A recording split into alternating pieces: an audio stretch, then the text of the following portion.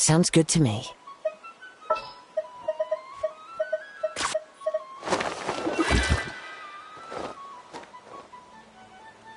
I have high hopes for this journey.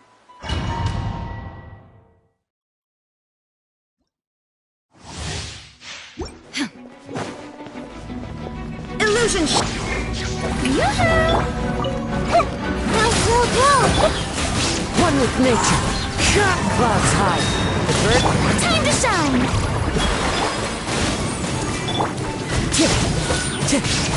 Into the wind. Time to go.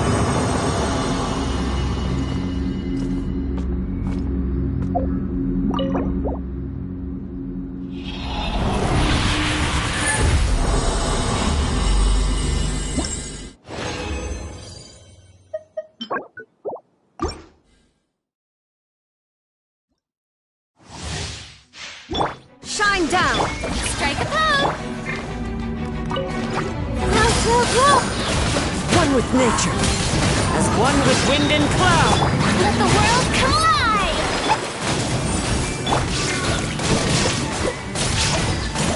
Into the wind.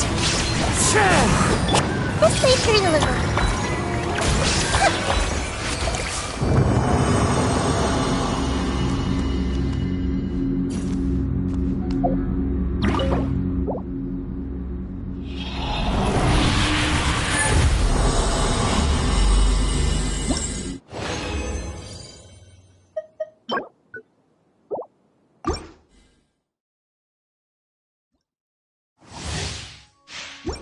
There is no escape! Go! The wind knows me. Fallen leaves. Adorn. Let my name echo in song! Go! One with nature.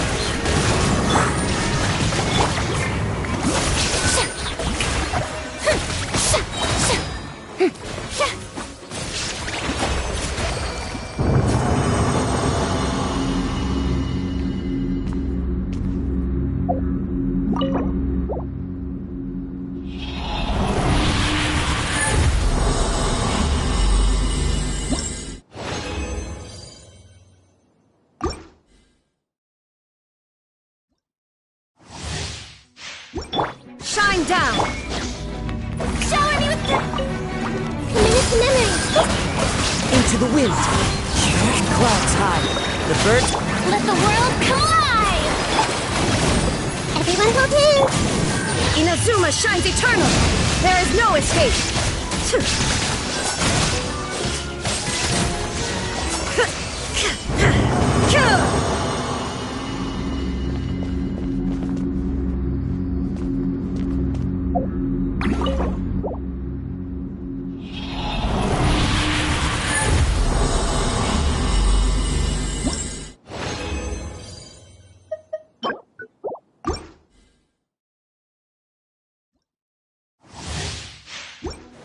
Shine down! Strike a pose!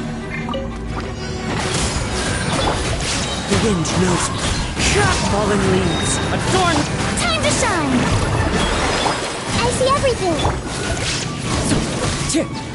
Into the wind.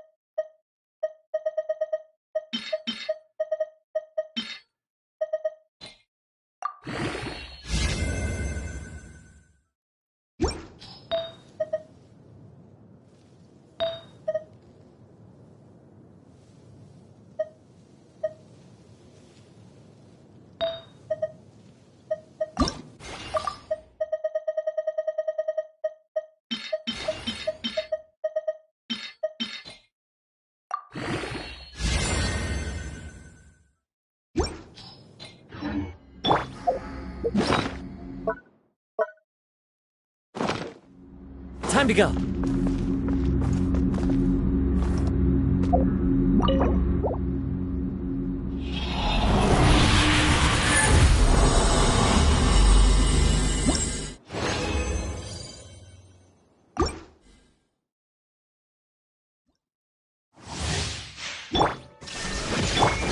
Shower me with minute to memory. The wind knows me. As one with wind and cloud. Let the world collide. Everyone hold hands.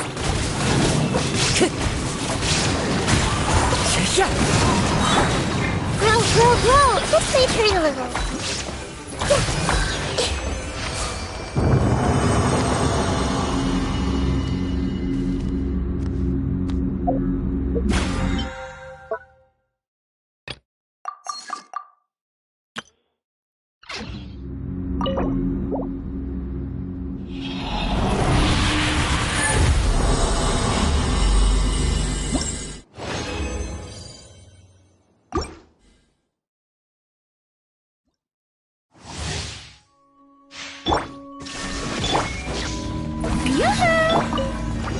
Minute to memory. One with nature. Fallen leaves adorn my... Time to shine. Let's play turn a little. The wind knows me. Illusion shattered! Hey.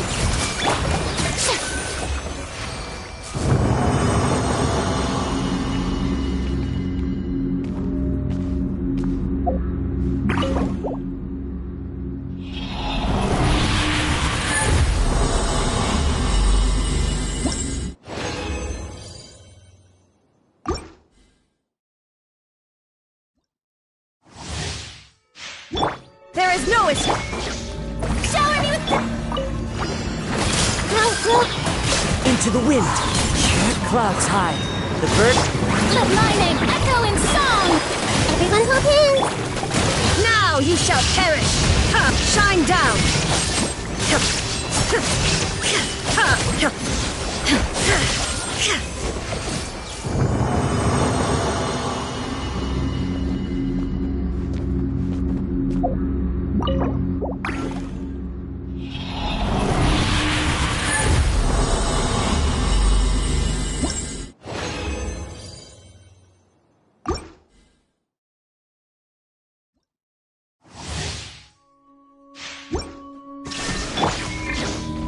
Strike a pop. Let's play turn. One with nature. As one with wind and cloud. Let the world collide. Minute to memory. Into the wind. Illusion shattered! Grow, grow, grow.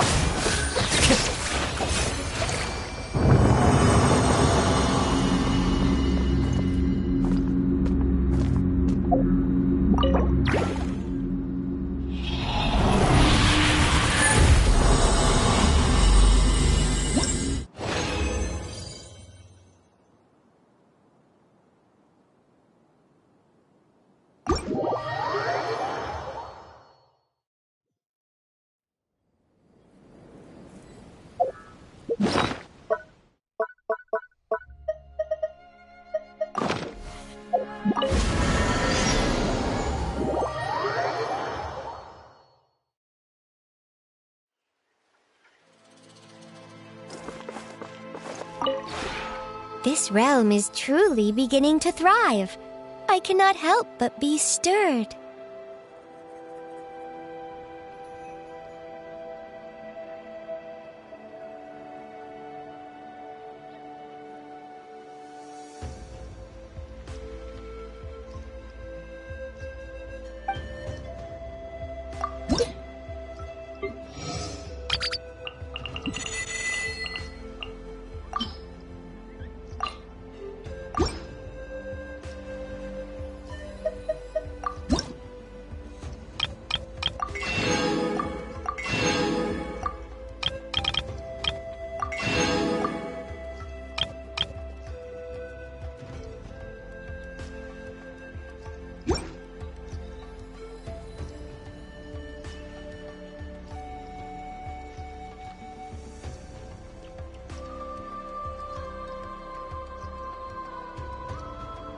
If you ever have any questions about the realm within, you may ask me.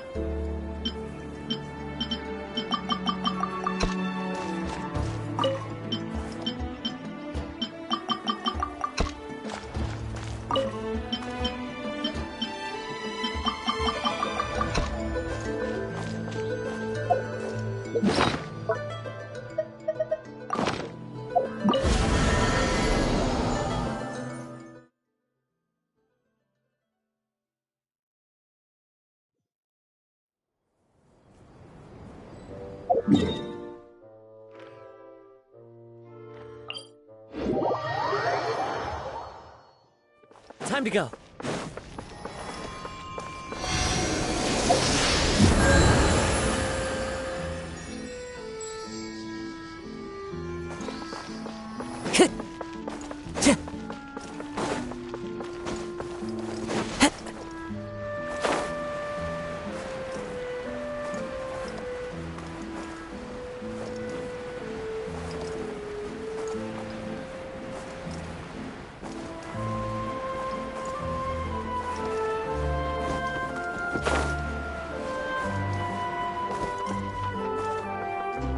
Ad Astra Abyssosk.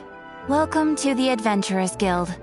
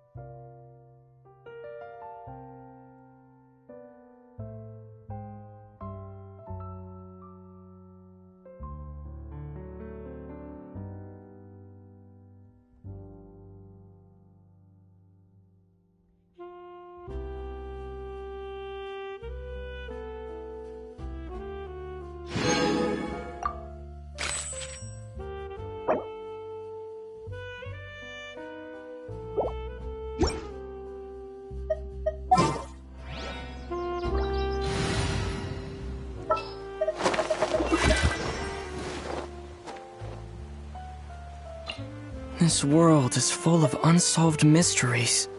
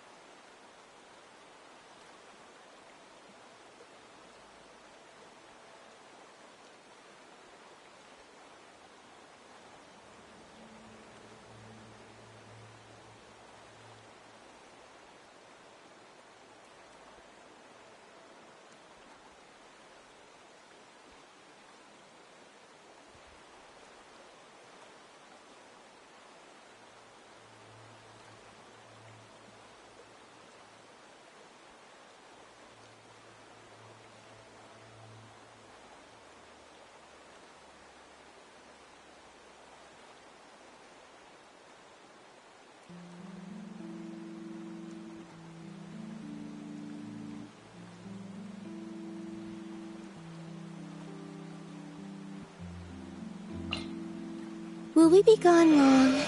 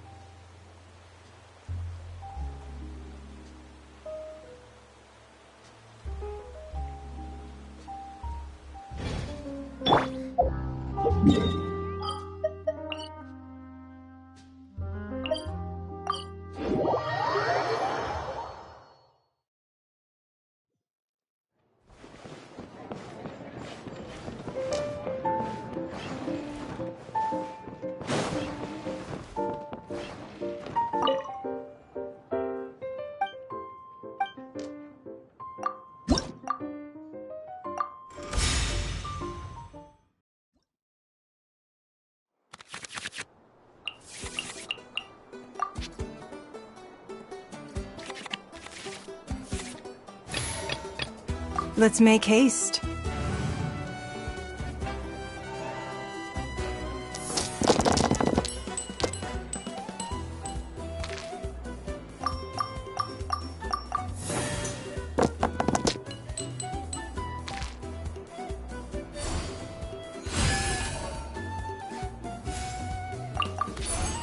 It's nothing. Rest and rebuild! Stay close and you will live.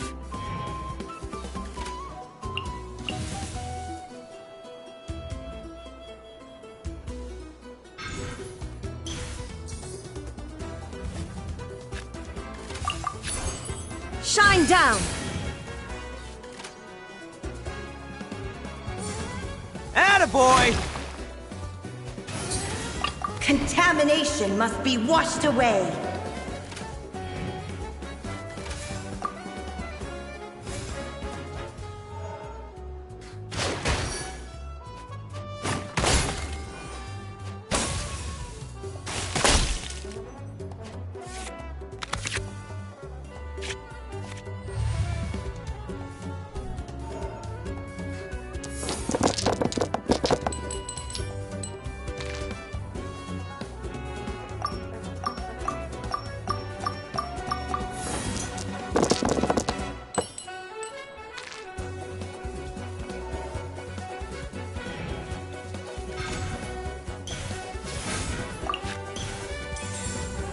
Let's roll!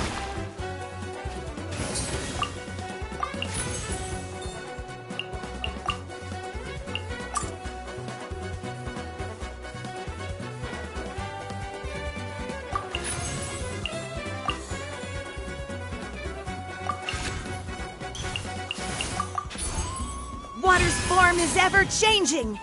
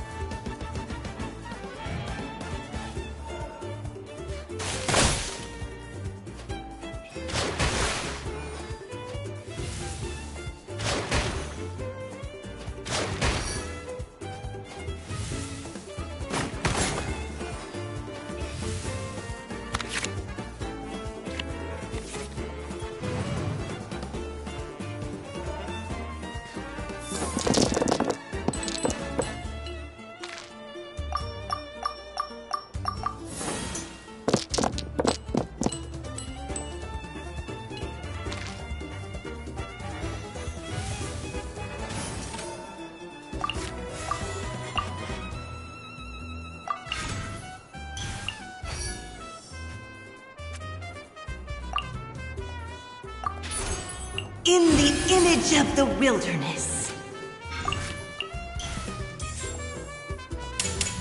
It's showtime!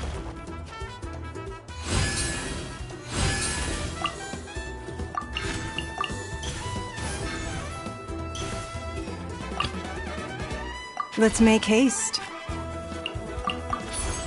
Don't waste my time.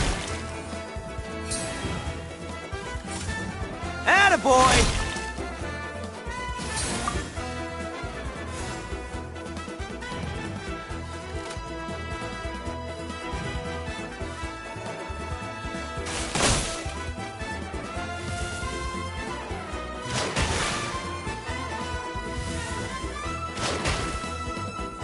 At least I'm going down with style.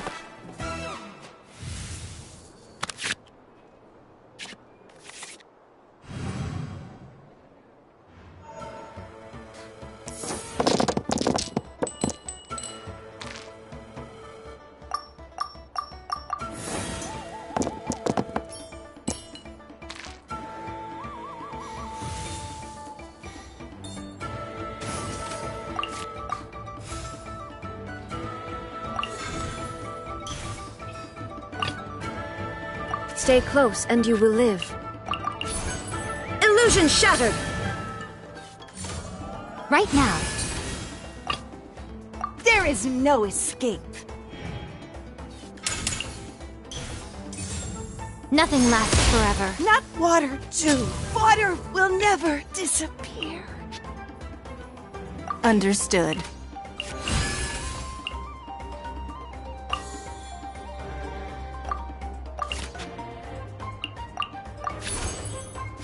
Give up.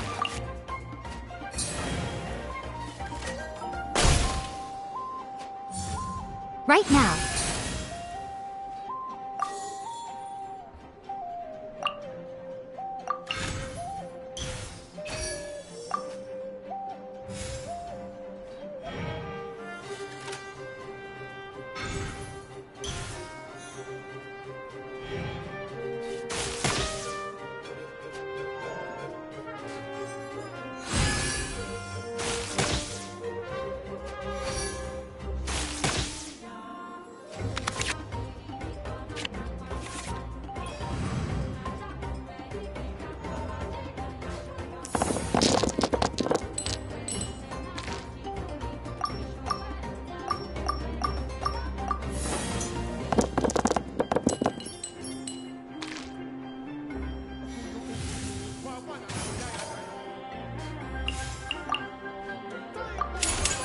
Submit! The fun is over. Billowing finish!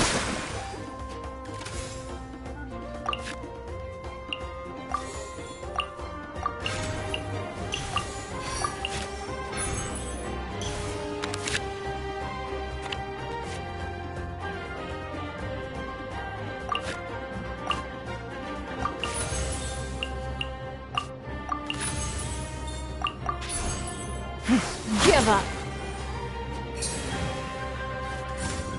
Allow me!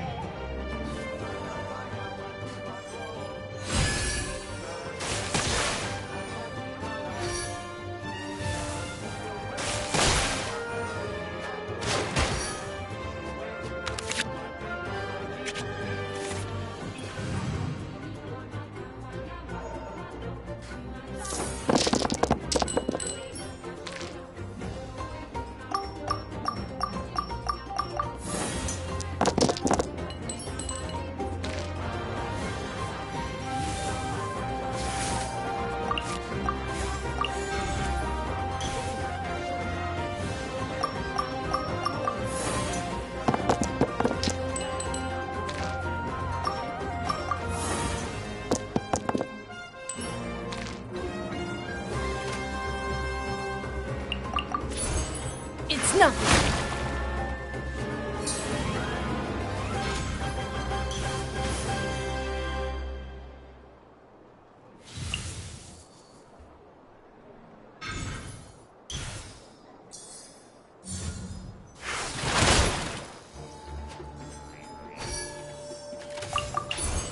Don't waste my time.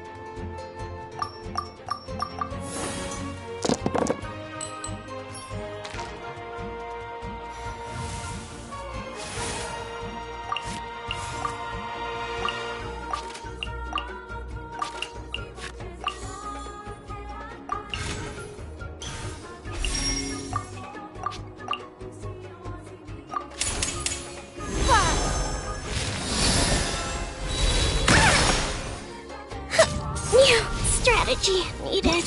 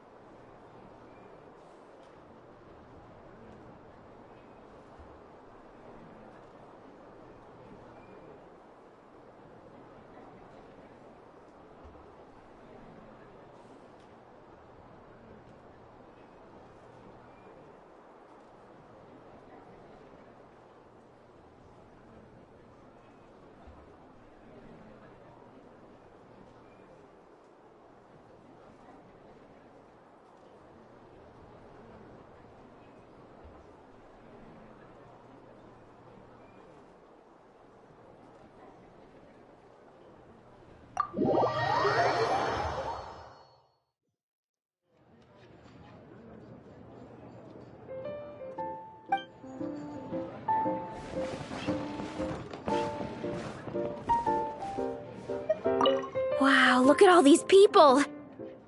And they're all here to play cards? The atmosphere is pretty infectious. Makes me want to play a few rounds too.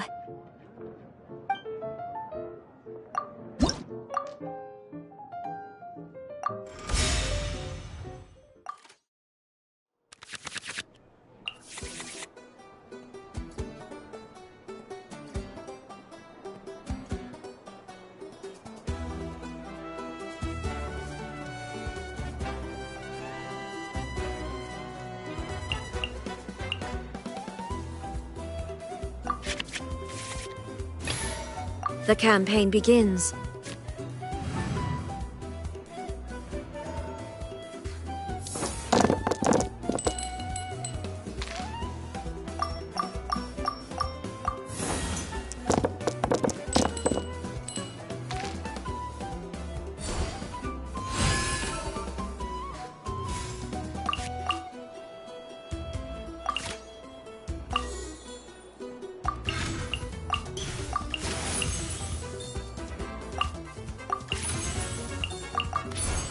Illusion shattered!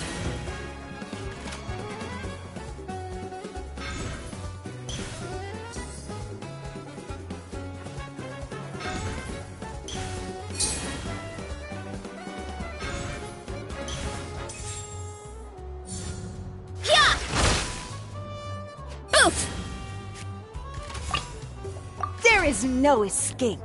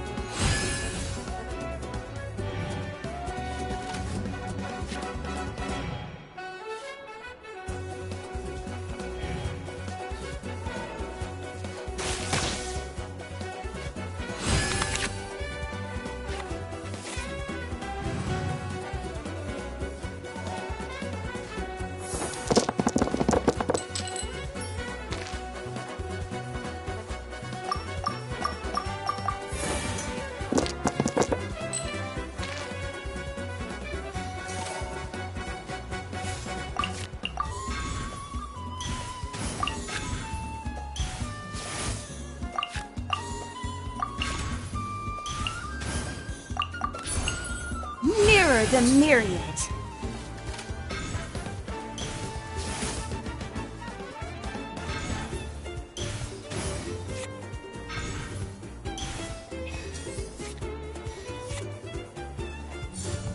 Faster! Stronger! Understood.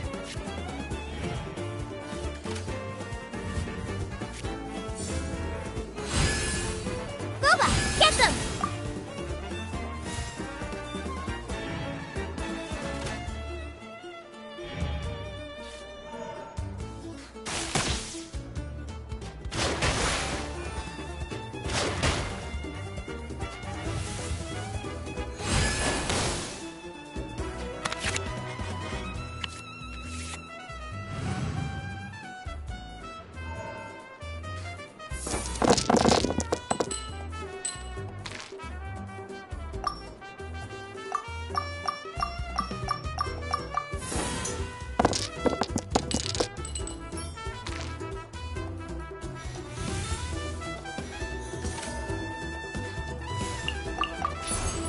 It's nothing.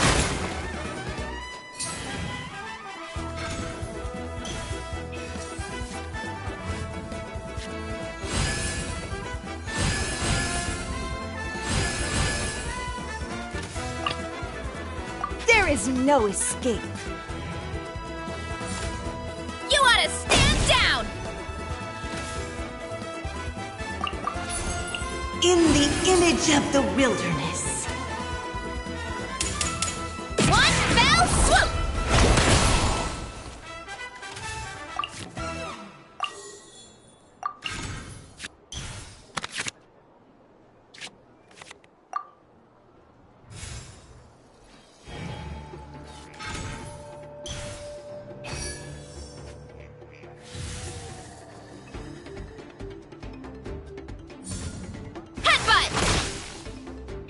Move!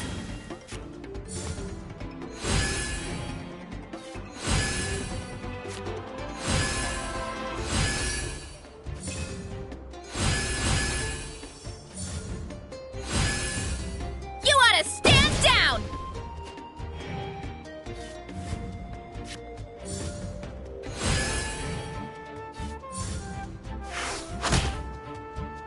Water will never disappear.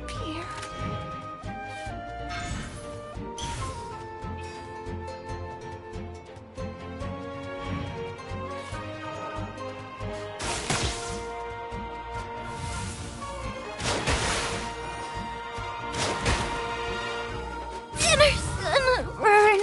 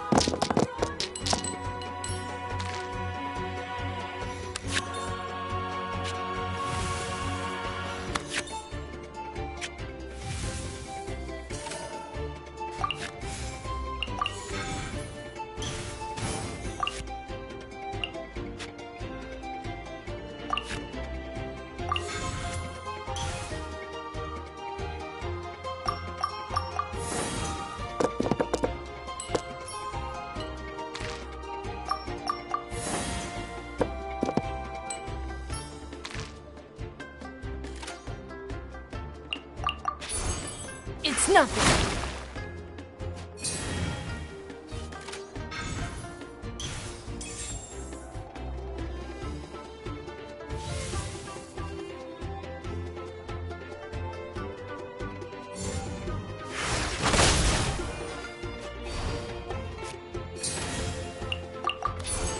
Illusion shattered.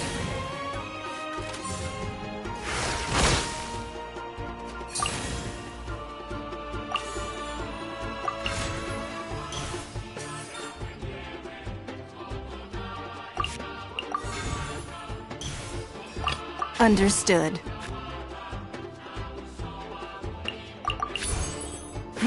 Give up.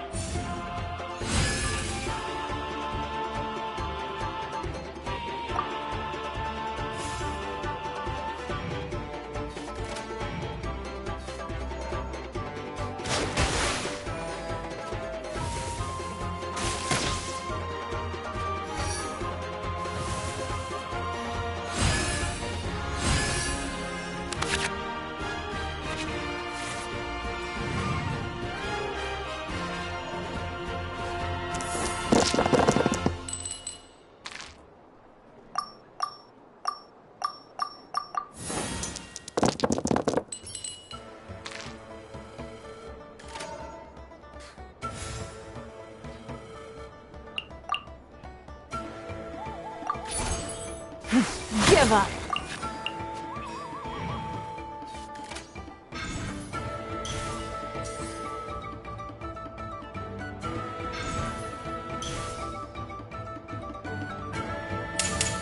On my mark!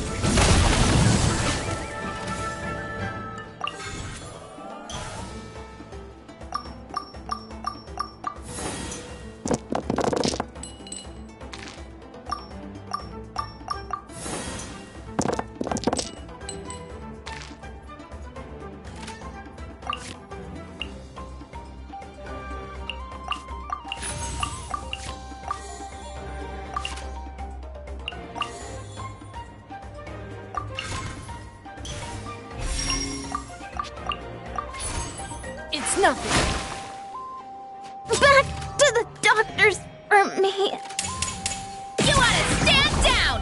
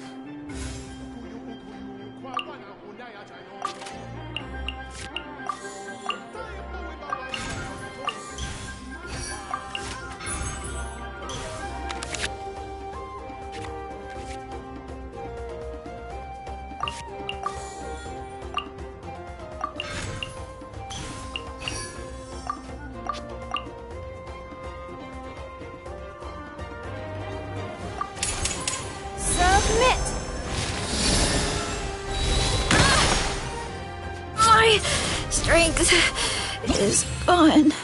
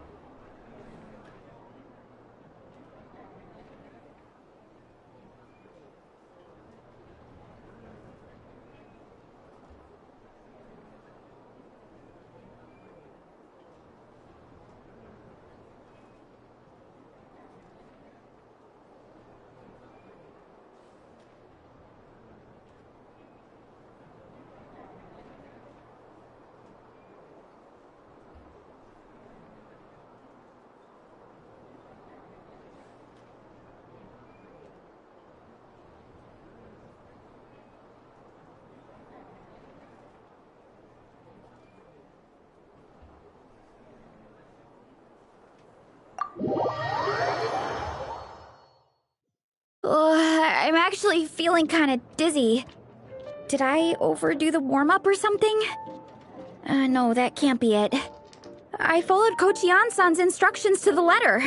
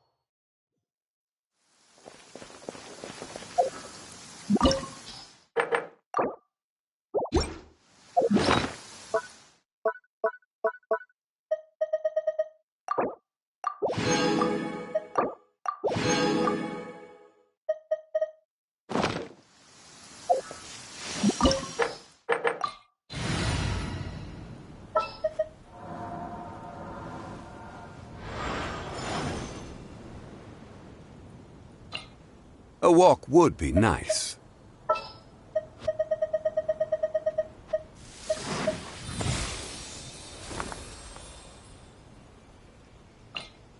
Follow me, and bask in the soft light of the moon.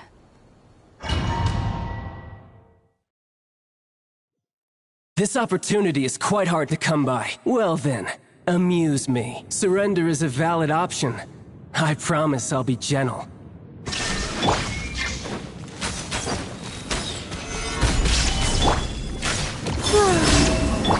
You poor lost lamb. Illusion shattered!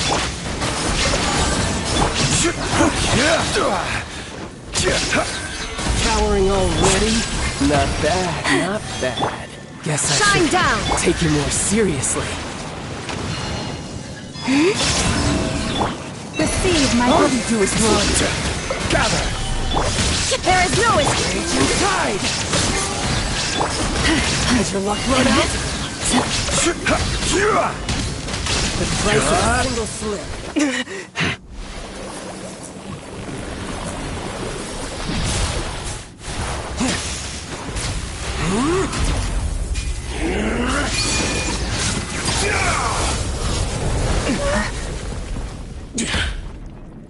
Your strength is praiseworthy. I too shall use all of mine. So, don't you dare disappoint me. Foul legacy, the devouring deep!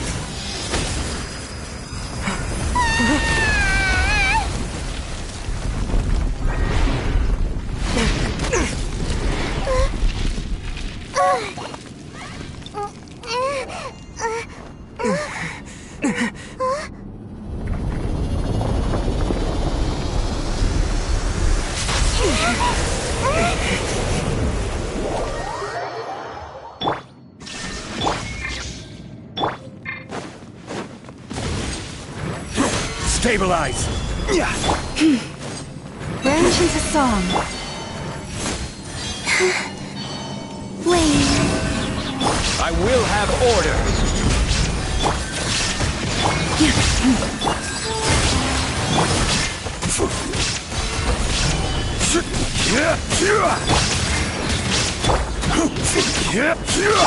Receive my blessing. Some you win, and some you lose.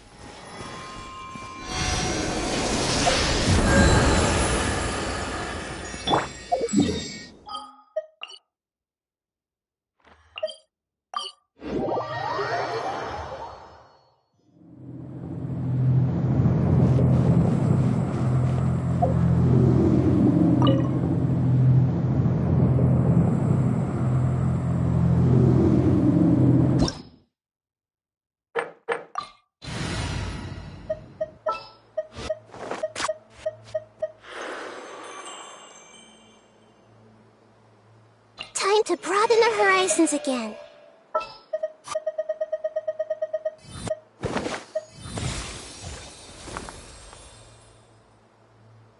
Follow me, and bask in the soft light of the moon.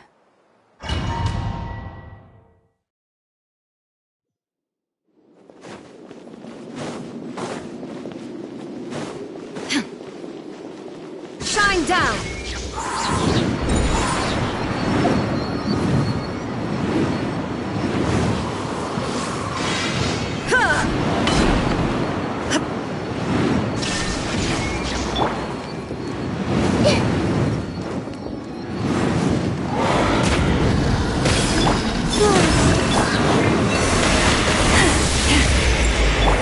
There is no escape!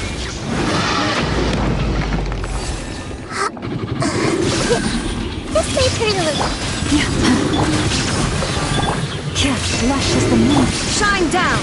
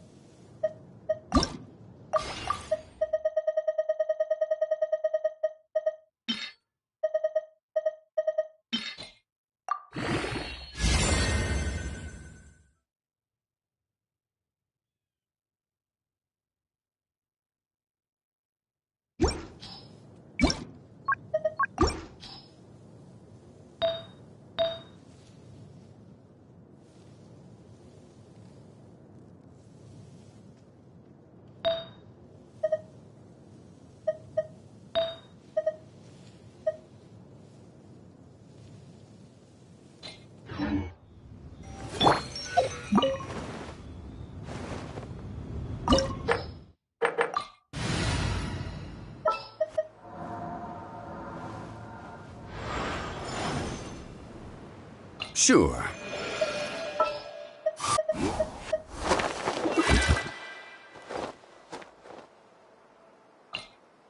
I have high hopes for this journey. I'm never late.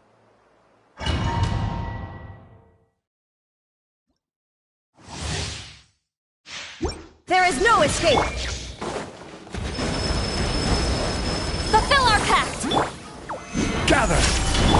Shower me with praise!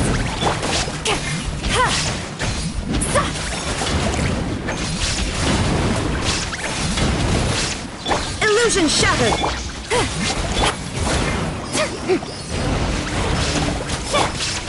Stabilize!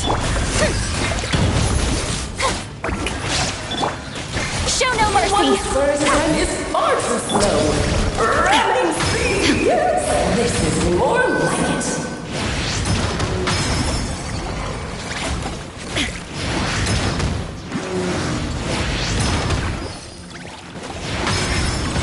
There is no strike a pose! Get to work!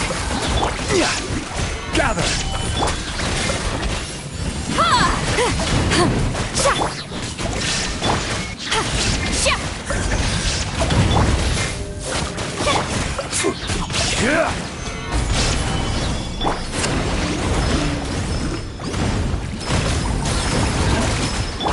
Illusion shattered!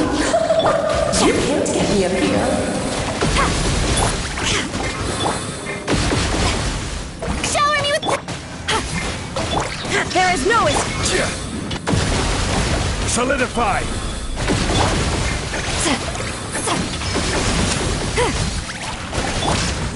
Shine down! King and Queen should present a united front. Let's have a ball. Stabilize! Strike a pose! There is no escape!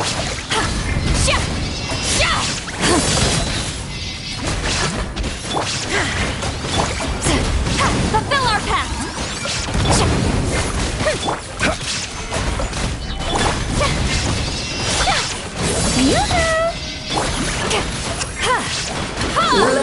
Shine down!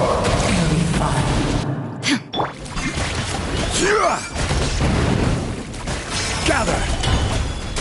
Show no mercy! Illusion shattered!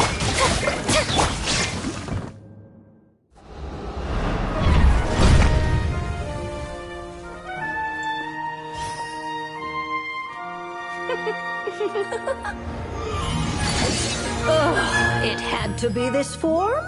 A toy really doesn't suit me. Well done, but this isn't over. I will now preside over the second trial. Stare straight ahead, and you will see things as they appear. But change your perspective, and you will see them as they are.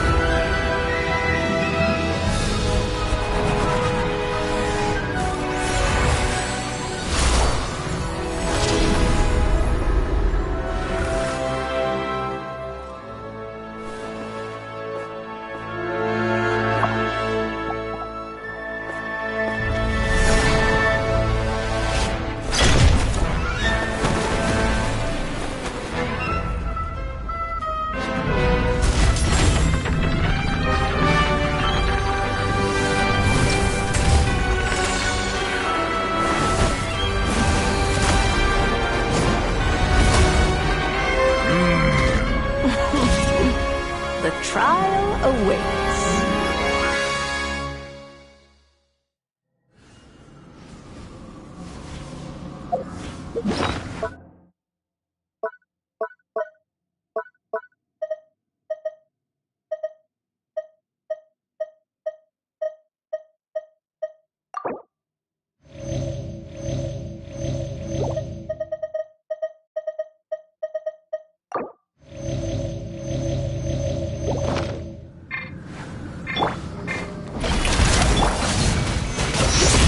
This is order.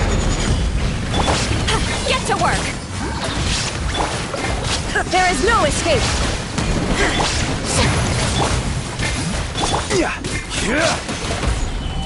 Oh, this is all getting rather dreary. Illusion shattered! Allow me, my darling.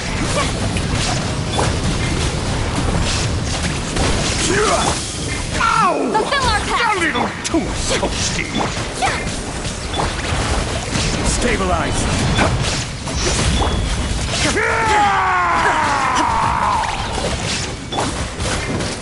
It is time to slay our foes with what almighty This calls for some pomp and ceremony. Shine down!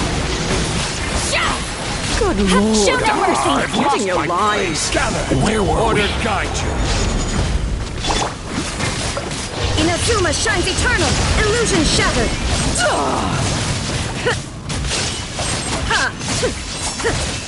My power is immense. One blast is quite enough. Strike a pose!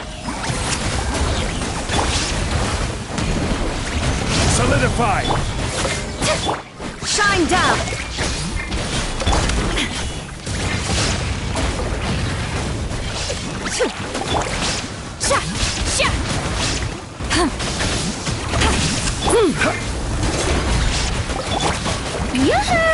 There is no escape! Of cannon fire. Just don't get stuck in the barrel.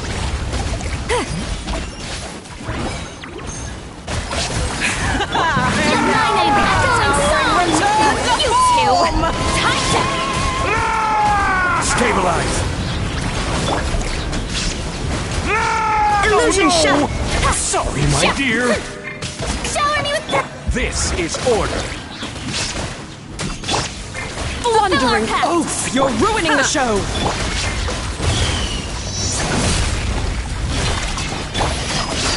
Solidify.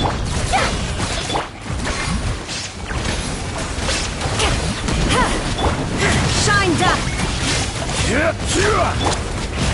Strike a pose! Gather. Illusion ship! Oh, this is all getting rather dreary. Allow me, my darling. Solidify. Ow! A little too toasty.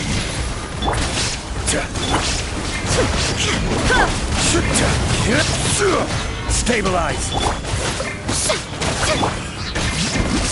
It is time to slay our foes with one almighty This calls for some pomp and ceremony. There is no escape! Lord, oh, you're getting your lines. Where were we? Solidify. Get to work! Shine down! Let us dance, my dearest. Try to remember the steps this time. Oops! I thought I had it memorized. Gather! The final act is upon us!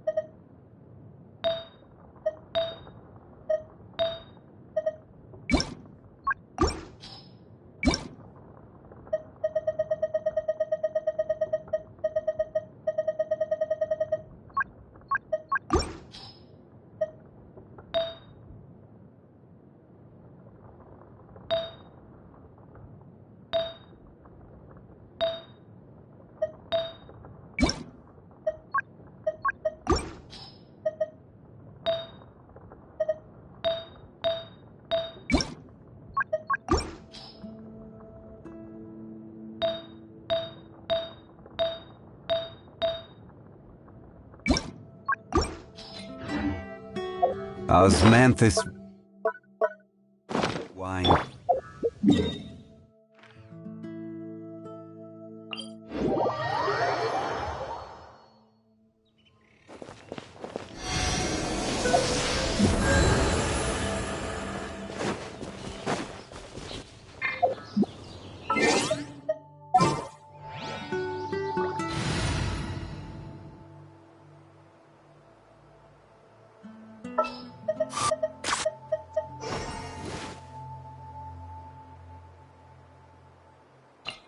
Just what will we come across this time?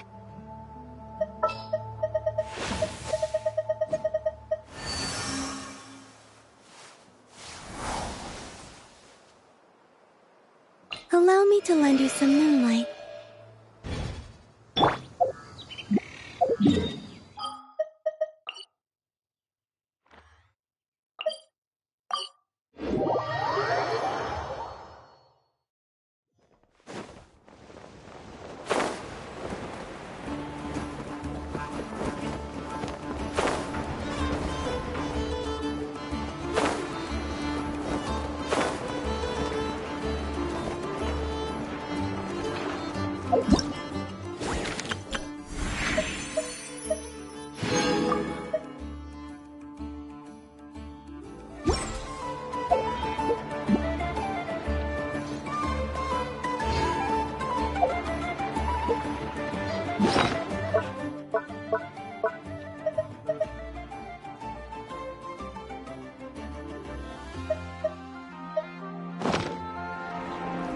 Who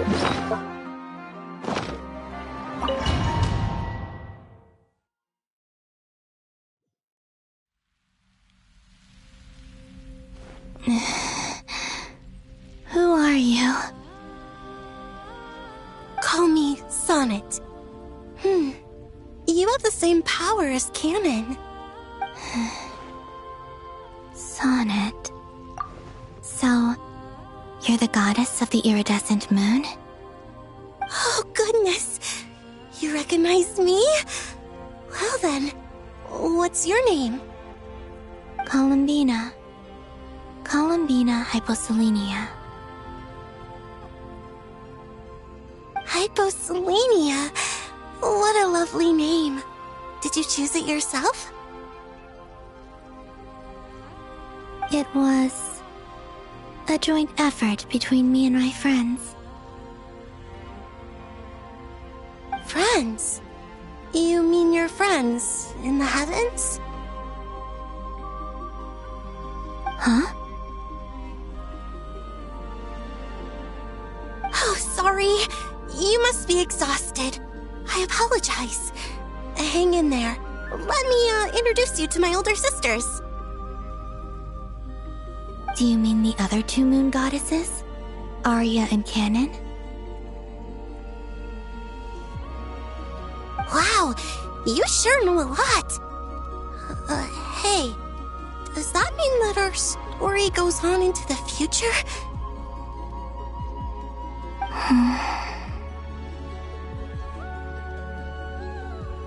Oh, I guess that wasn't the best question to ask. It's all right. We were prepared for that possibility. You could say we were too prepared. I can't even remember how long my sisters and I have been here by this point. When did you get here? How long has it been? I can't say for sure, but it feels like it's been forever. I see.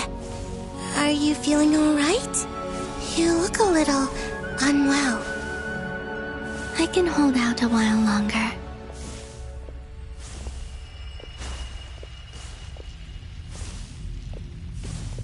We don't have far to go. The place where my sisters and I are based is just up ahead. Don't worry, they're both really nice. I'll introduce you.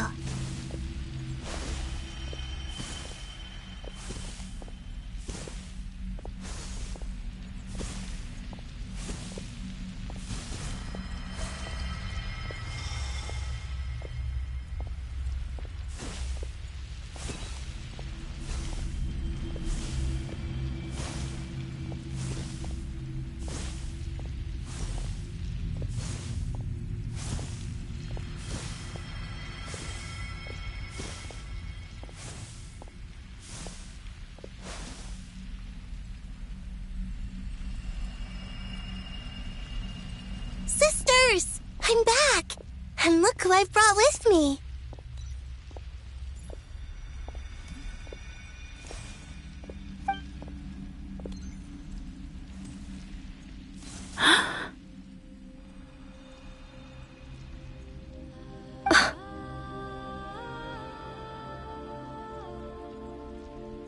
It's our lovely little sister, born in the far future. The pleasure is all mine.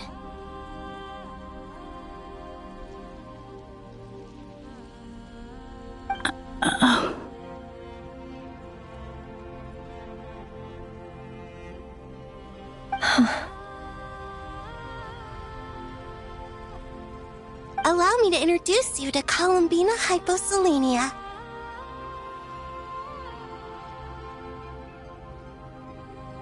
This is Arya, the goddess of the eternal moon. And this is Canon, goddess of the frost moon. Canon, don't you think Hyposelenia's power is similar to yours?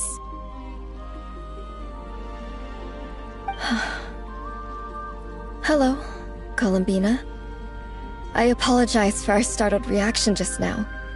And please, forgive our little sister if she's been annoying you. She tends to talk a lot. It's fine. You seem shy. Don't worry, Columbina Hyposelenia. No one can hurt you here. Could you tell me where here is?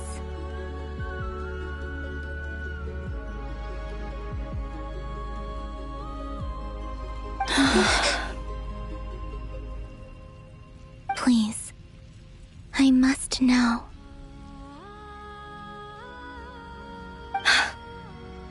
My dear sister.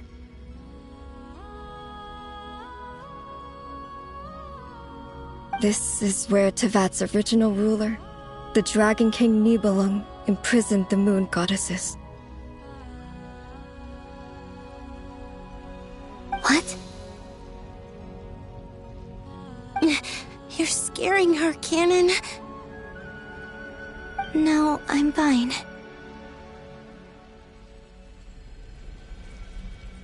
Please, continue. Nibelung, our original master, created us in the distant past to maintain Tevat. But he left this world and traveled into the dark universe beyond, to explore worlds vaster still. Day and night, we fulfilled our duty in the heavens, until the day that the first descender arrived. The great ruler of the firmament. The heavenly principles. Is that what later generations call them? I see. But we did not reject them at first, nor did they seem to harbor ill intent towards this world. We coexisted in peace. They were like a guest in our home. Slowly, however, we came to realize that our guest had a growing desire to change and dominate the world. And you didn't stop it? No. There was an order to the rules they set up that Nibelung never taught us. We wanted to know if this order would bode good or ill for Tevat.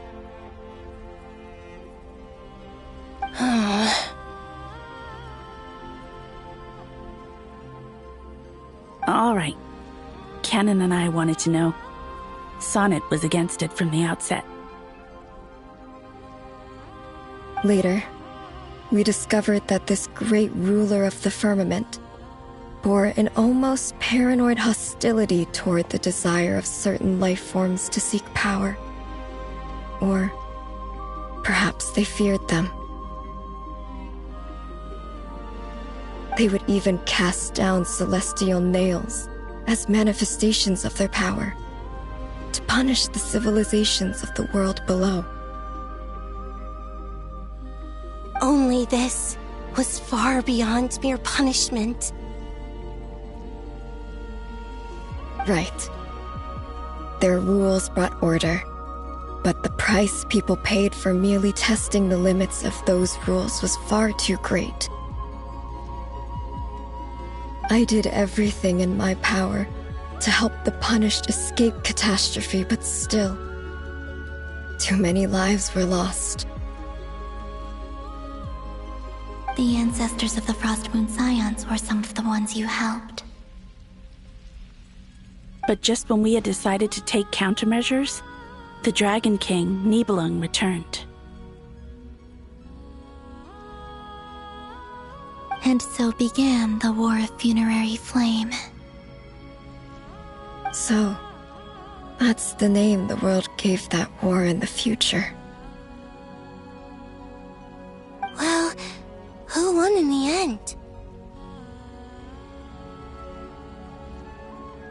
As far as I know, the Heavenly Principles won, although it came at a great cost. They remained in Teyvat, where they continue to rule to this day. And the world's original master, the Dragon King Nibelung, was destroyed.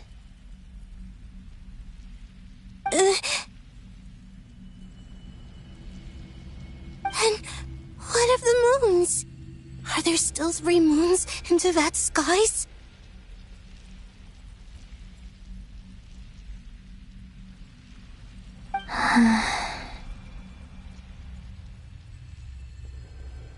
You can tell us the truth, Columbina. We know we are but remnants of a bygone age. We are prepared for the answer.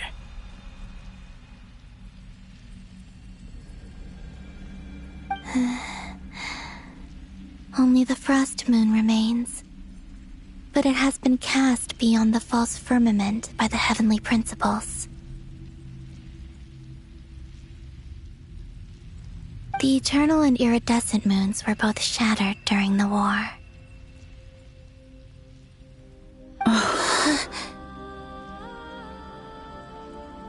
So death finally came for us in the end.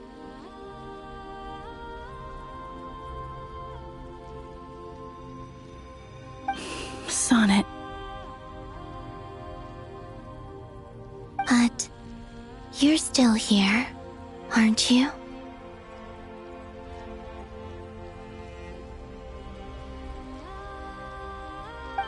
A moon goddess cannot live without her moon, Columbina.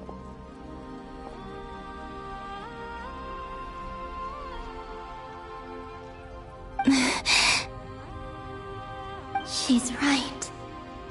That's why I began to disappear. Because the frost moon is cut off by the false sky. How much worse it would have been if it were outright destroyed.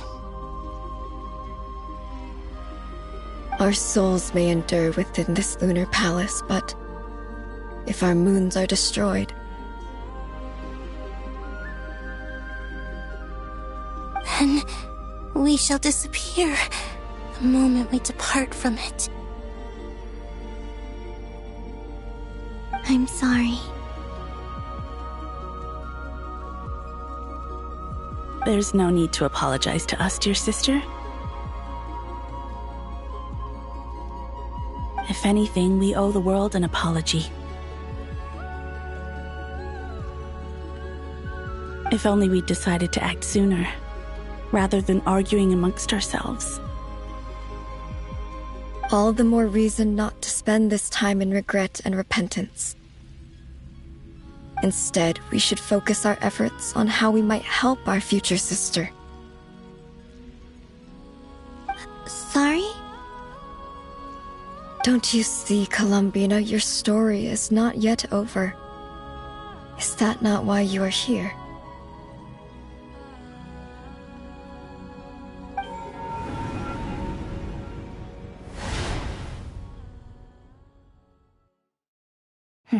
It's done. Initiate numerological array. Continue running primary process. Calculate the world's fate through extrapolation, and identify nodes of potential change. Secondary process, scan for moons. Still 4. The number of moon marrows hasn't changed. Wait, let me think. Is it possible that there's something I've been misunderstanding about the moons all along? Variables. Variables in the world. I know where potential variables within the world come from. So what about the moons? Are there any variables there? Like their life or death, for instance.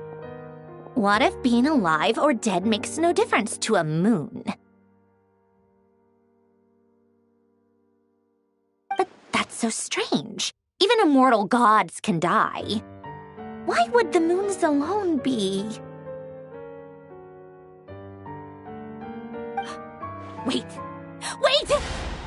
I've got it! I've got it!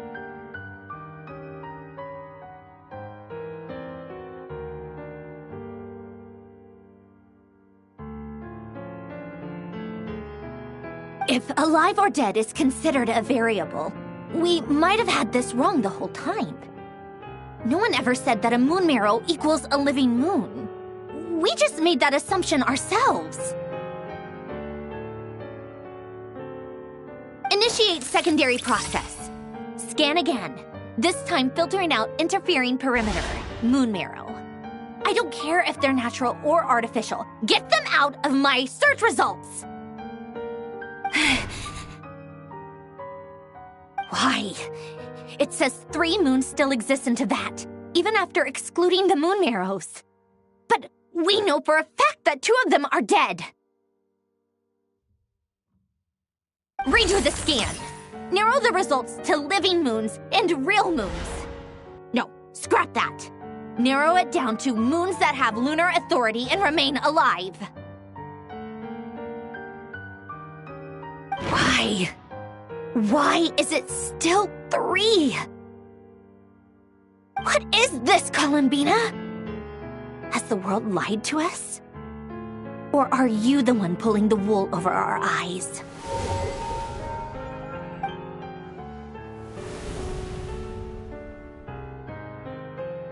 So, you think that the moon's reflection might be where Nibelung imprisoned the 3 moon sisters? Yes, it would explain a lot, such as why that space would respond to a moon goddess's power, opening the moon gate at her command. It would also explain why Miss Columbina has been unable to leave, and why time flows in reverse there. In the messages she sent, Columbina promised us she'd find a way to return, but we have no way of knowing how, when, or where this might happen. The fact that she still has yet to reappear in this world indicates that returning from that place is no easy feat. We cannot afford to simply wait for her. So you're saying, if she could return by her own power alone, she would have done so long ago. Yes, she certainly wouldn't leave it to this late stage when it's so touch and go. I've been giving this some thought, and I've come to believe that Luanatar might be an anchor that she left behind, as a sort of future waypoint.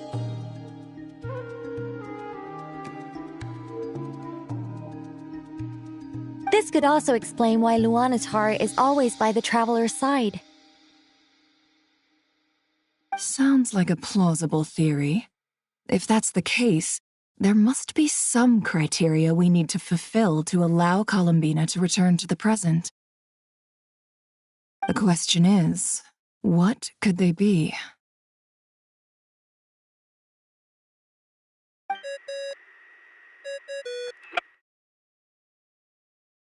Hello? Listen up! This is extremely important!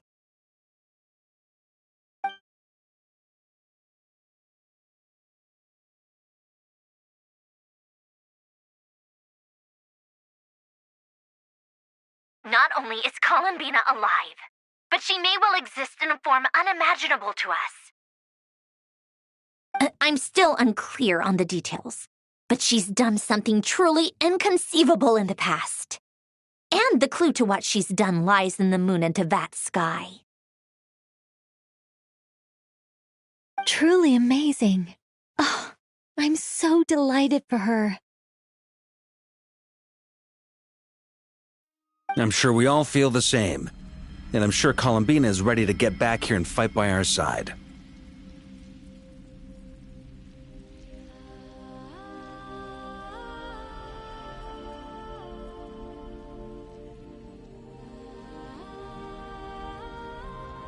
I'll keep my calculations going and try to find some way of coordinating with her. But that's not an excuse for everyone else to slack off, okay? All of you had better keep trying to think of solutions. How can the dead moons still live? And Luanatar...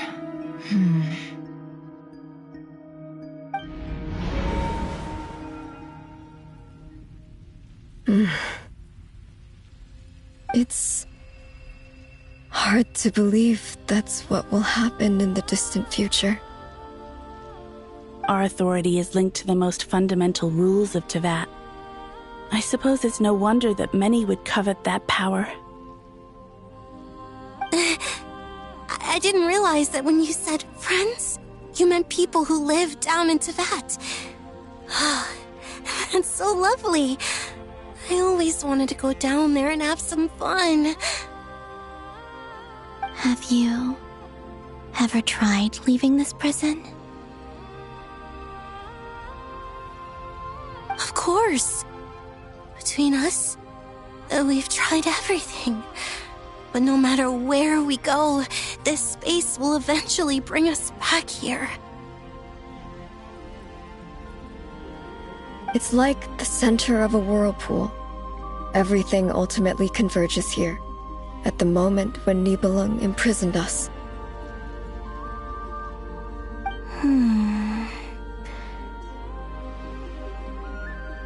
In that case, have you tried using any of those pathways that connect this space to the real world? Sorry? What are those? They're passages through which you can make small-scale changes to reality by using Kuvaki.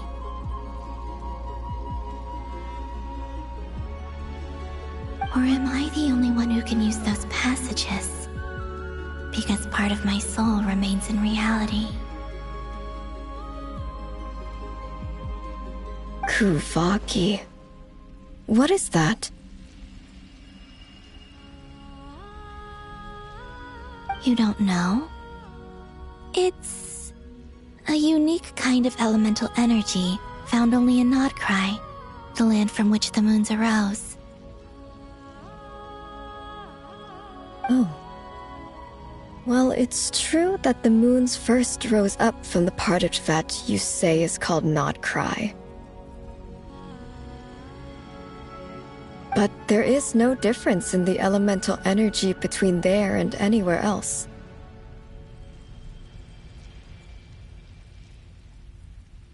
What?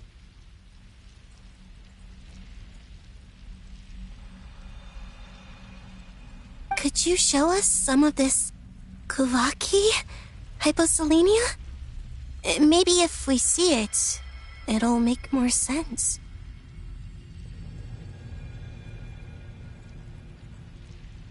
Okay.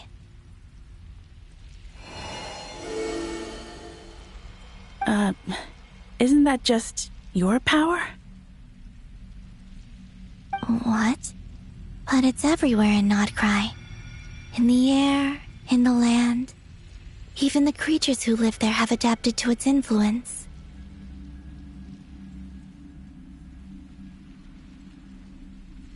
How curious.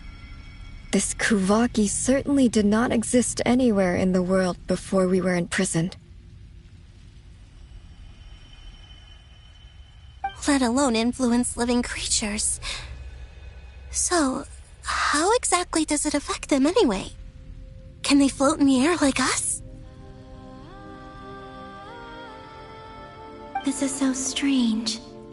Why would their reality differ so much from mine?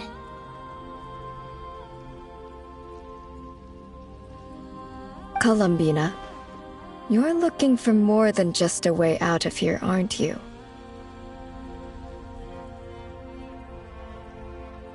Yes. If I am to help my friends, I will need tri-lunar authority on par with that of our foe. You mean... you'll need our power?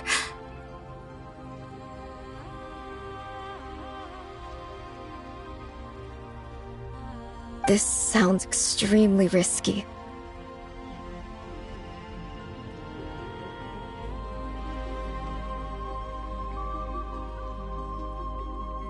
The Three Moons' powers are not mutually compatible.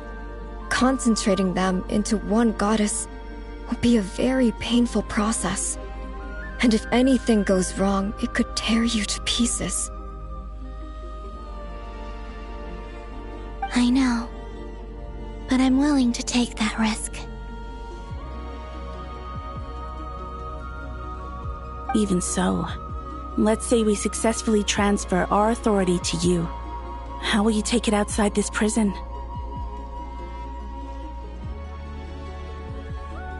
Nibelung constructed this realm specifically to prevent us from using our powers to interfere in his war.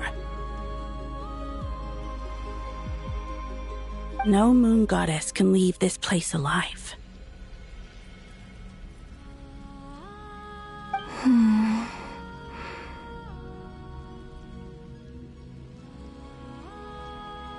What if I don't leave alive?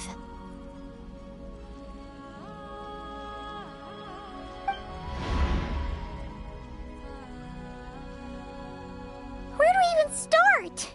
How are we supposed to figure out what we're meant to do to help Columbina?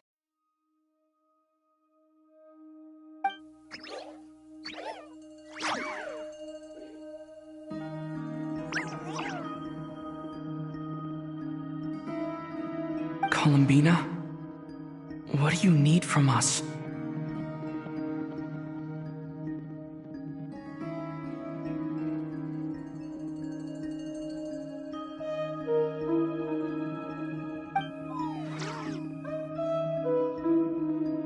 If she really got to the beginning of time in there, how do you think she'd leave us a message?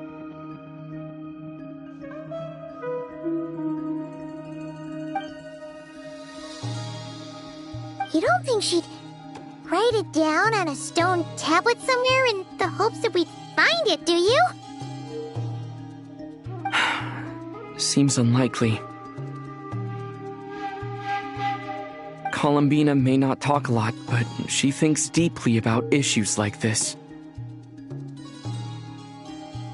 Let's review what we know. This is the Columbina who fought alongside us against the Reikir of Solnari, and with whom we celebrated Moon Prayer Night. She knows our personalities, our ways of doing things, even our unique strengths and abilities. So, if she wanted to tell us something from a long, long time ago, what would she do? Oh.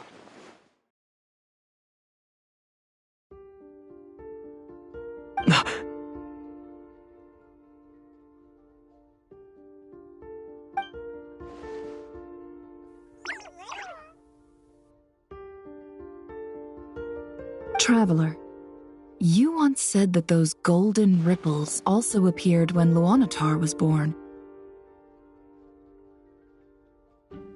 What if Columbina left Luonatar here, not just as an anchor to the real world, but for some other purpose? If she is part of Columbina, and Columbina knows that I can see past events through her... Oh yeah! Like when you peeked into Rarer's past through his heart! Nefer, wait! If you're right about this, and you can really see past events through Luonatar, your eyes, they'll... Oh, I know. Looking at Rerir's past in Conria was already enough of a strain on my eyes. Looking this far back into the past... it'll surely blind me.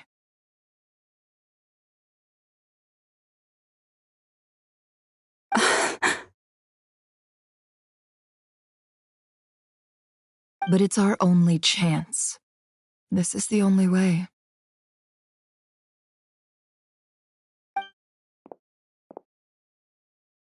Boss. We spoke about this once, a long time ago. Do you remember what I said, Yehoda? The day I lose my sight, the Curatorium of Secrets will be yours to run. But... What's wrong? I'd be overjoyed if I were you. This day's come a lot earlier than either of us expected.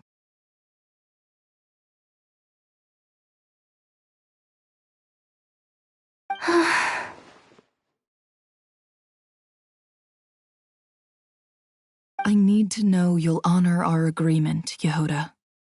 Promise me.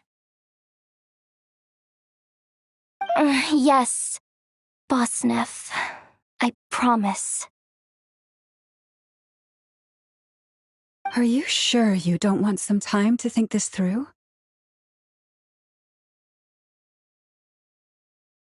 What is there to think through?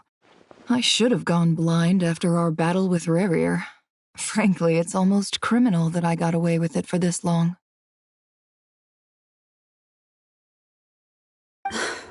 Then at least let me take some precautions on your behalf.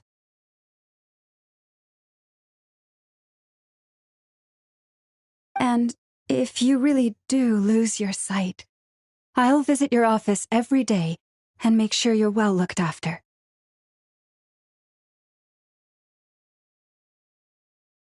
Oh, please, anything but that. I was actually ready to go through with this. Are you trying to scare me into backing out?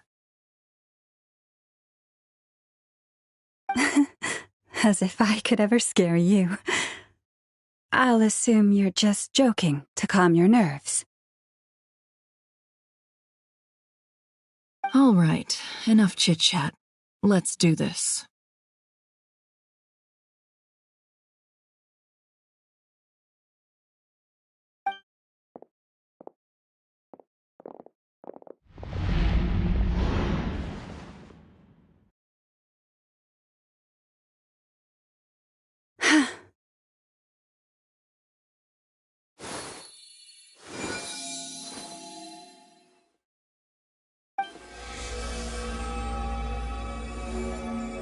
All done. Good. Now give me some space.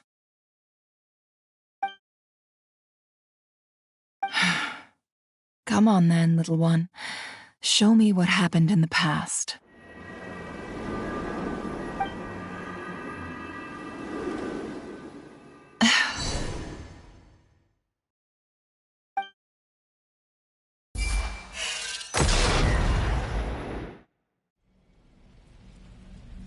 Between the Trilunar Authority, Kuvaki, and the sole surviving moon, the Frost Moon, I think I might know how to get back. But I will need my sister's help. Time to go talk it over with them.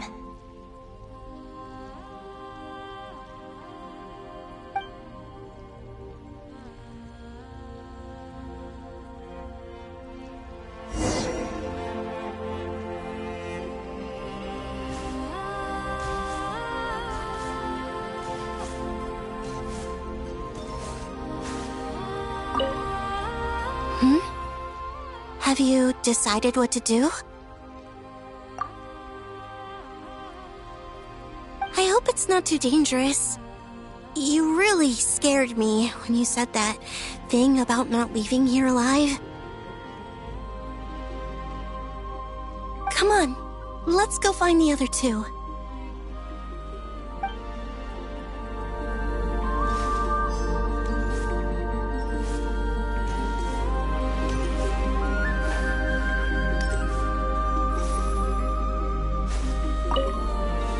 Seems you have reached a decision.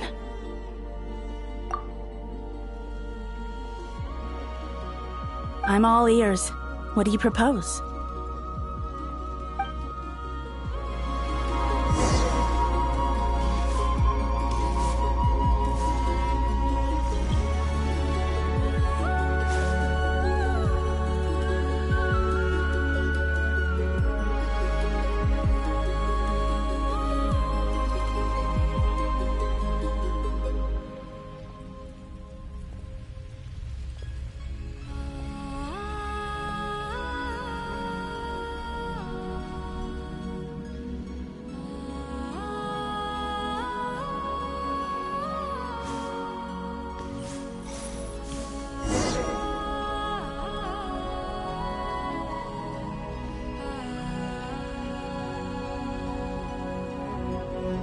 Have you figured it out, Columbina?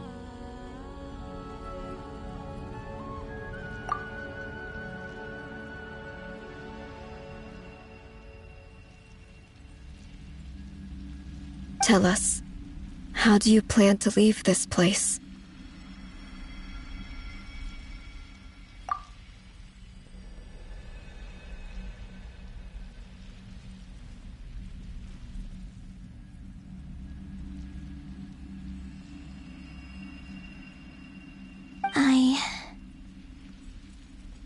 I intend to die here, in this moment, and then be reborn in the future with the help of my friends.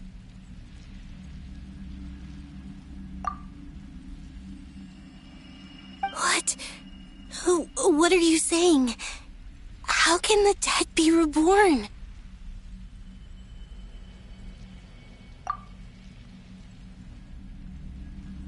And how will you inform these future friends of your plans? You can't exactly leave oracles. Nothing can escape this place. Not a single ray of moonlight.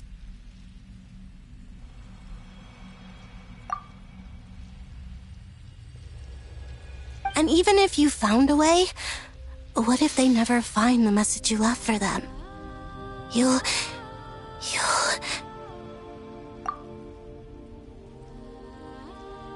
No, that won't happen.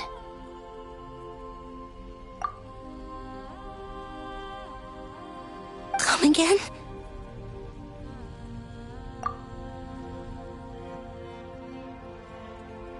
They will find my message. I'm sure of it.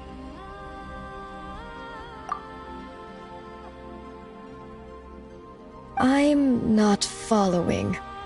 How exactly will you achieve this?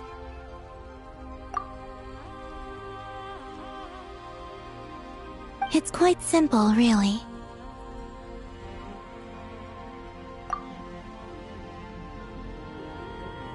First, I will leave my soul here.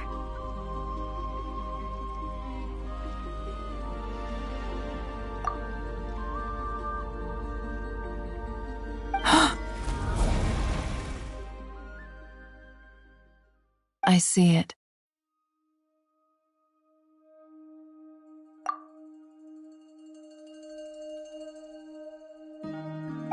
Your soul? You mean your divinity?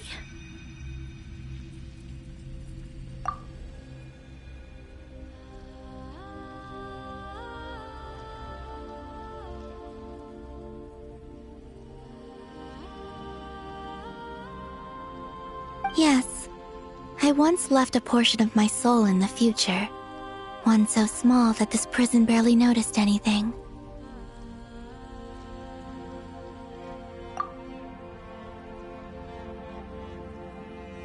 In this very moment, she can resonate with my soul across time.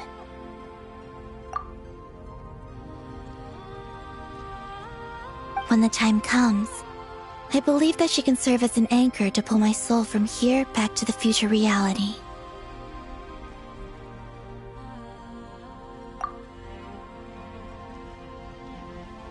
Just as gravity connects the world to the moon.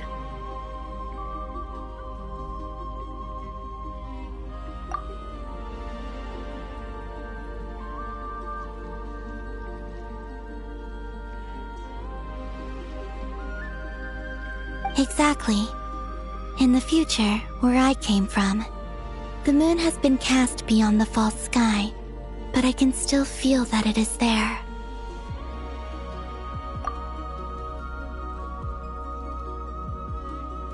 In a similar way, I can feel a connection to the soul fragment I left behind even now. My friends can use it to detect my presence.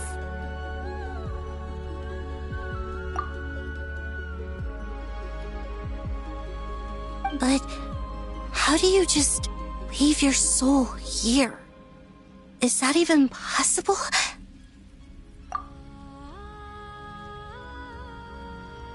On my way here, I met an ordinary mortal who entered this place long before I did.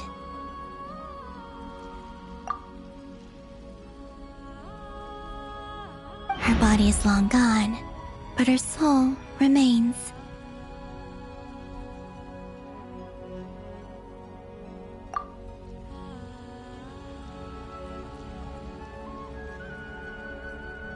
And before that, I encountered an old enemy whose entire soul survives here intact, while the power that once corrupted his body has faded away.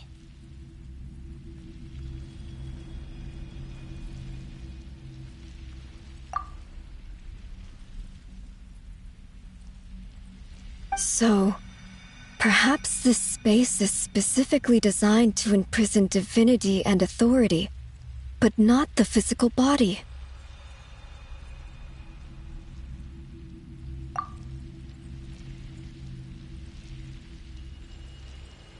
Still, even if your body can escape, would it not just be a lifeless husk without the soul inside?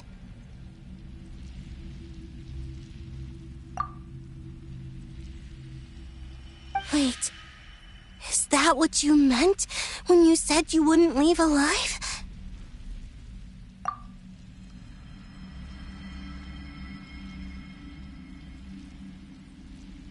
Yes, I shall turn my body into moonlight and pour it over Nod-Krai.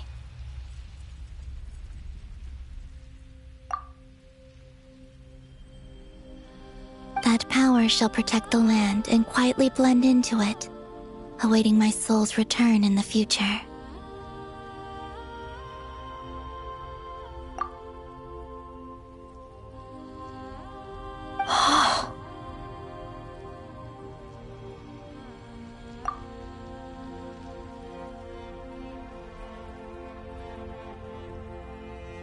However, I cannot do this on my strength alone.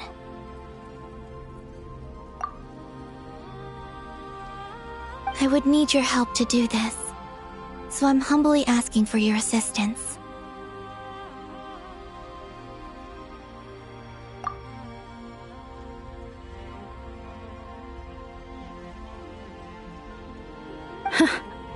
Oh, dear sister, you need not be so formal. As I said before, we are but remnants of a bygone age.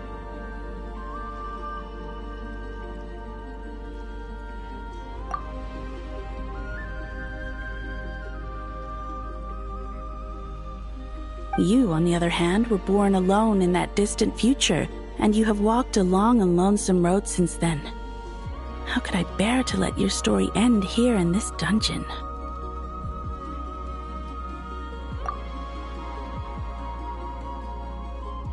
Don't forget, we are your sisters, your family.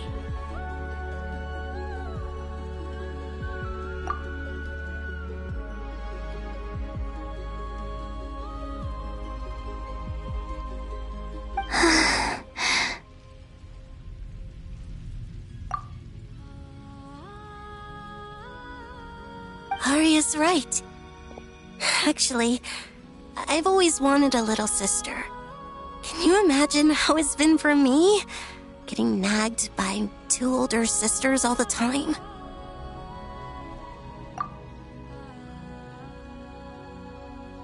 Now, I finally get to be the big sis. And not just that, but I get to help you return to your world, too. How could I say no to that?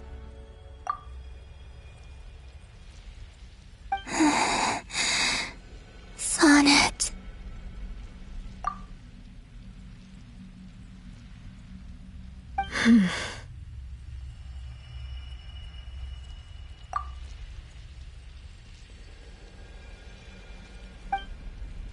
Canon?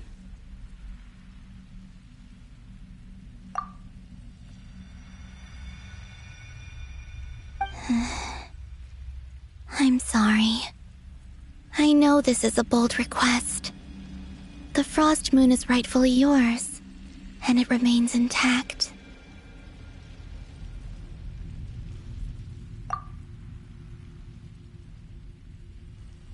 Oh, no, please, don't misunderstand me, Columbina.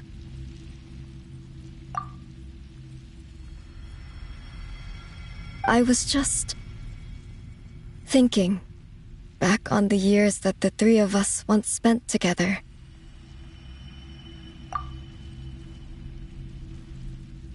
You cannot imagine how happy I am to hear of the future world you describe. the Frost Moon Scions, your lovely, kindly friends.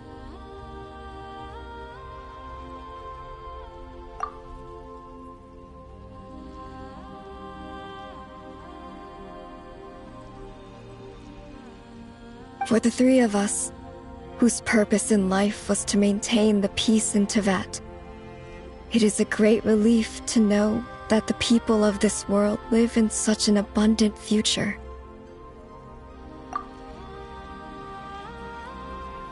If your plan can save them and save Nod-Krai, I will gladly give you all that I can.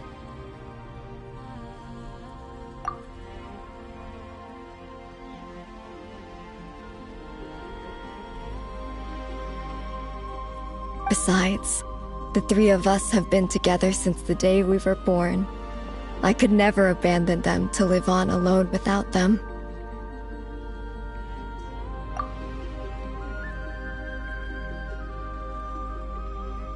Canon.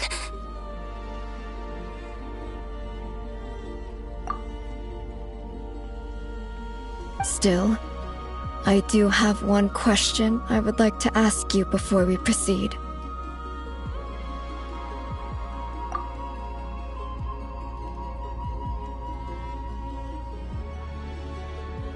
Certainly.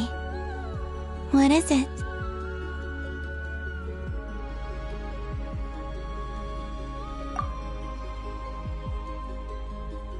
Why do you cover your eyes?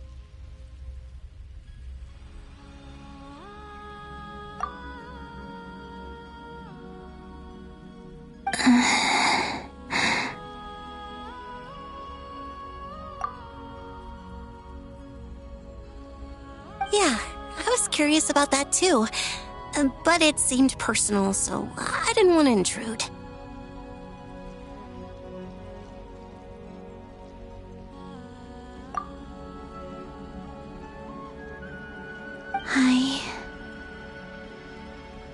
There was a time when I refused to look upon the world. I believed it was full of nothing but lies and falsehoods.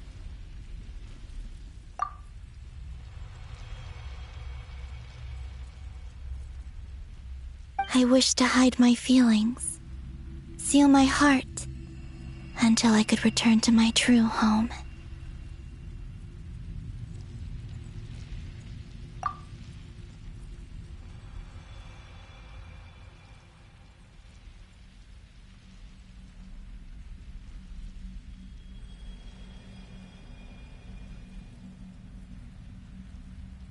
I see.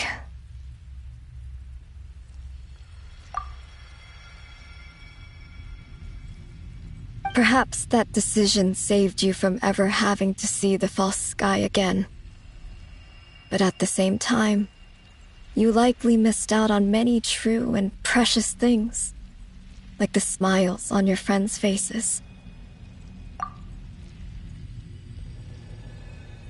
Promise me this, Columbina. When you return to the future, open your eyes, take a look at the world around you, and see your friends.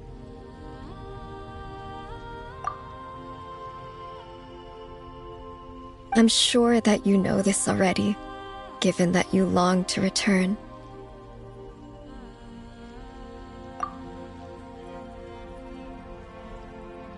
But that is your true home.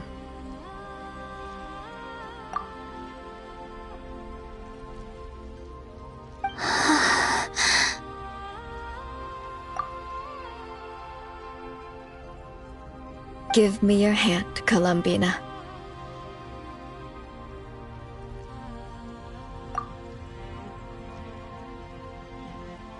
Aria, Sonnet, you too.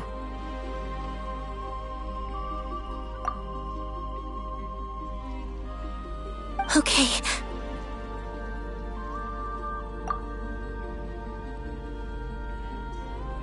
All right.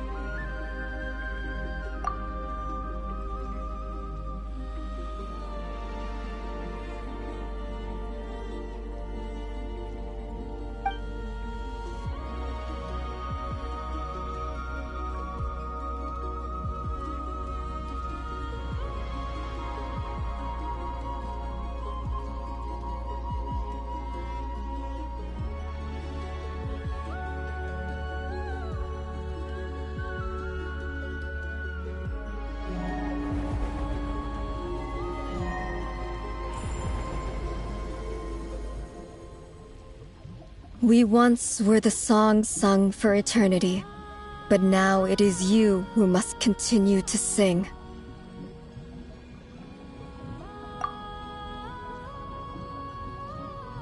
We once were the tides in the great river of time, but now we subside, and you arise.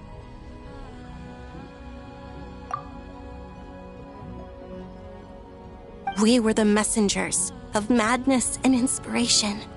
But now, the lies have faded, and your truth must endure.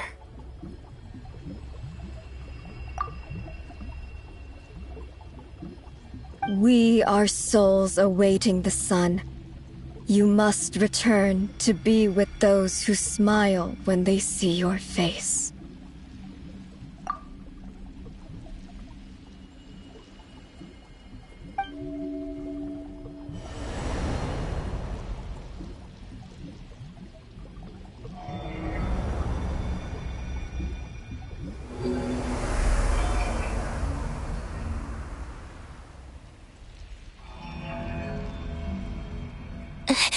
Is it done?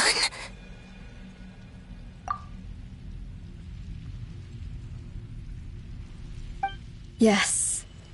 We have transferred the authority over all 3 moons to Columbina Hyposelenia.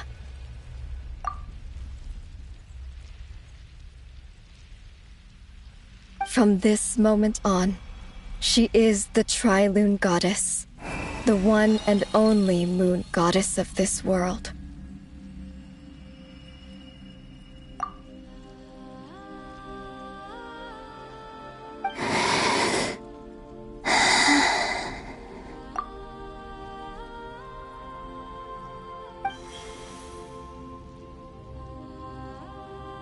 Thank you. Thank you, my sisters.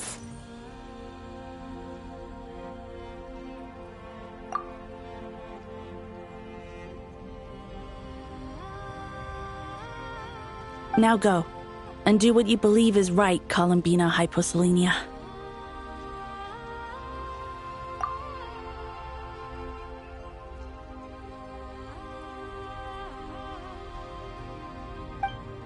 Be aware that we cannot grant you the power of the 3 moons beyond these prison walls. The conflict that arose over their remains following our disappearance will still take place.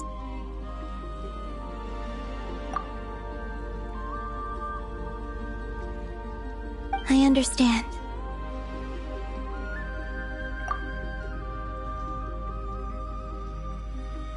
Sisters, oh, my body, it feels...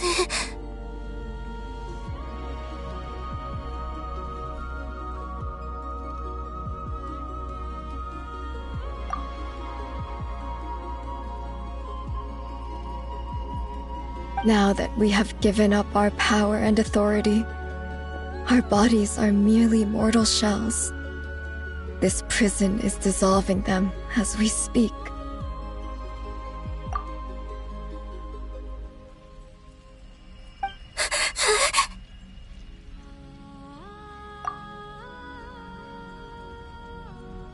It's okay, Sonnet. The end must come for every god, just as it does for every human. That's all this is. The final destination of our lives. Canon and I will be by your side the whole way.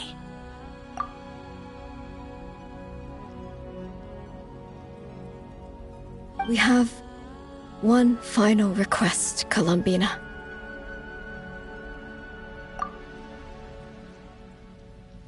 Could you use the 3 moons' power to send us back into the real world?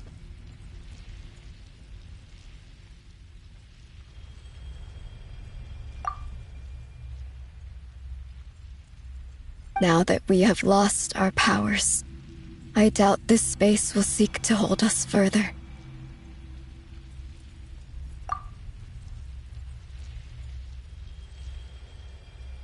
It's just...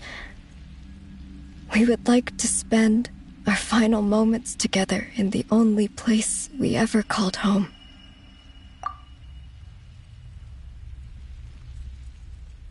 Of course. Gladly.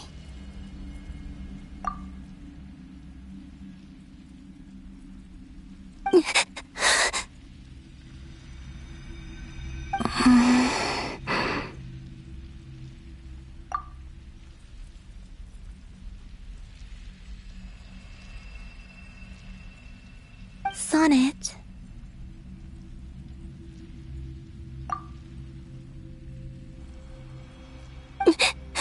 Yes.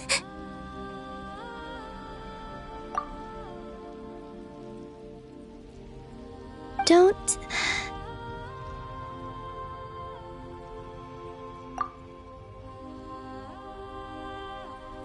I wish I could tell her not to give in to the abyss, not to be afraid. But is this really what I should say at this moment?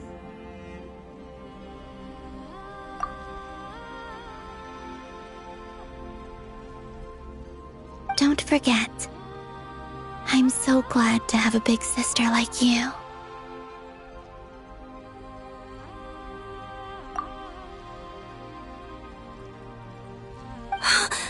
No, I will. Thank you.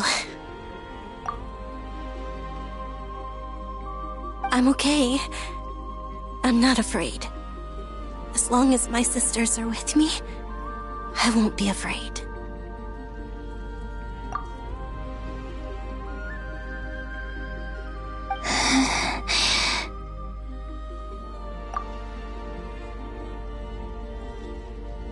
It looks like this is goodbye, sisters.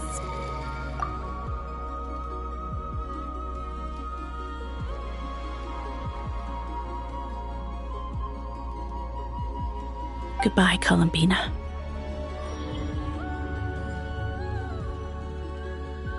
Take care of this world in our stead. I will.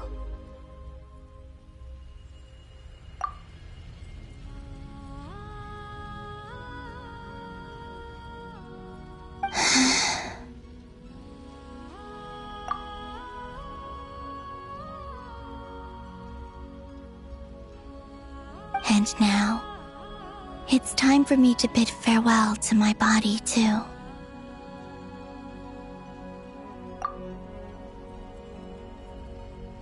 May it become the moonlight that keeps Nod-Krai company through the long years ahead.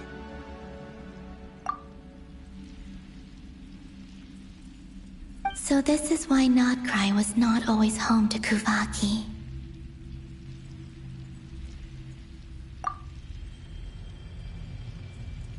It only appeared after I poured my body out upon this land, and only this land.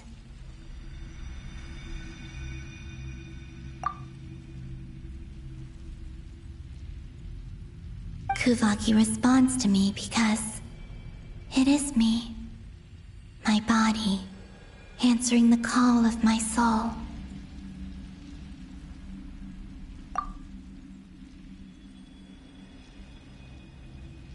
And the golden energy I've encountered on my way here was, in fact, that very soul, which I am about to leave here to guide me.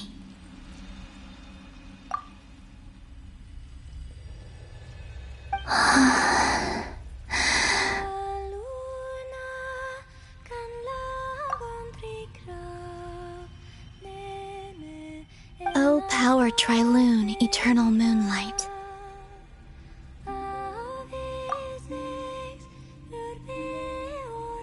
I, Columbina Hyposelenia, lay aside my body. Let it be cast into the dark night to illuminate the future.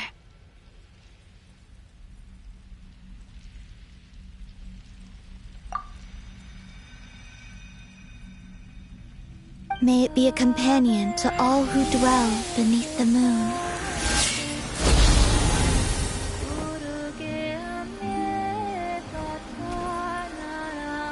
Until the time comes for me to return home.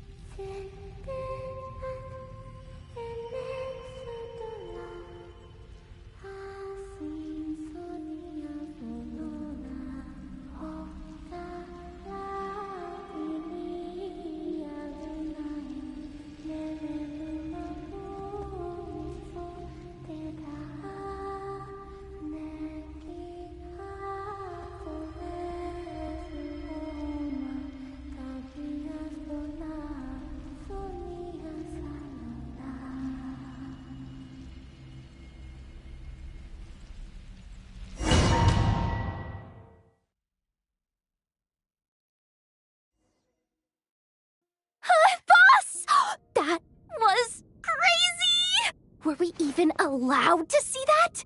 Is anyone?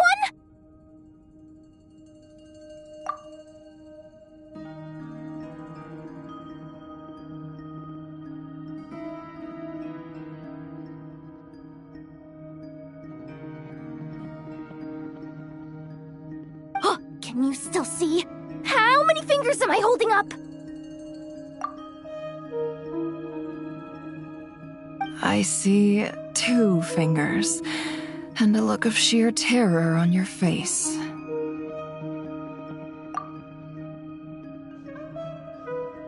Truly astounding, Miss Nefer.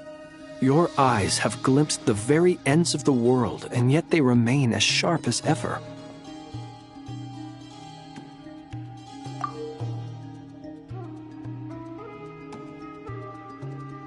Or is the credit for this miracle due to Miss Lauma? It seems that even time itself is no match for your medical skills.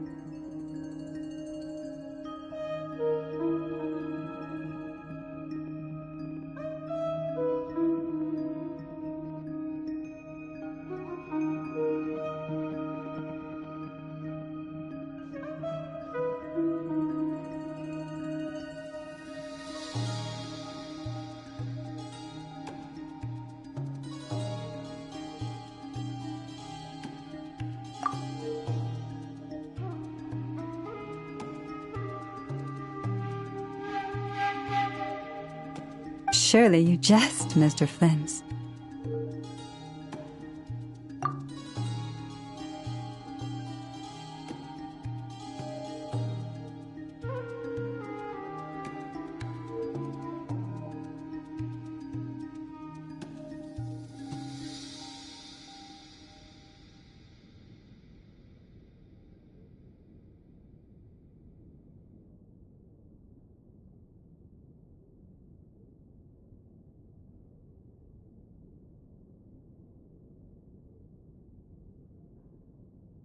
I suspect we have Columbina to thank. She must have realized the immense toll that the ritual would take and purposely set aside some of her power in the past to protect Nefer's eyes when this moment arrived.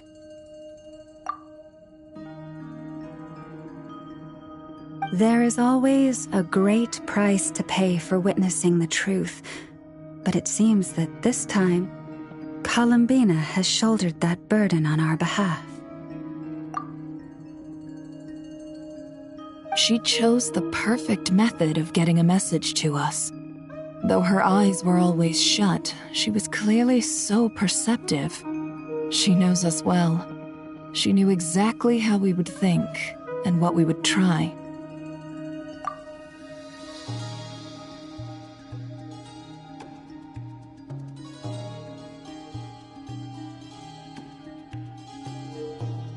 Despite being separated by time and space, we're seeing the same possibilities and seizing the same opportunities.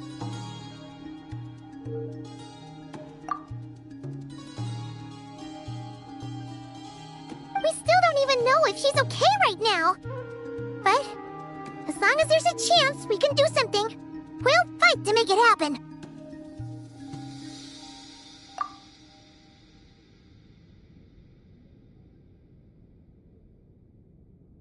We'll get you back somehow, Columbina.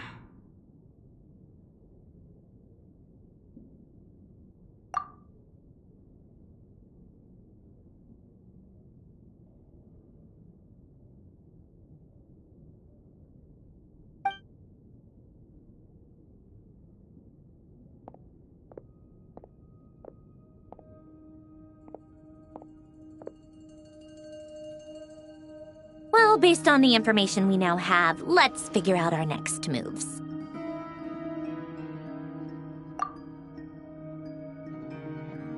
Thanks to these gentlemen, we have a much clearer picture of the situation with Dottore.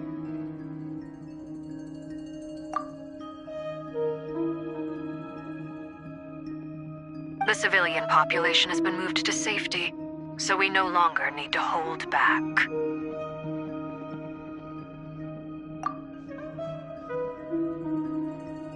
Miss Androne, how are the calculations going?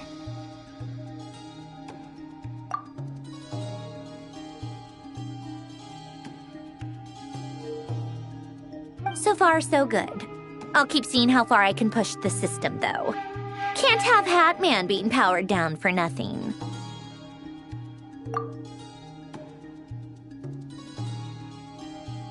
There's still a long road ahead. Where should we begin?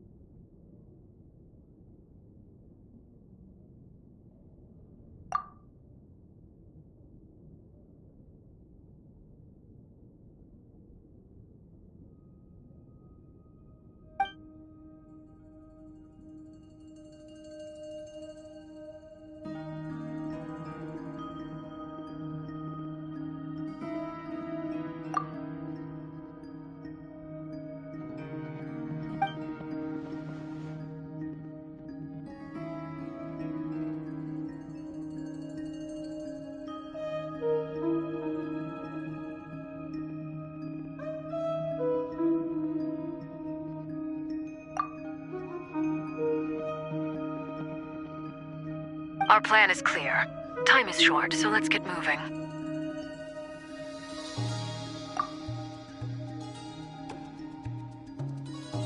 There's just never enough time, is there? Time is the bane of my existence. Ugh. Anyway, I'm gonna get back to work.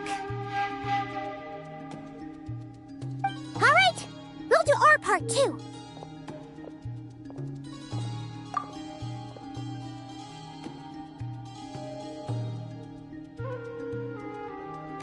Yeah.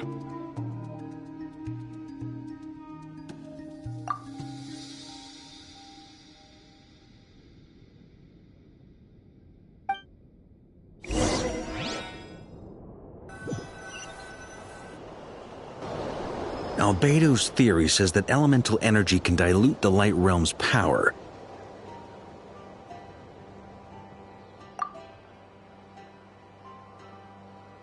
But I'm no expert in building elemental defenses. Sounds like something out of the advanced elemental theory section of the library. Whew.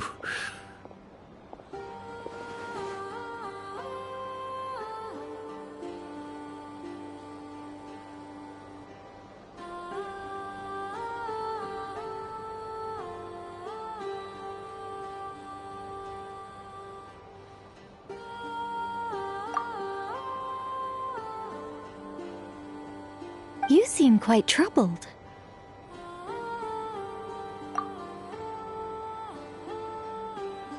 Well, yeah. I mean, who doesn't get a little flustered when they're completely out of their depth?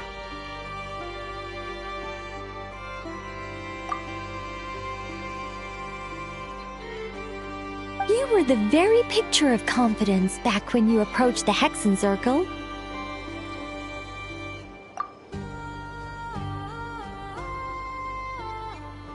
Yeah, I could have been faking it through that whole meeting for all you know. Who's to say I'm not just a ball of nerves in a charming and gregarious package?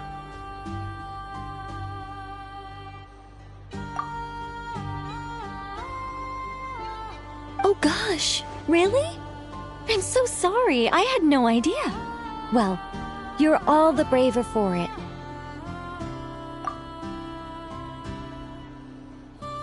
Still, I was much more in my comfort zone than I am here.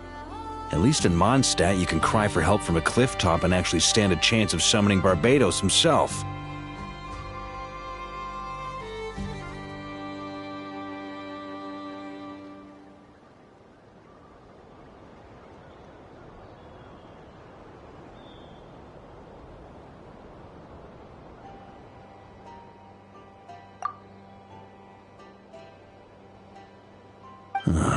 Things have never looked bleaker than they do now. If we don't pull this off, Tevat's doomed, isn't it?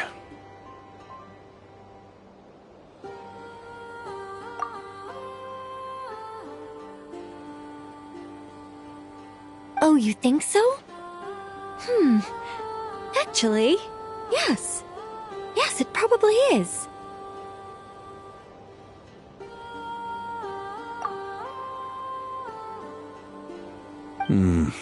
It's a shame.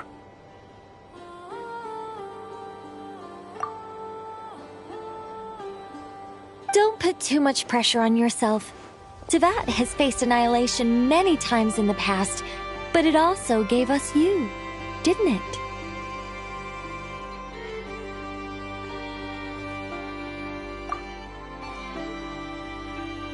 Hey, don't give me that. It's not like I'm anyone special.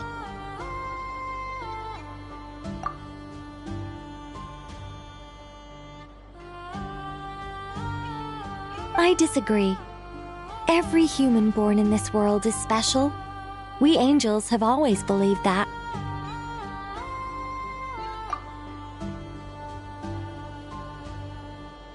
In that case, this humble human being has a big favor to ask of you.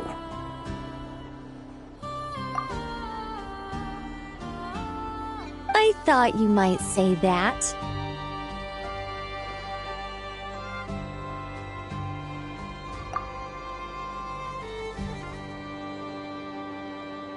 I'm sure Alice, in her great wisdom, sent you here precisely to help us in this difficult time, yes?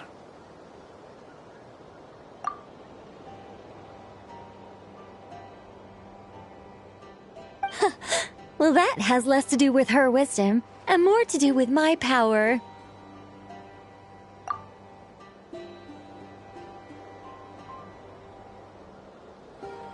Of course, of course.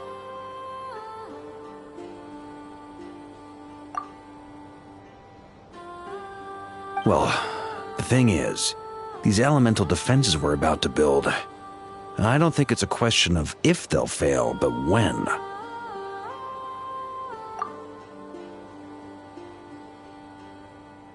Durin's findings from his patrols make it clear that Dottore is constantly expanding his territory. First it was his lab, then the design bureau, and now this.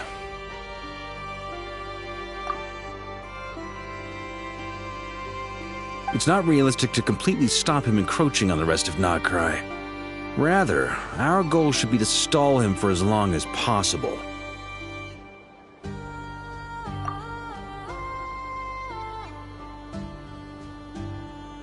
If Miss Sandroni's calculations are correct, well, they're the closest thing to certainty we have in this situation, so let's assume they are.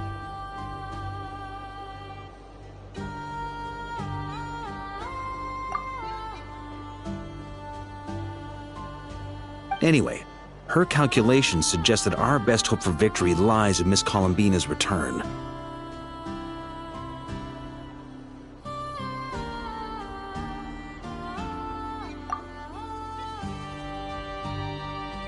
It's up to us to slow Dotori's advance and buy time for her to make a return.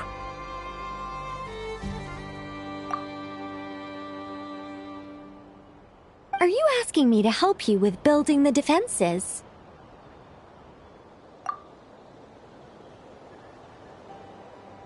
No.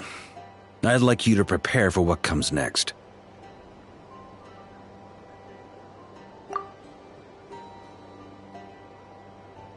When he eventually reaches us, we will have to fight him.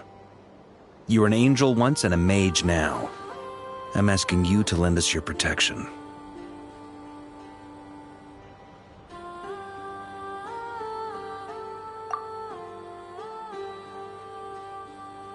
Oh. Can I take it that you're triggering the terms you fought for during our three-way talks?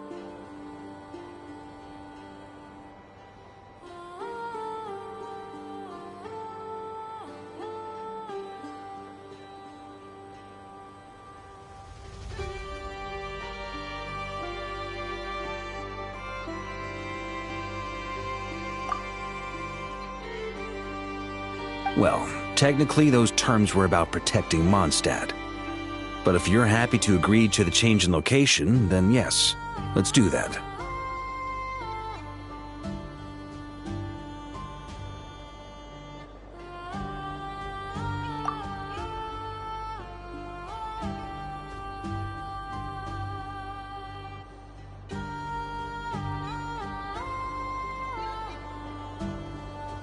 You're cashing in on this much sooner than I'd imagined.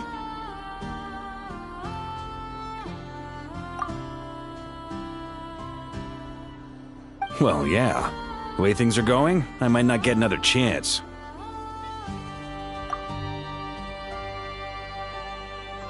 Very well. The mages have heard the knight's plea, and we will respond.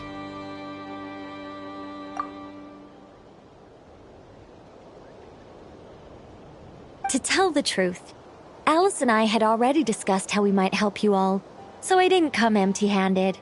I always like to be prepared.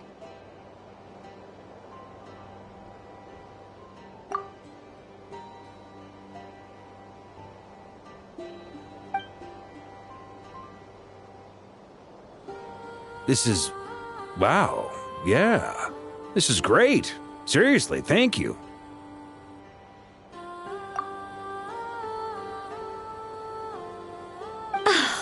It's been many long years since I had a chance to dazzle humanity with a little divine intervention.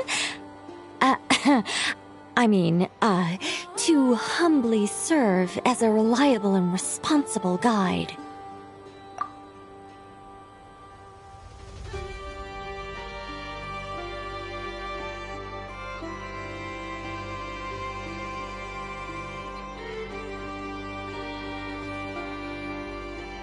Anyway, Knight of Boreas, please accept this gift in recognition of your great virtue.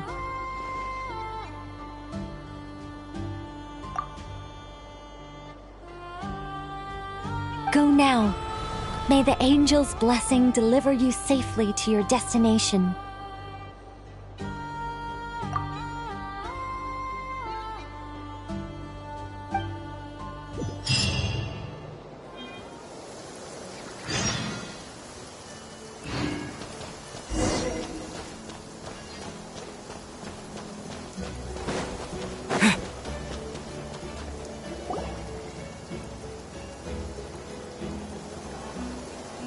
You're here.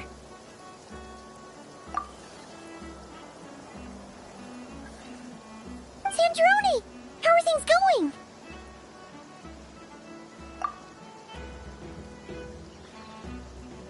Glad you asked. You two are about to become the first people to lay eyes upon my masterpiece. Or should that be the first person and the first, specter? Hey!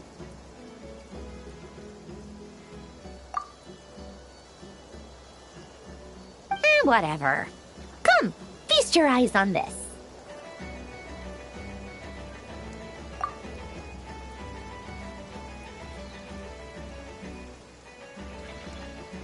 Wow! We've never seen something like this before!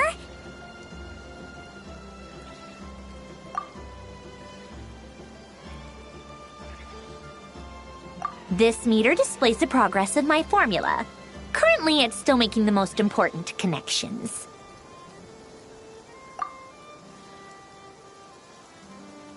Once it's finished running, I'll deliver it right to your side. And then, we can finally bring Columbina back.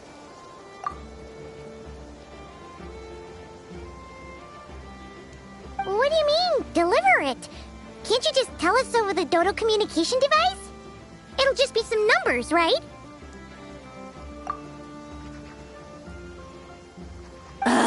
You're such a greenhorn.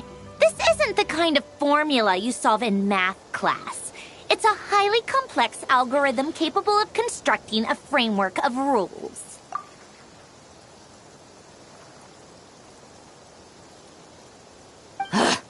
Whatever. We'll be here all day if I start trying to explain it. All you need to know is the formula must be completed before we can bring Columbina back.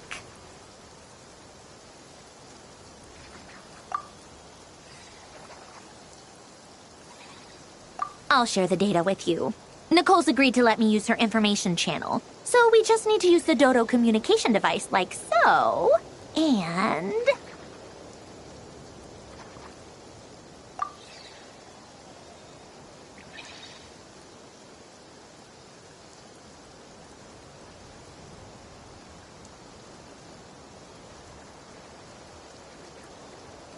There.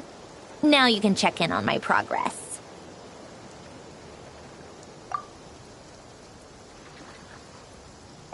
Wow! Look at that! You're amazing, Sandrone!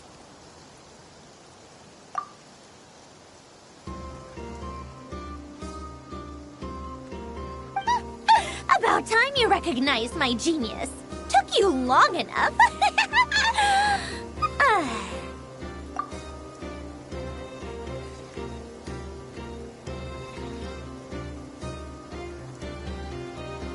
Anyway, that's all for me. You should check on the others if you have time. Make sure we don't have any weak links in the chain.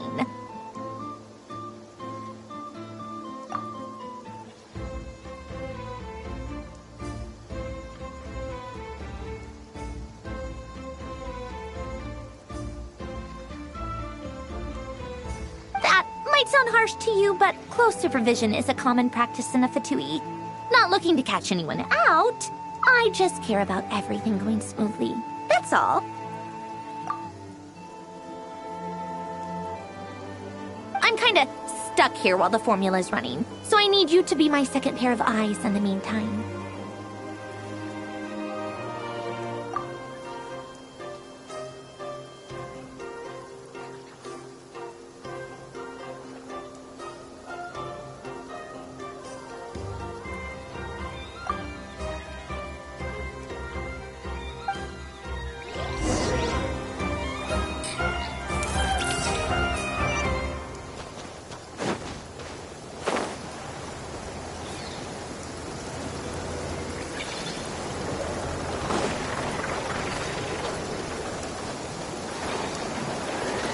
Thankfully, Miss Nicole has come to our aid. Nasha Town is now looking very well defended.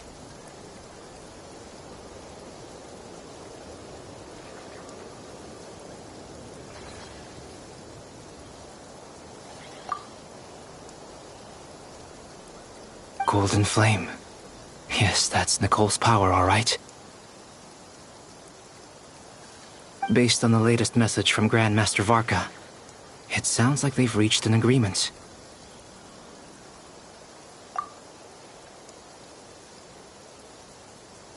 The situation should be more stable with her assistance. Everyone will have at least some degree of protection.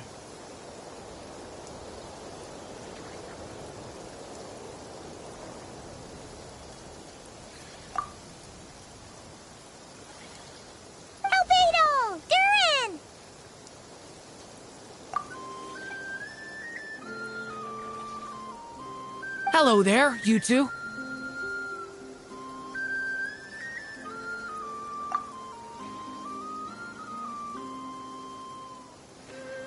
Are you well rested?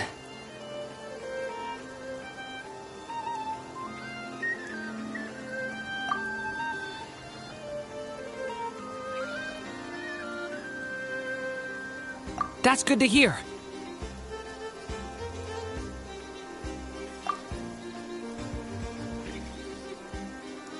As per the plan, Albedo and I will be in charge of Nasha Town.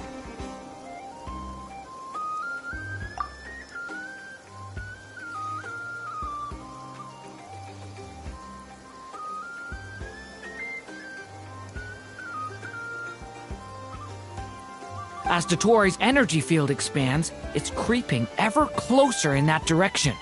But we will do our best to hold our position.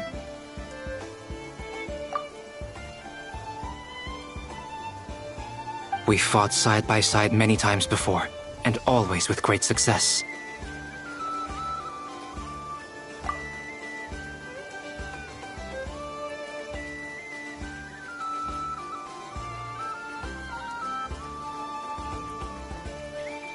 I believe this time will be no different. So don't worry about us. Focus on fighting Dotori.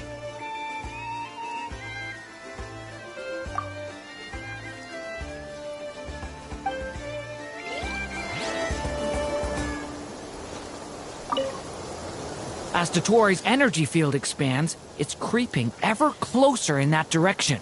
But we will do our best to hold our position.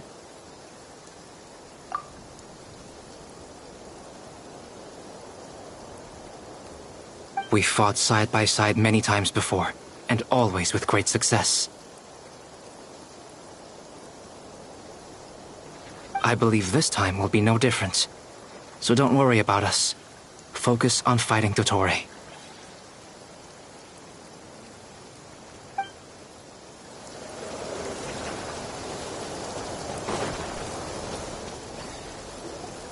Yes, Miss Moonchanter? What are you staring at?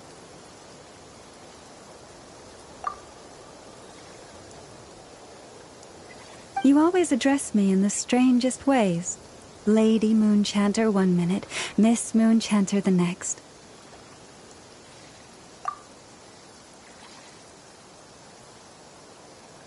Yes, and?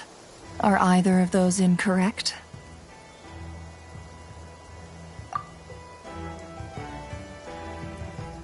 Not as such. It's just that I simply call you Nefer nowadays.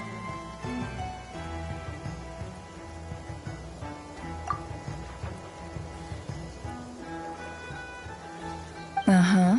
That's my name. What's your point?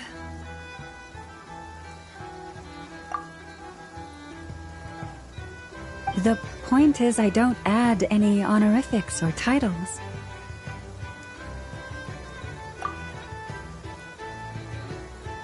Meaning what?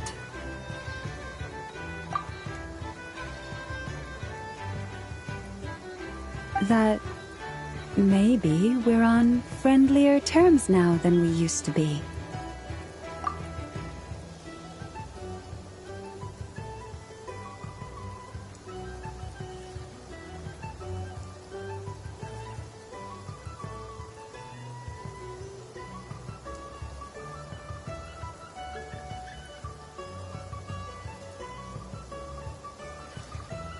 Is that how you see it? And I thought I was the one with eye damage.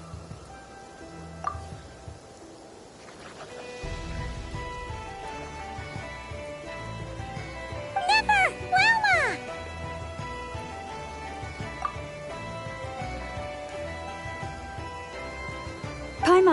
traveler.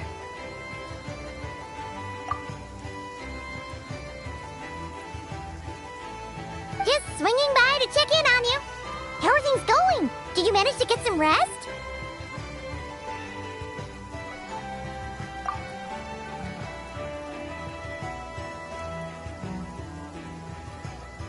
Don't worry about me. I won't slow us down.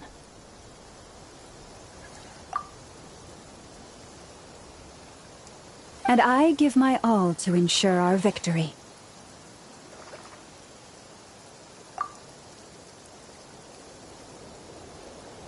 Ah, yes. Allow me to give you two a quick checkup.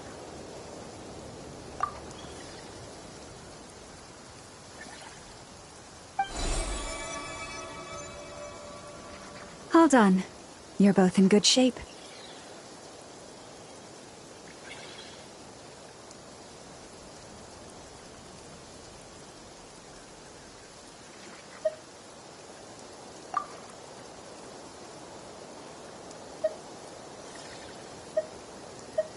You're welcome. You'll have your work cut out for you in this battle against Dottore, so make sure to get some rest in first.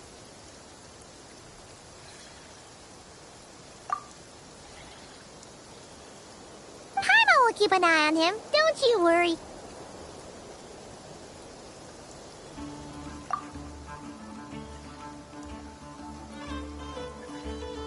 I'm glad to hear it. Take good care of yourself too, Paimon.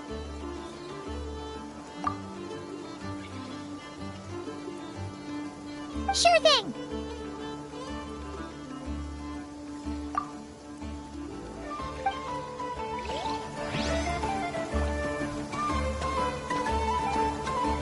Don't worry about me. I won't slow us down.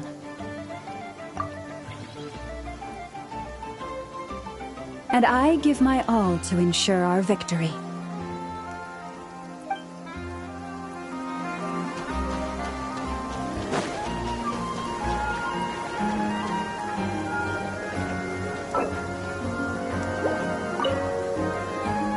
Traveler, Paimon, a pleasure to see you both.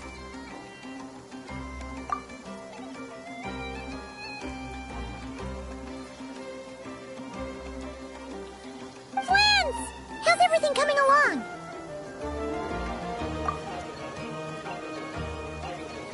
Fairly well, if I do say so myself. Personally, I am ready to confront Dottore head-on.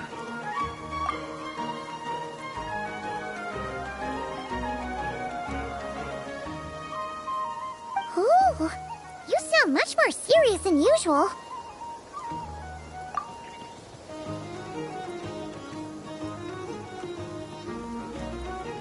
To be honest, I am not usually fond of exercising my full strength.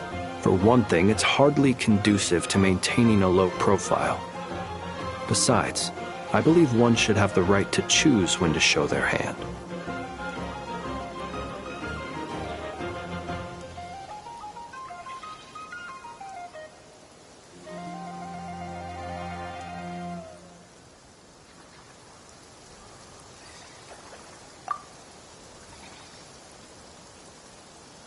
I am conserving my strength until the moment of battle is upon us.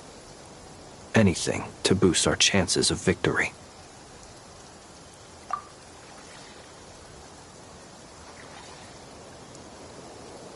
Seeing you get into the zone like this really puts Paimon at ease. Huh, Traveler?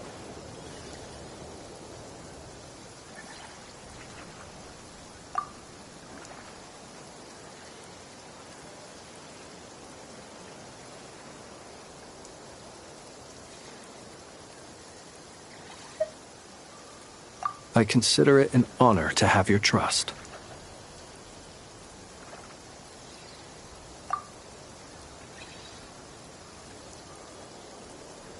Rest well. I look forward to seeing you both in your element during the battle.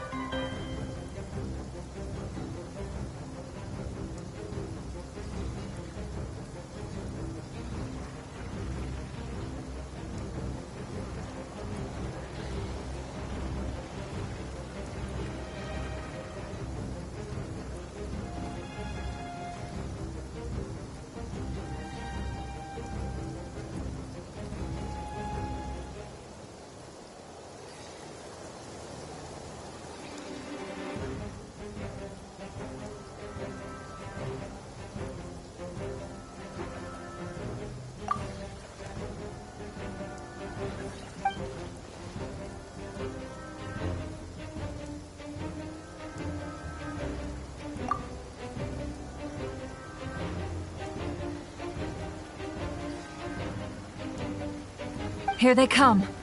That's quite a horde.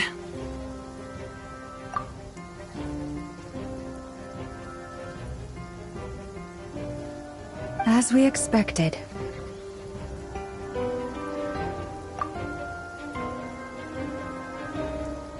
Get ready, everyone!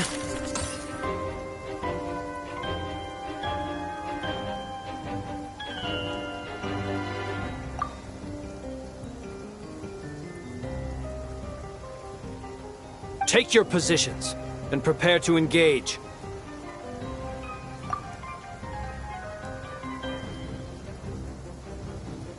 Let's begin.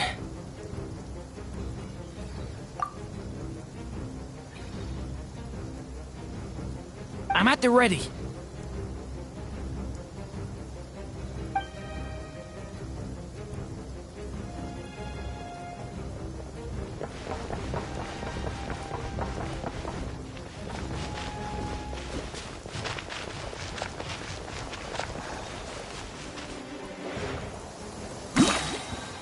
Waste of time. Your scalp! Be silent.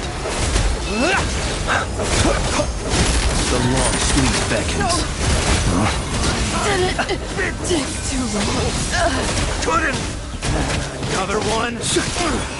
Fine. Observe. Close your eyes. To dust.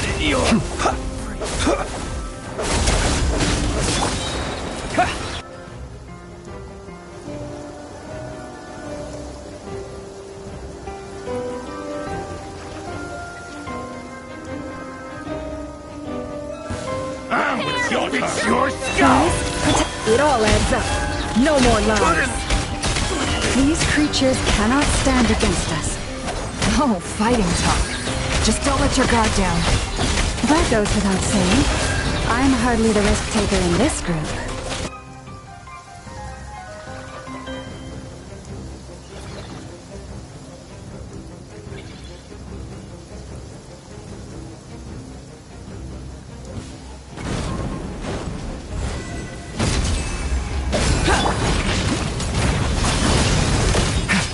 Turning point in space! That was easier than I thought. Naturally. What do you mean? Is it...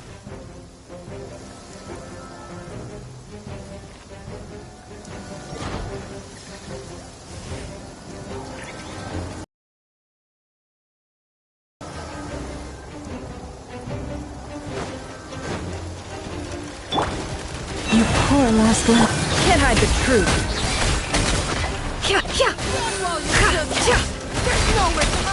No more lies. People have always used fire to drive away wild beasts. Wouldn't a lantern work just as well? You read my mind, my dear friend. I was just about to say that. All right then, dear friend. Bring the light!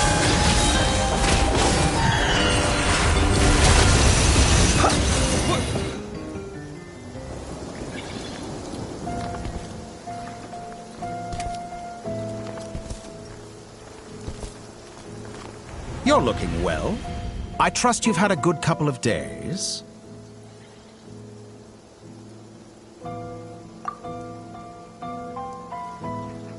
Dottore.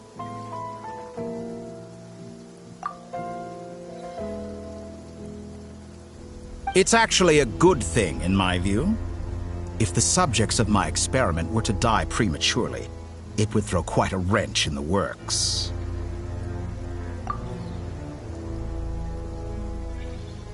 And so, I must thank you all for your resilience.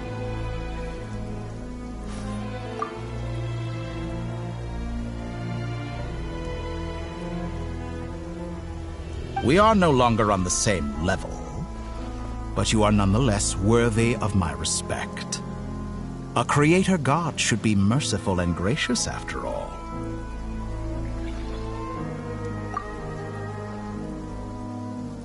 And in any case, it is only right that before I end your lives, the world is informed of the arrival of their new god.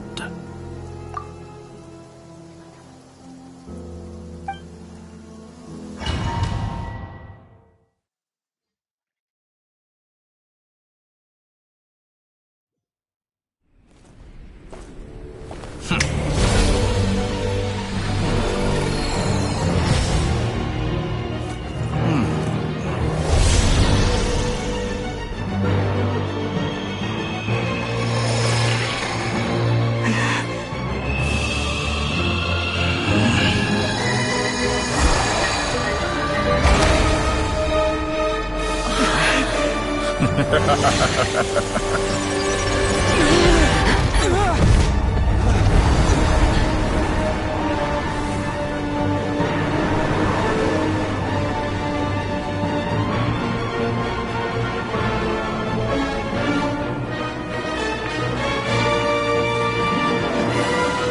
experiment begins.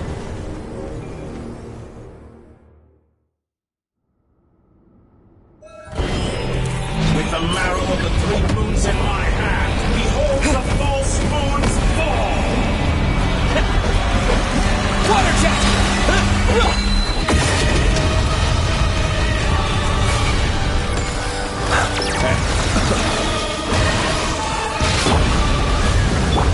Leave this place. Can't hide the truth. No more lies. You cannot face me!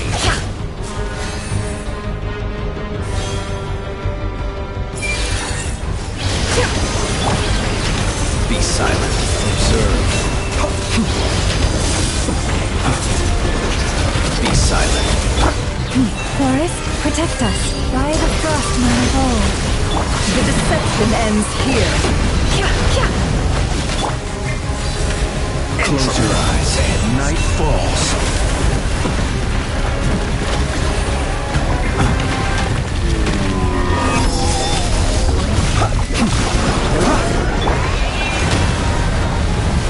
You cannot face me!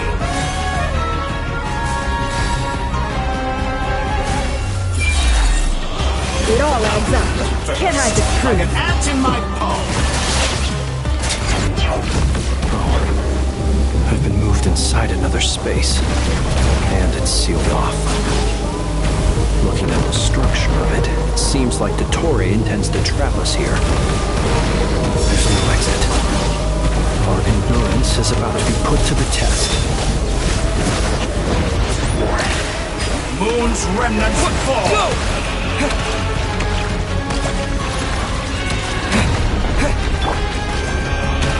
Leave this place.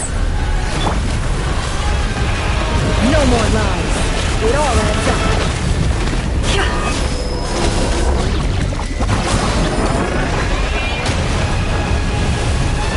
Can't hide the truth. Cannot face me!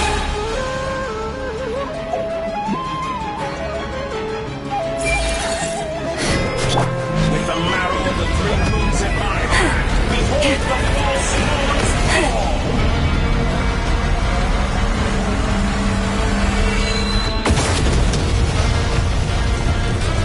How dull! No more lies. Seek within.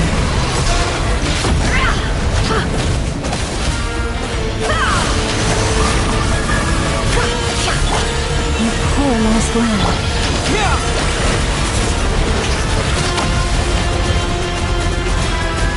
Pathetic! Water jet! Tell me, where will you try scurrying off to next? Looks like Dottore has opted for a divide and conquer strategy. But we will not allow him to triumph. Now, I shall pray for our victory.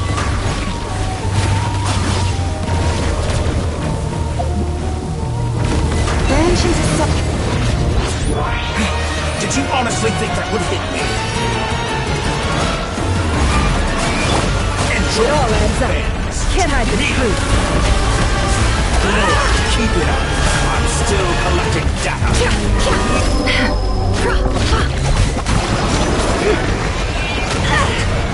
I expected this experiment to last longer.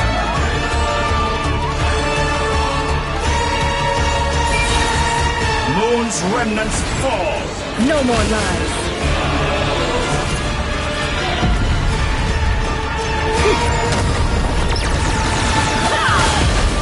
It all adds up. How dull! Go! Bombs away! The mystery unravels.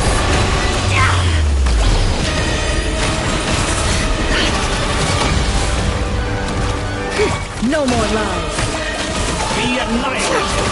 That will which cannot stand against me. What's this supposed to be? A knockoff version of the space Columbina got trapped in? There really is no way out. We'll see about that, Victoria.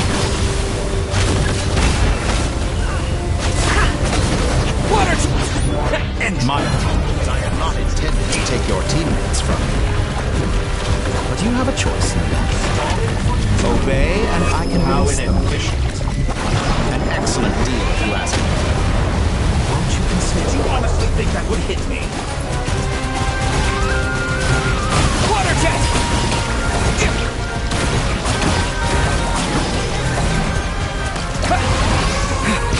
Leaving openings on purpose? I'm aware you've been working on some little tricks to surprise me with, but it appears that none of them have come to fruition.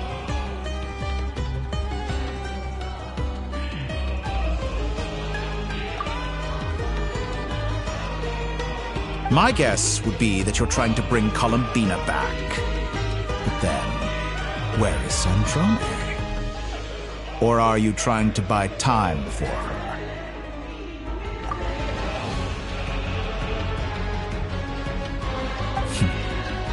I always found their friendship to be a curious phenomenon.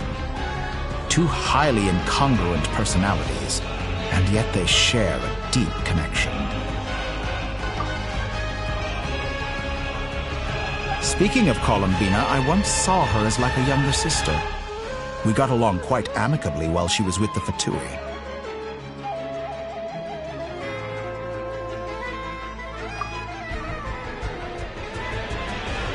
But then one day she suddenly decided she would refuse to take part in any further experiments. To this day, I truly don't understand what I could have done to upset her so much. It's such a pity. I could have had a sister, a family. But alas, she grew to dislike me.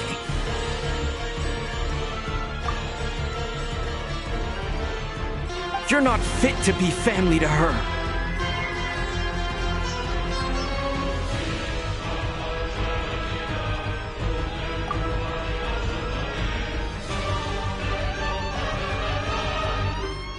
That I can't deny. So many people, all obsessed with playing out the same tired old dramas. This world is rotten to the core. And then there's you. You had every opportunity to reach the right conclusion. The thought of killing you off like this?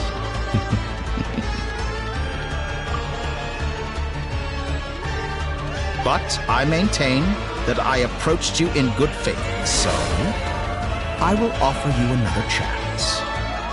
Will you work with me? You have until I count to 10 to make your choice. 1, 2, 3.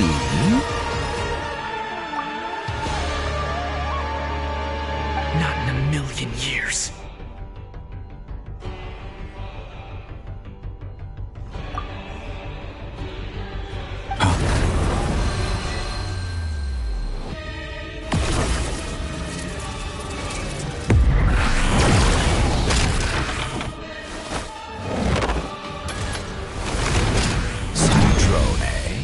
What a pleasant surprise. I didn't think you'd join us all the way up here.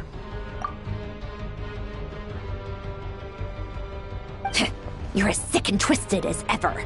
Don't fool yourself into thinking anyone's grateful for the chances you're offering them. Sandrone? But the formula hasn't finished running yet.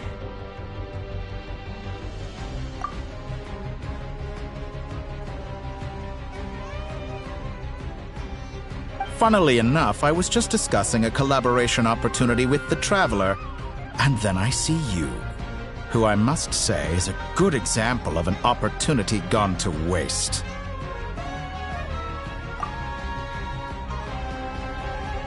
gone to waste?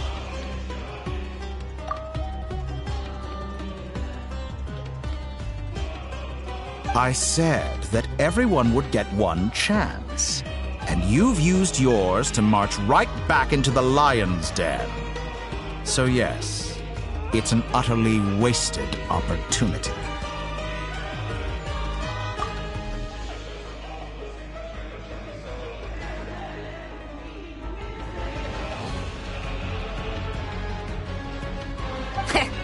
And what makes you think I believe a word that comes out of your mouth?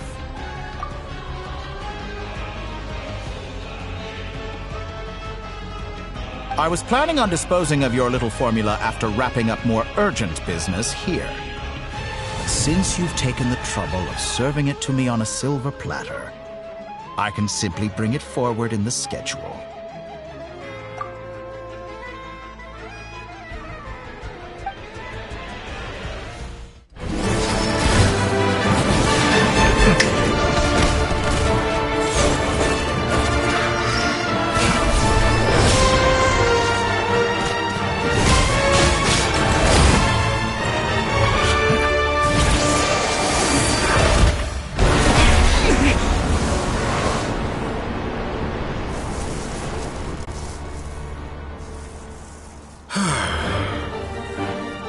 Is this your life's work?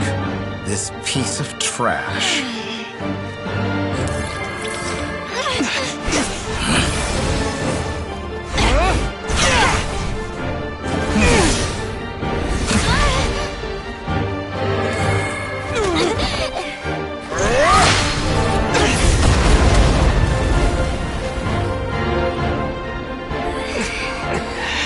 Your formula runs too slowly, Sandrone. You put your hope for success on others instead of fighting dirty. That is why you have failed. Now, whom should I slay first? Any volunteers? No one? How nice of you to leave the decision to me.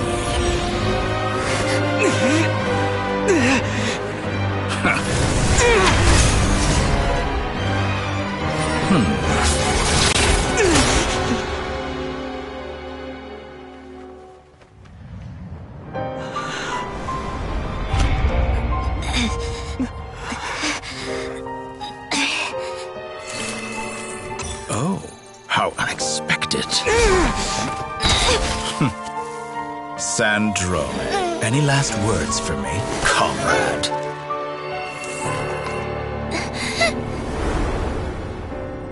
Is there anything you wish for? Not really. But I've always known what I don't want. Go to hell, Dottore.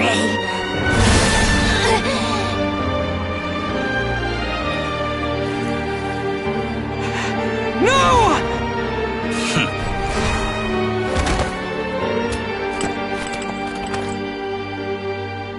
And now, you have failed.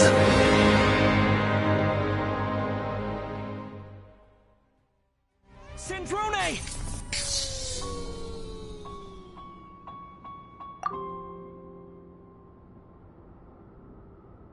Now you see how fragile mechanical contraptions are. Just a gentle tap, and they fall to pieces.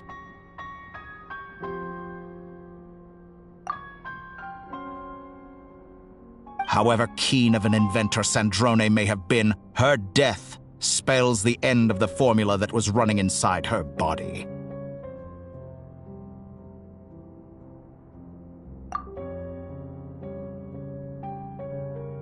Of course, I have to commend her for making it this far. As her colleague, I have to admire her stubborn tenacity.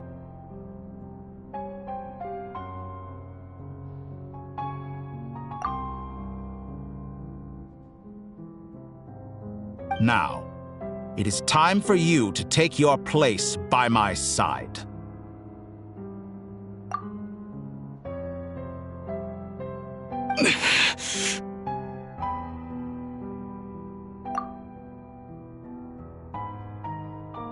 My count was interrupted, but the second chance I extended to you still stands. Once again, you are welcome to join me.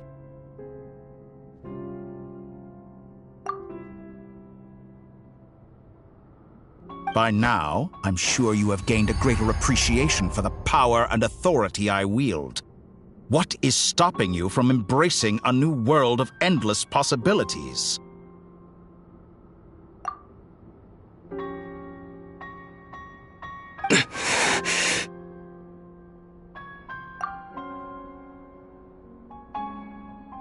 Not in the mood to talk? As you wish. You seem less talkative than usual today.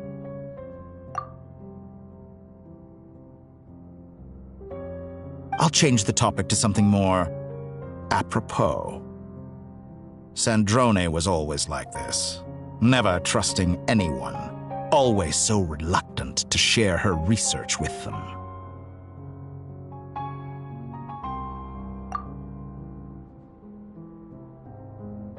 Objectively speaking, she had her strengths. It is remarkable how she extracted and even optimized the world formula from so much data.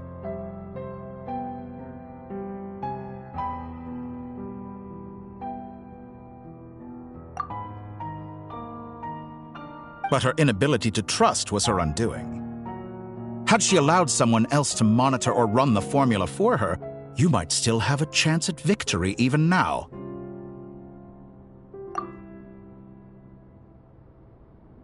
But regrettably, she was a stubborn fool. As much as it pains me, she had to go.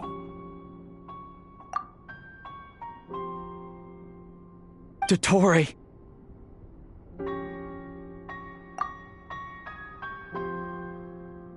Maybe this is news to you, but people can change. Columbina surprised you when she escaped. And I think Sandrone would surprise you too.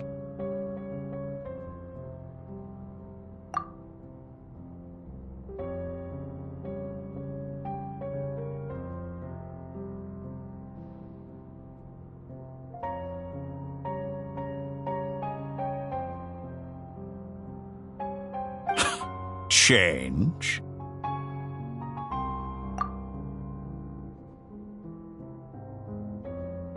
You can twist the truth however you want, but I see it clear as day. You're the one who can't trust other people.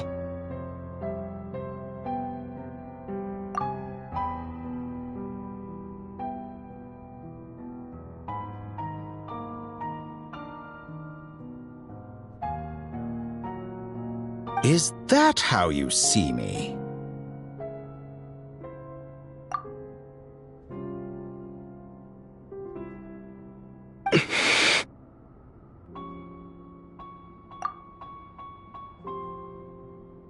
By this point, what can you hope to do about it?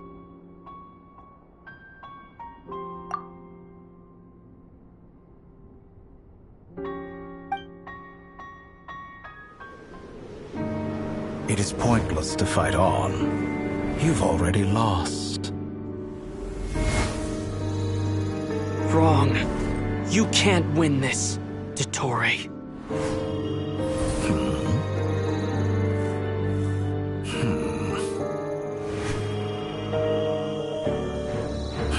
What?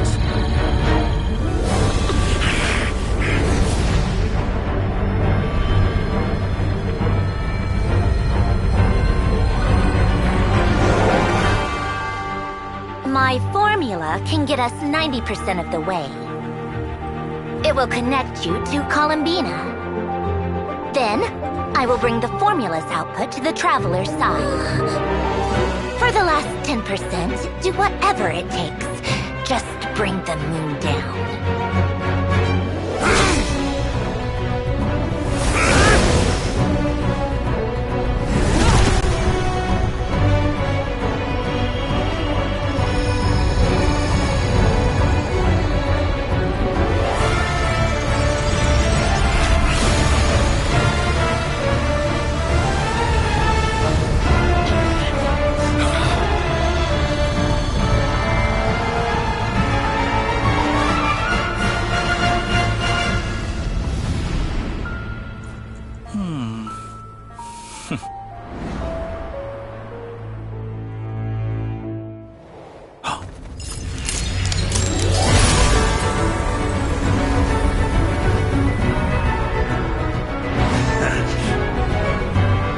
moon will never be yours!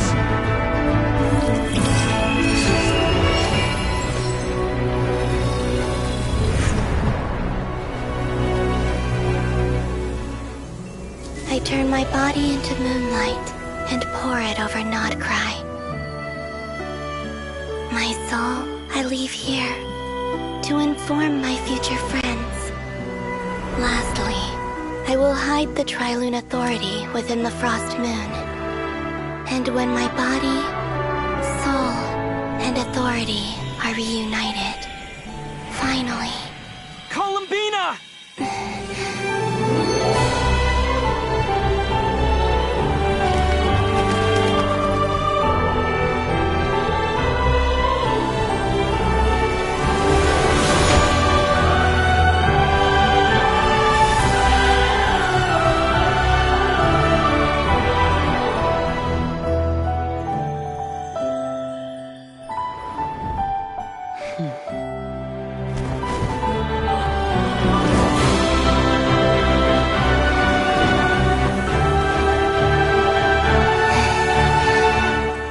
It's been too long. I'm back.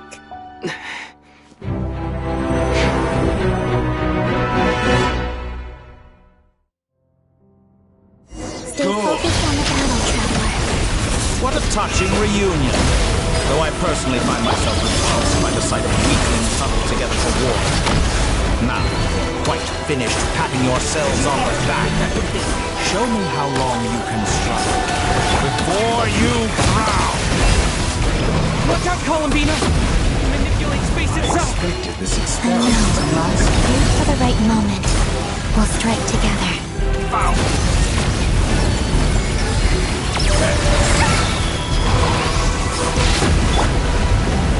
Water jet! Pathetic!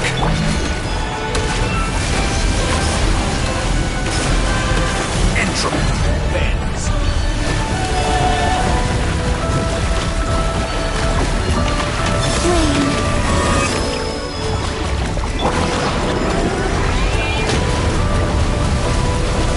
Moon's remnants fall.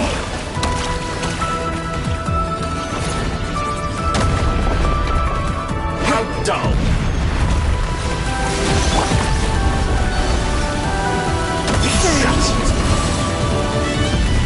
Found.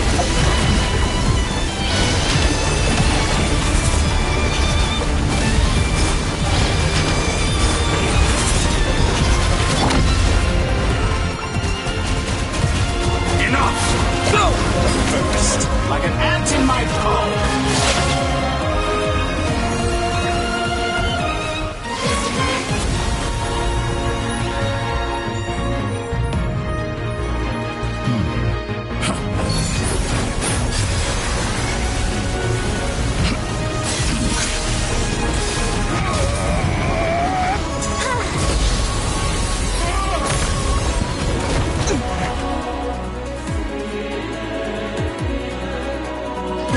You the new moon's blessing. The new moon shines upon you. It's over, Dottore!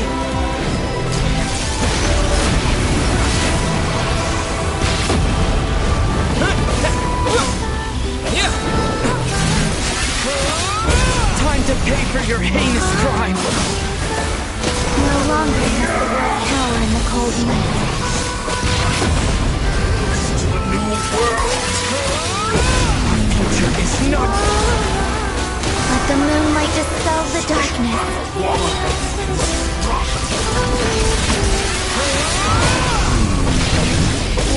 Everlasting as the moon. So close. I was so close.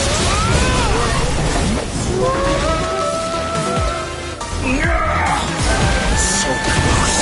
I was so close to the new world. I'll wallow in this rotten, decaying world.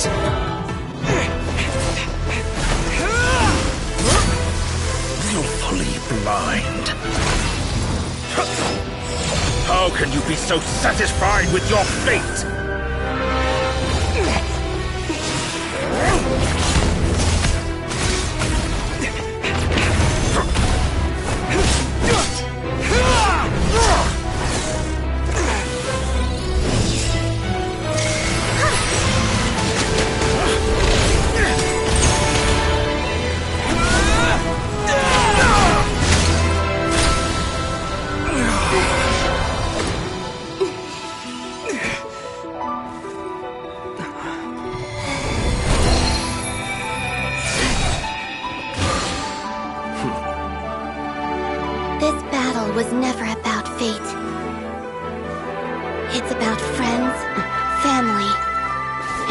home you stole from them.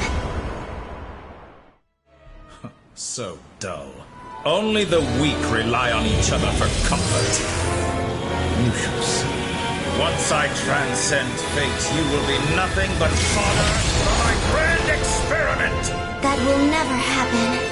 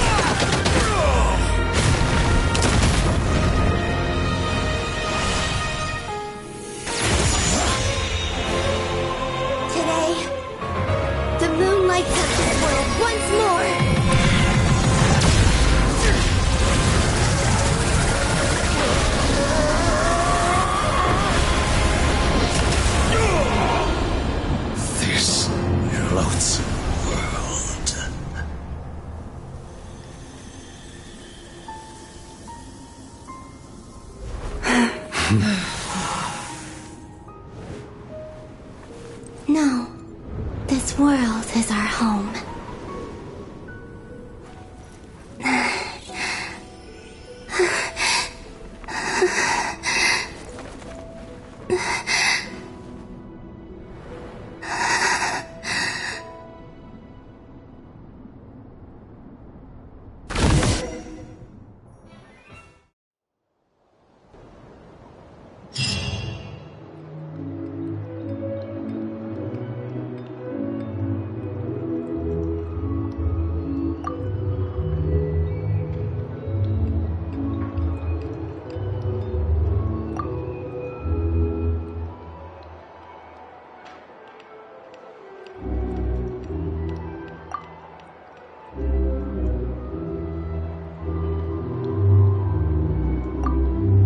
Doing it wrong.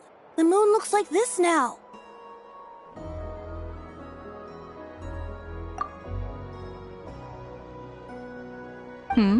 What are you drawing, children? The new moon, Mom. It looks different than before, doesn't it?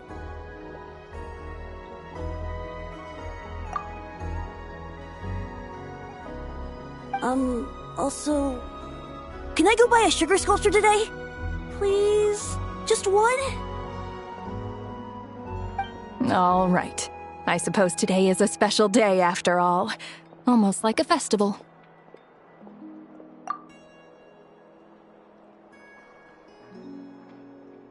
Extra, extra! Get the latest Nasha Express here! Post-disaster report! Nasha Town reborn beneath a new moon! The voyage begins today. The future looks bright thanks to the League. Want a copy? I knew things would be different, but I didn't think that would include the moon. They say a new moon goddess has been born.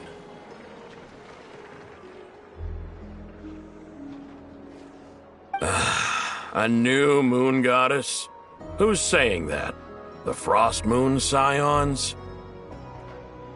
I guess so. I'm not too clued up on the details. As far as I'm concerned, the moon's still in the sky and it's business as usual. Hey, since we've come all this way, shall we grab ourselves a free meal while we're here? Are you a convert now? Or are you just here for the free lunch? Oh, come on. What does it matter? After everything we've all just been through? That smells good. All right, that's it. I'm hungry. Time to eat.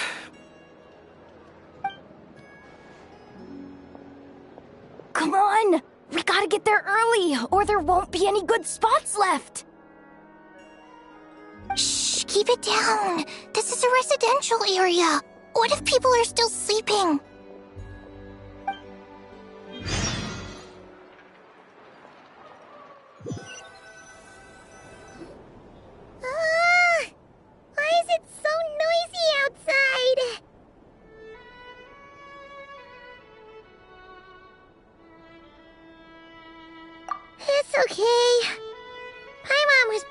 much awake anyway. It's been so long since we last had a chance to relax, huh? Feels like time is moving slower than usual.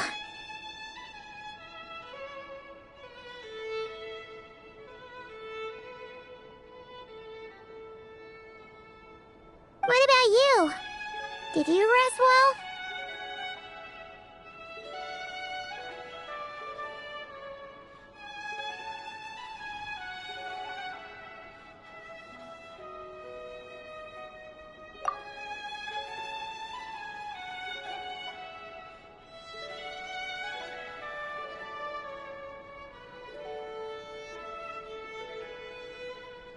Still winding down from everything that's happened? Or are you wondering how our friends are doing? Or is it about what Dotori said to you?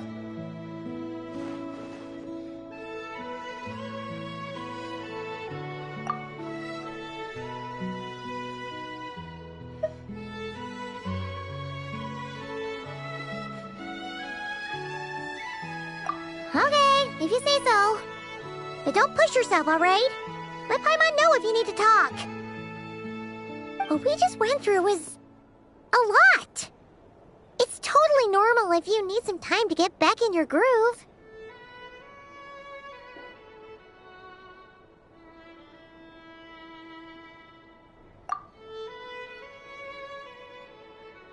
Luanatar disappeared after Columbina came back. Apparently, she was part of Columbina's soul or something.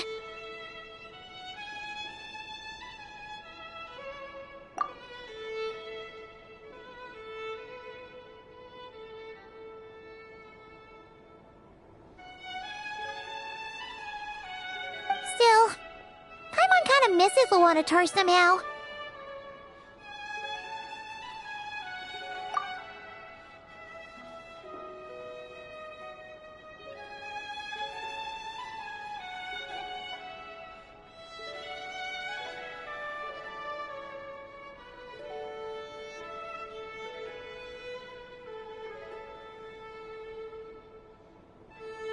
Anyway, you did great.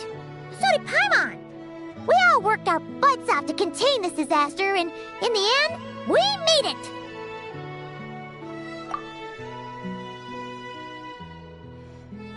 So, chin up, Traveler. You should be proud of yourself.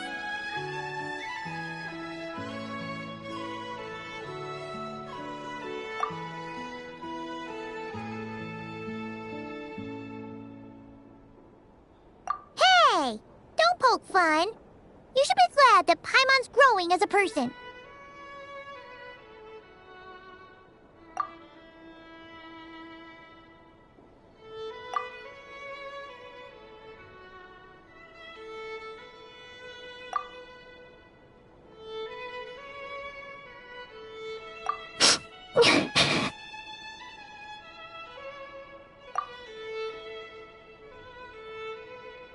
Paimon didn't think you'd mention it.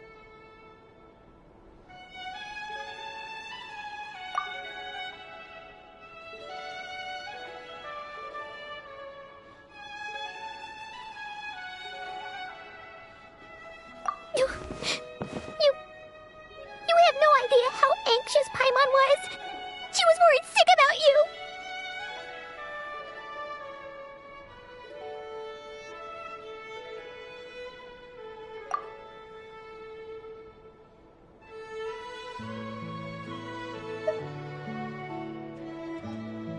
Well, if you really want to show Paimon you're sorry, you're gonna need to make it up to her. You better be ready to splash out on a lavish meal.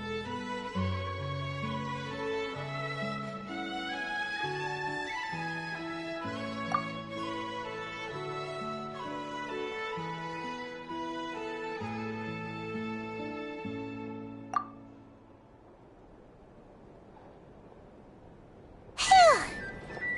Okay. Paimon's full now.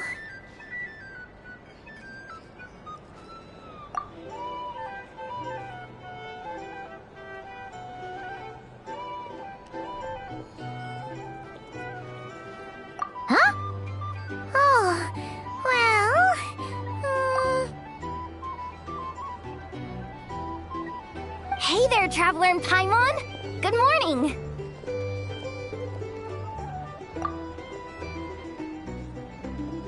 Morning, Yehuda. Here for some breakfast?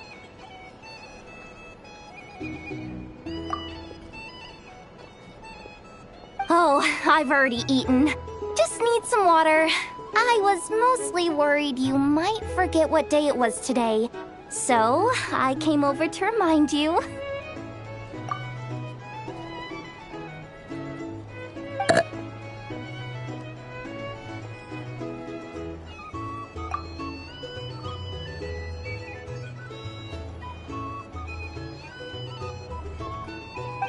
Careful there, Paimon.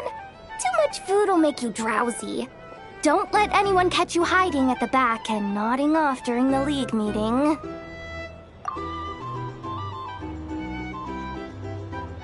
You should probably be saying that to Aino. She's the baby of the group, if anyone.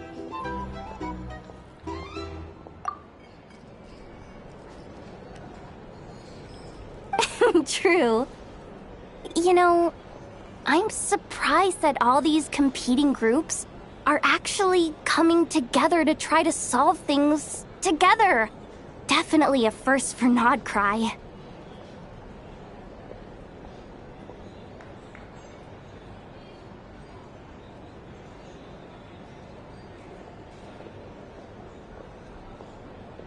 Well, nothing like a region-wide calamity to bring people together.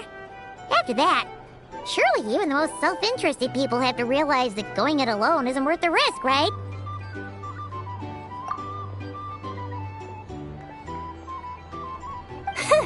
Try telling Boss Neff that. She's not exactly convinced that people are gonna get with the program. Really? But if she's so pessimistic about it, why'd she agree to be the Curatorium's representative in the League? Probably 'cause even though unity sounds like a pretty far-fetched idea, the benefits it would bring make it worth a shot. I think things will work out, though. I swear, Nod-Krai feels like one big family now with everything that's happened. More than it used to, anyway.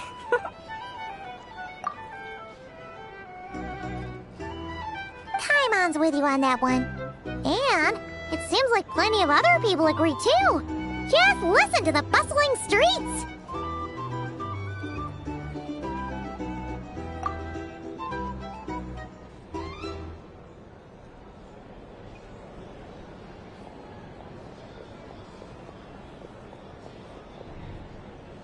All right. Everyone's been rebuilding these last 2 weeks, and the evacuees have been coming back in droves.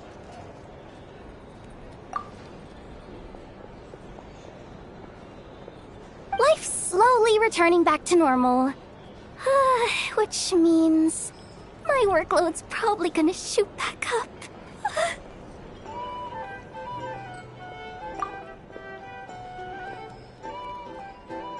Were you about to head out?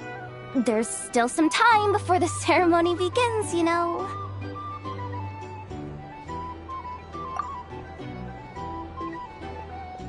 Yeah, we were gonna take a stroll around the square and say hi to some friends first.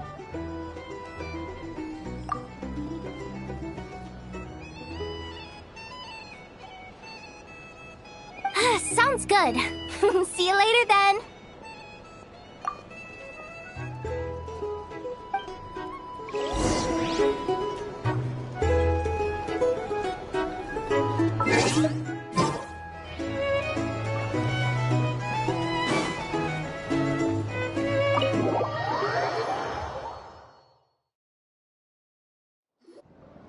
Please accept today's boon.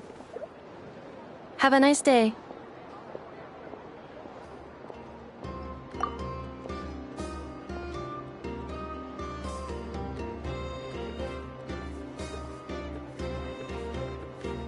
Are Paimon's eyes deceiving her? Or is that Inefa handing out food for the Frost Moon Scions?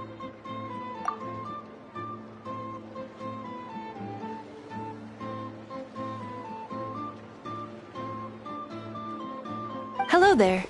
Would you like a feast of the moon, along with some snacks of the day?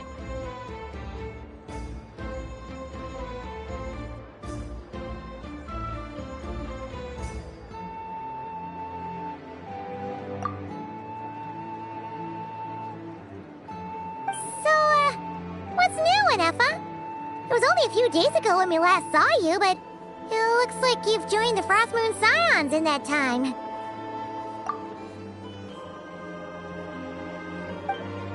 And I know too?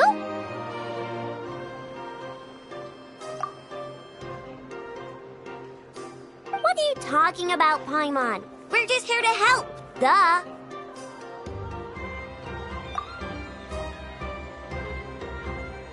In the wake of the disaster, it's all hands on deck. We responded to Lama's request for support.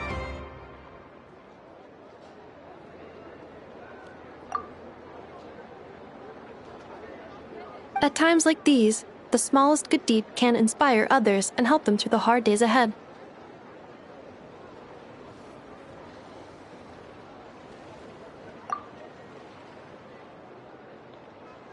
And we're using eggs and heating tubes to make that a reality. In true Kromkake Crab Shop style!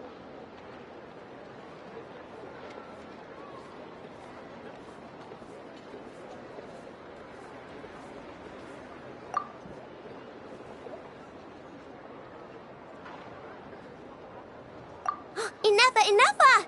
Did you hear that? The Traveler said I did good. The Traveler!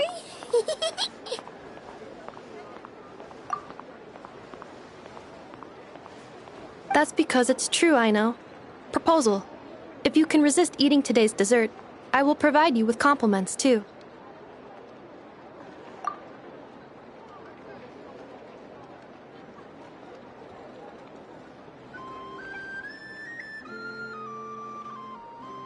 No way!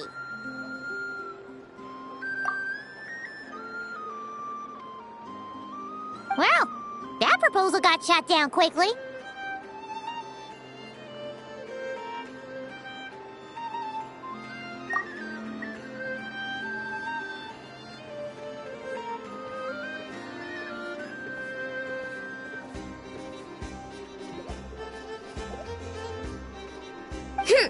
I need something to get me through the hard times too, you know.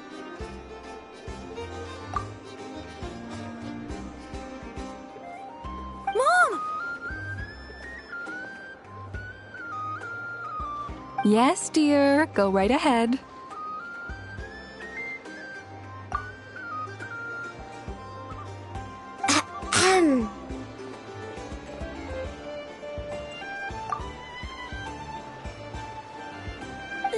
Excuse me. Could I take a photo with the robot lady?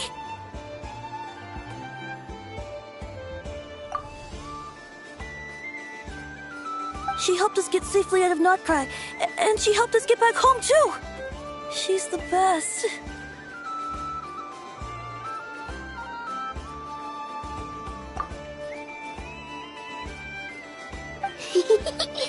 Of course she is! And since I'm the whiz kid who built her, that makes me even better than best, right?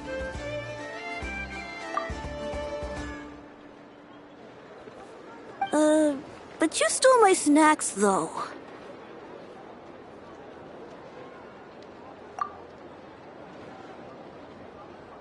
Oops.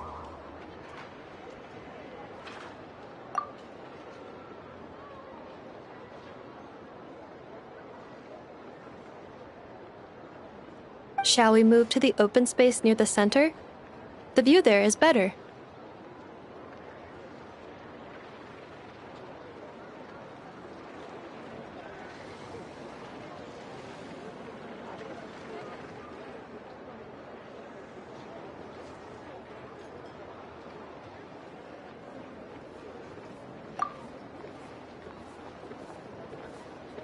Thank you!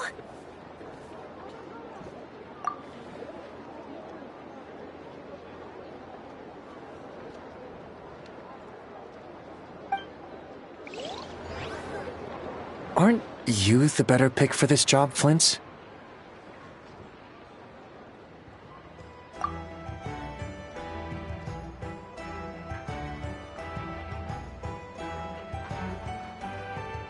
You underestimate yourself yet again, Master Ilua.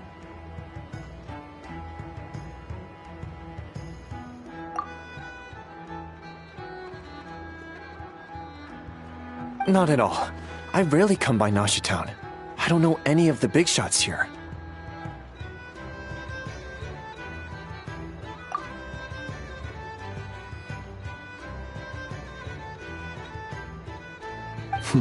All in good time. Socializing is a step-by-step journey.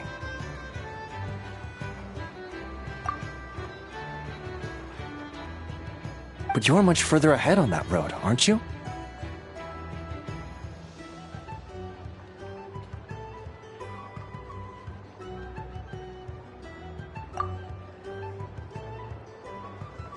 You're not seeing the full picture. You know the truth now. My friends do not understand my habits.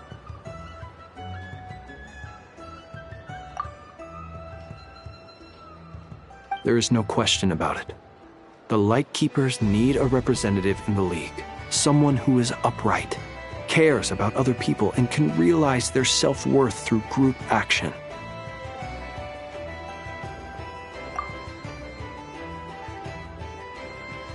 You say it like you wouldn't make the cut.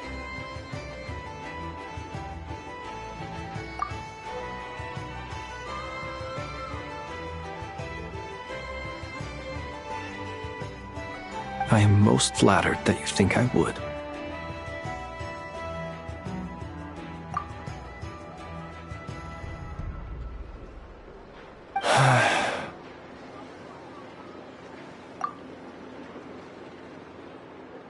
Sigh a little less, Master Ilua, and have more faith in yourself. All the Lightkeepers agree that you're a very promising young man.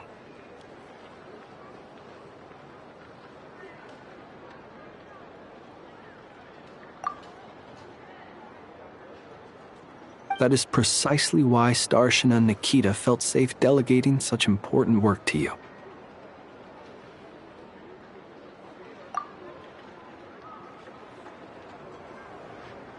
I'm sure we all also agree that we would sooner die of dehydration than manage to wrangle anything out of you in a discussion.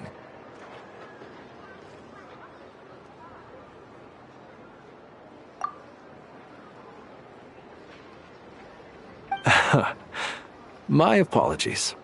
I am not in the habit of bringing water with me when I go out.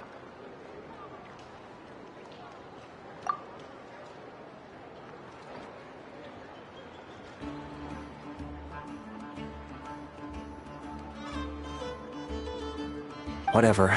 I'll take the job. By the way, who else is part of this?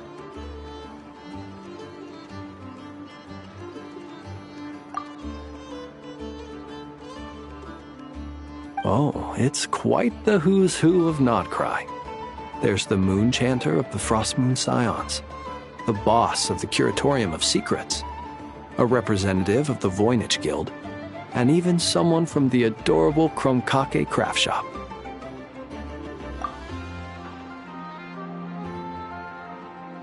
I'm sure you will find speaking with them to be a genuine pleasure.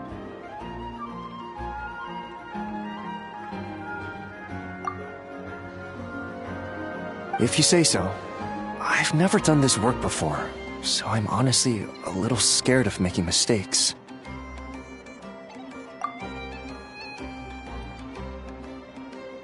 But I'll do it.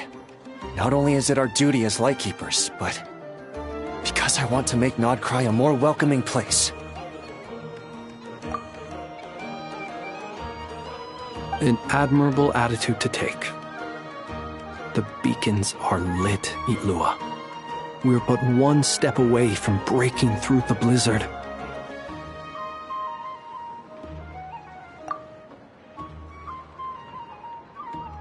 We have the chance to band together and build our shared homeland into an Elysium. This is unprecedented for Nod-Krai. An opportunity not to be missed. Yeah. You're right. I'll do my best.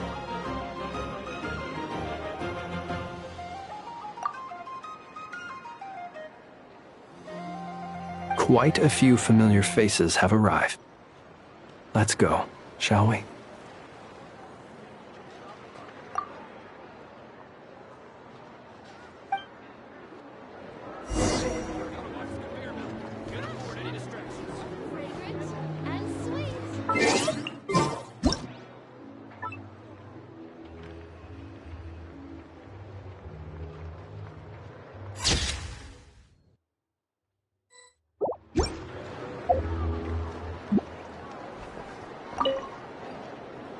You look so cool when you fly, Miss Robot, and when you use your spear, too!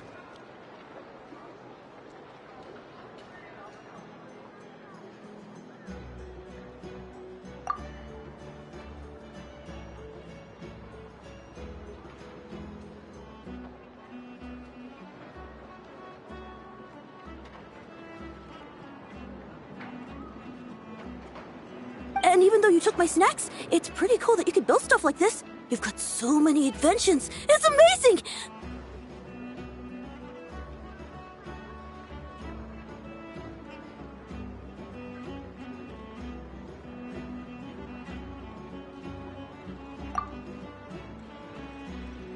Also...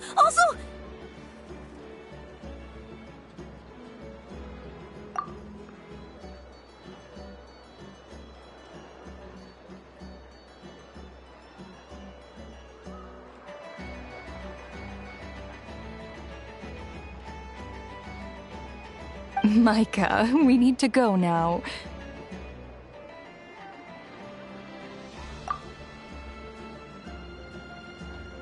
One second!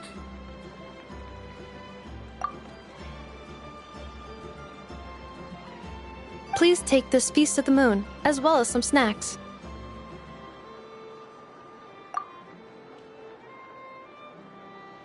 Share them with your mother and your lovely family.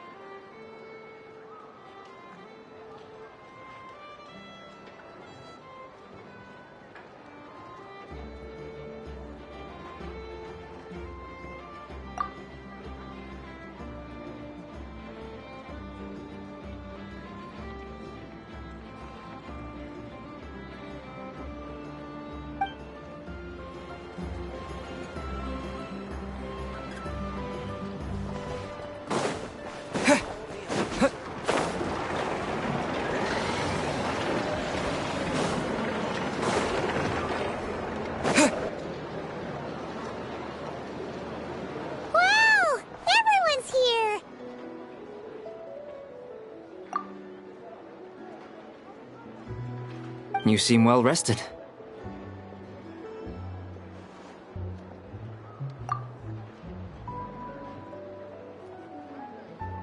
I know no one's asked, but I'm sure you all want to know, so let me just say, we're doing great. Thanks.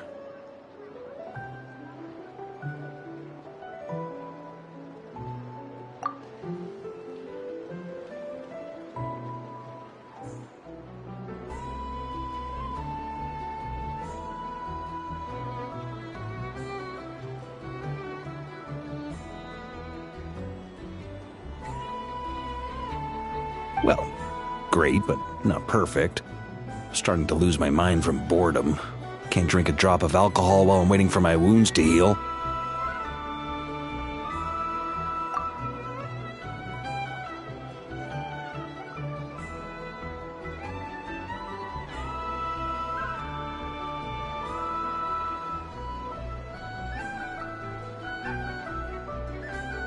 I'm sure you had a sneaky swig or two.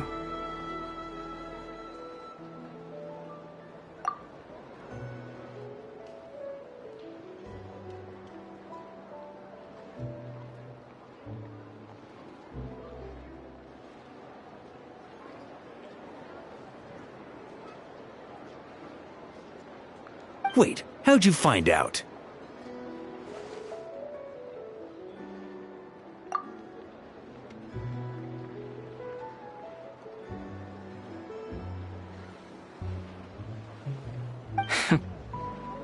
I'm sure you must be missing Mondstadt after all these years away, Grandmaster.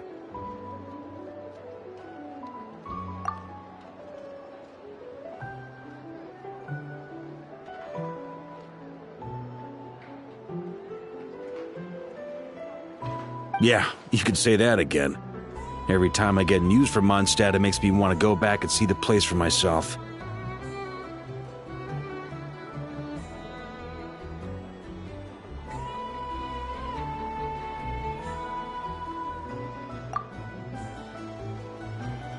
Honestly, once things are wrapped up here, I think it'll be time to head back home.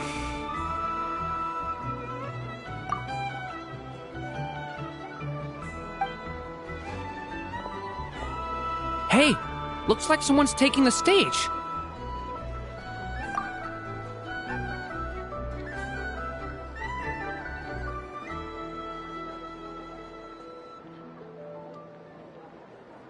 Can everyone see okay? Anyone need a boost?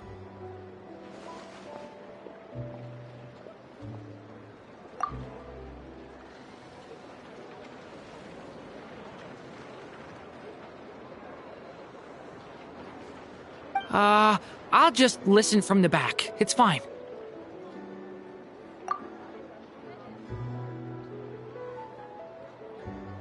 You're taking this pretty seriously, huh, Durin?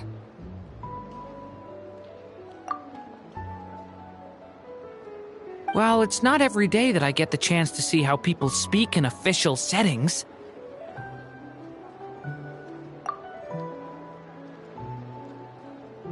Soak it up like a sponge. I'll make sure you get a chance to practice for yourself later down the line. Actually, I know just the thing. You can debrief the Knights of Favonius for me.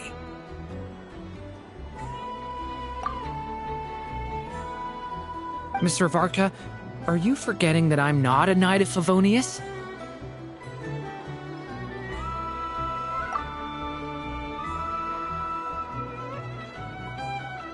I can knight you. Any particular title you'd like?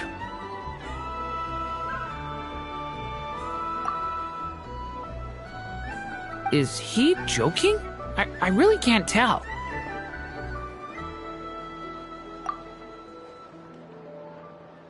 You'll have to figure this one out for yourself. It'll be a good learning experience.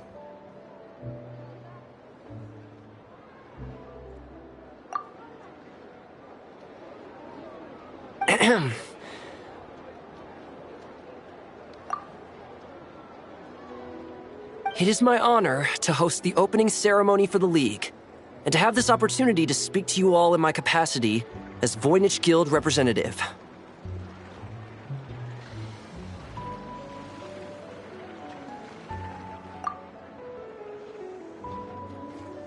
Could this person also have been pushed onto the big stage by the real big shots? Guess I'm not the only one then.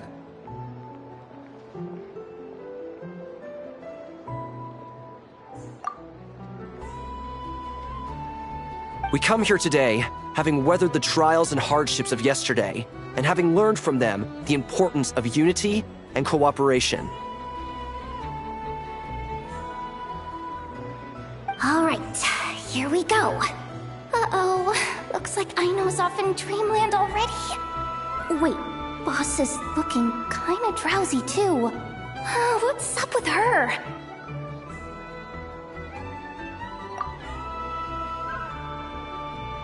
Come on, get this speech over with already.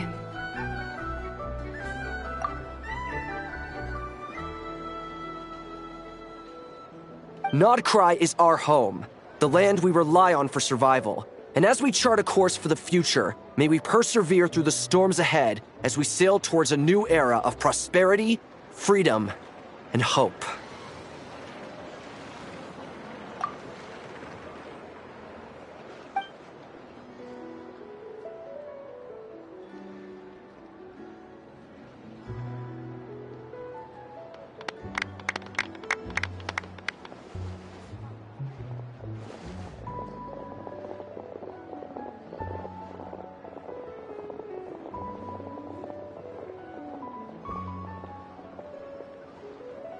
Looks like we'll have more opportunities to travel in the future.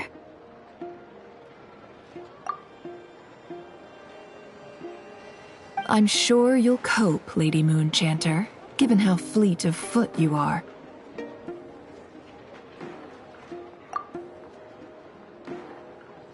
Unfortunately, I suspect I'll be too busy at the curatorium to act as your host. We have a busy schedule, not to mention an international network of contacts to manage.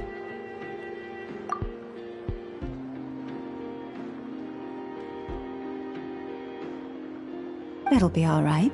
I'll just check your schedule with Yehoda well in advance. And if she's not available, I can simply ask Ashru.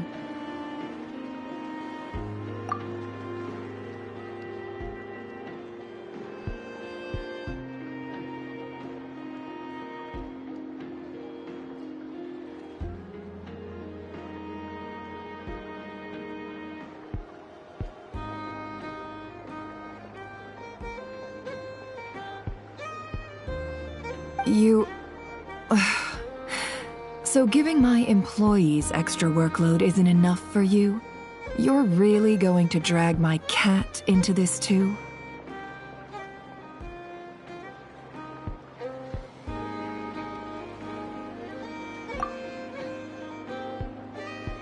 I thought you'd approve. Aren't you forever increasing your employees' workloads?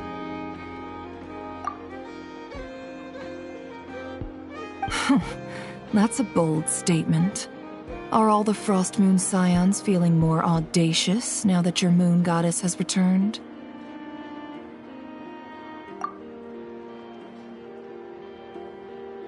Columbina's return has brought joy to all who care about her.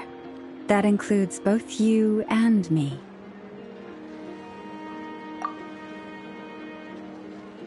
As for the Frost Moon Scions, we are learning how to thrive independently, without relying on the moon goddess. It is up to us to make our home a more livable place. Joining the League is one of the steps we are trying towards that end.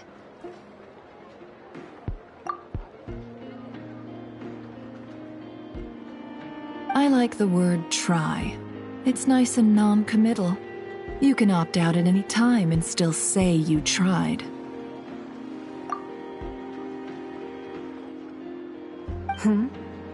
You don't see a bright future for the Frost Moon Scions?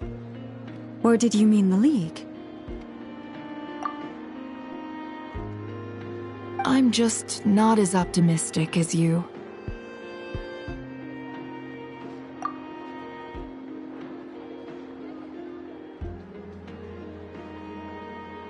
The Frost Moon Scions should count themselves lucky that they have a leader as stubborn and enterprising as you.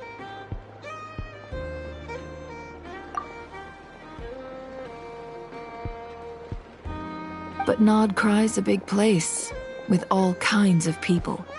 Most of them don't enjoy answering to a leader, or even listening to reason.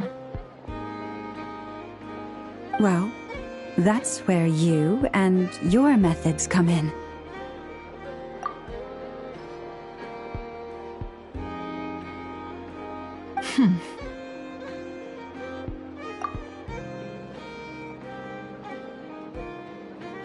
Unless the Curatorium of Secrets is only here for appearances. For now, yes. And that won't change until this venture becomes worth my while.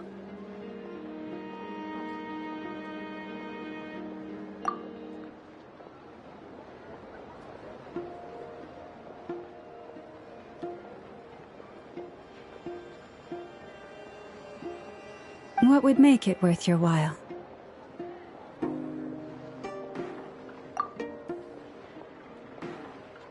Getting out more than I put in. Right now, I'd barely break even, but I'll grant that it's a good start for Nod-Krai. Then maybe it's worth a try.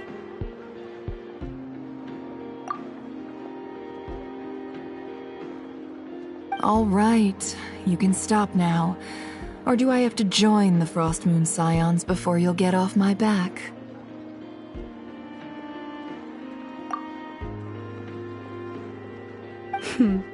You'd be very welcome to join us.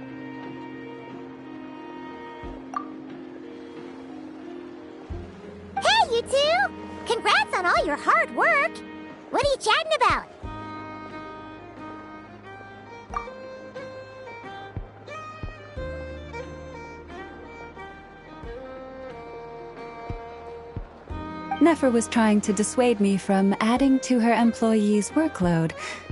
Also, she's considering joining the Frost Moon Scions.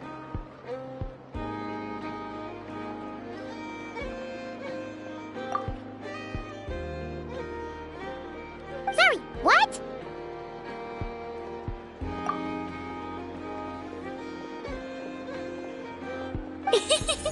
Your conversations are always the most interesting.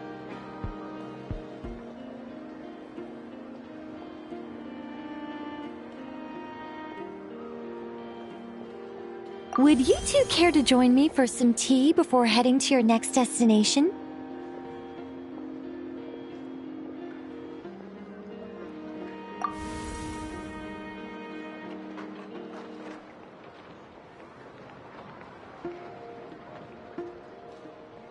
Nicole?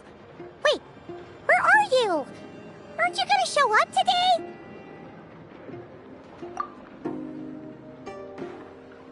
Sadly not. I'm otherwise occupied right now. I'm sorry, Paimon. I can hear how disappointed you are. If it's any consolation, let me say that how things appear on the surface is a far cry from what they are at their core.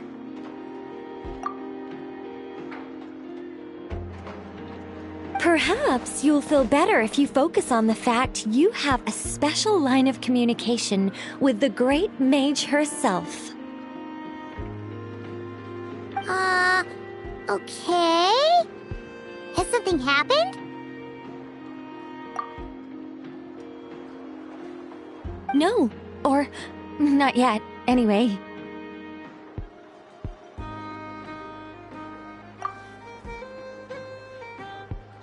Well, that's not ominous at all.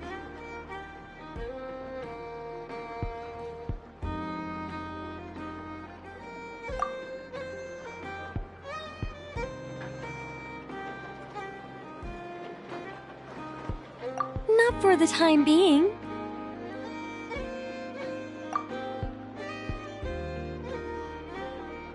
Just think of this as a general check-in to make sure this communication system is still running smoothly. Besides, it's good to chat once in a while if we want to maintain our friendship.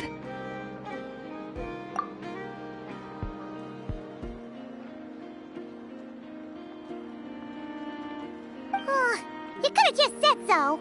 Paimon got all worked up for nothing. Still, the best friendships are built through face-to-face interaction, you know.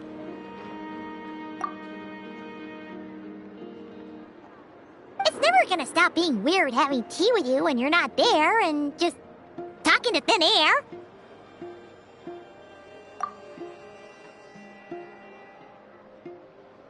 All right, fair point. I'll bear that in mind for next time.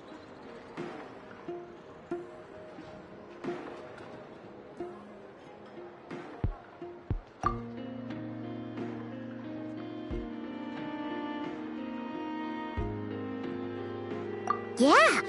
Any update on that crisis at the world's borders?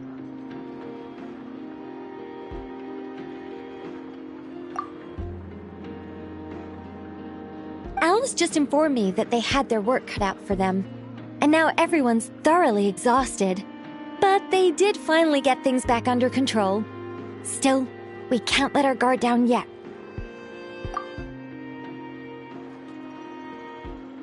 The disruption caused by this disaster has made Teyvat easier to detect from the outside universe.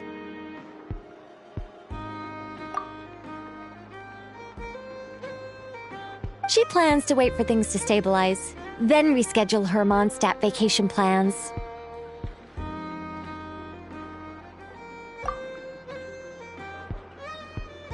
As for me, I agree with Hat Guy's perspective. This is a time when many new variables are emerging, and the situation is changing constantly. Plus, most of this change is for the worse.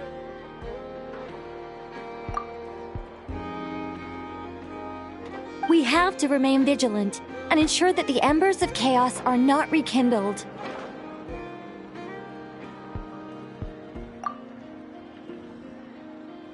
I did notice that the energy in Nod-Krai changed somewhat after the War of Funerary Flame, but since it was still aligned with the Light Realm, I never gave it a second thought.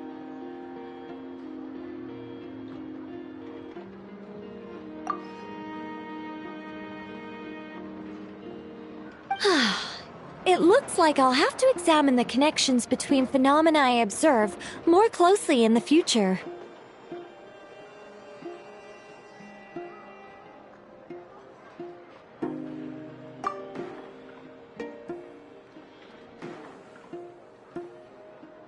Just doing my duty. It's more or less second nature by now.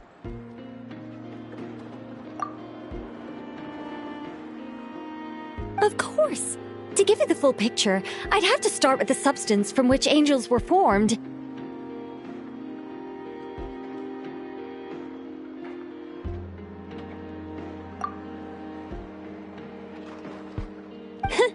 Never mind. Paimon's right. Showing off my knowledge would be much more satisfying in person.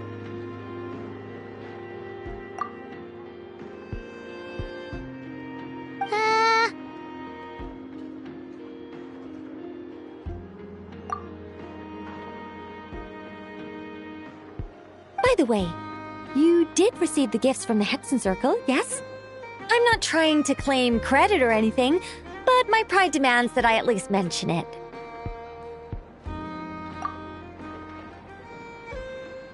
They're quite similar to the protective talisman that Alice gave Dory, but with some very special enhancements. Oh! So that's what kept our friends safe when Dotori trapped them!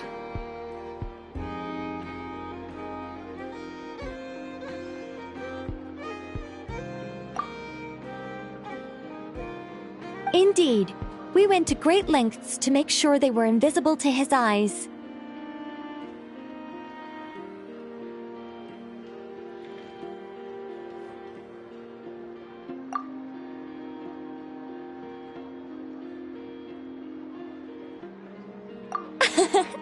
I'm so happy they came in handy. Still, not fishing for gratitude, by the way. I just want you to be aware that sometimes your friends may be protecting you in ways you cannot perceive. Anyway, I'll contact you if anything else crops up. If not, you know what they say, no news is good news.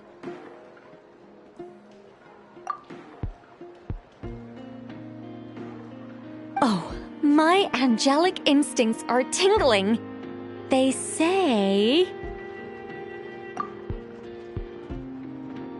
You should head to the docks next. Your friends are about to board their ship home.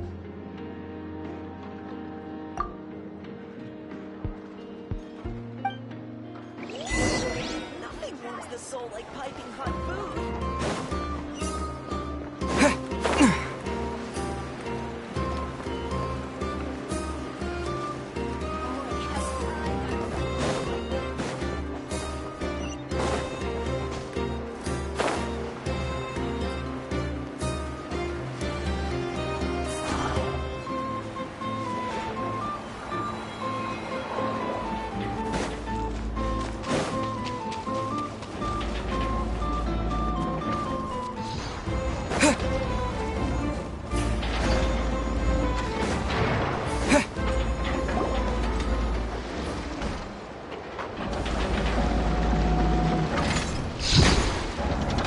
You're here.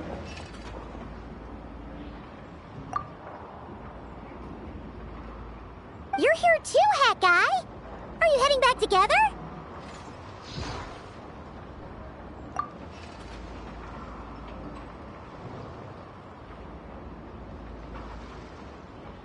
No. I'm bound for Sumeru, and she for Fontaine. We just happened to cross paths at the harbor.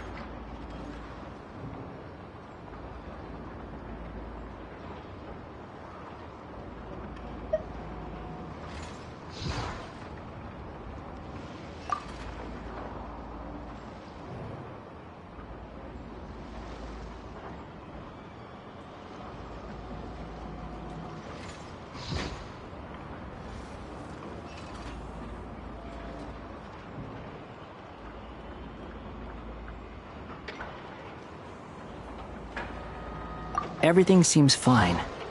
Sandrone may have an abominable temper, but she's always been very responsible with important calculations and things entrusted to her by valued friends.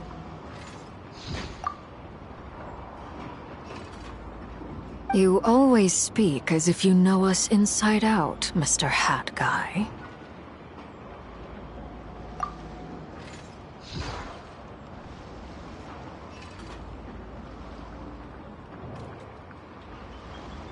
Maybe I'm just a good judge of character.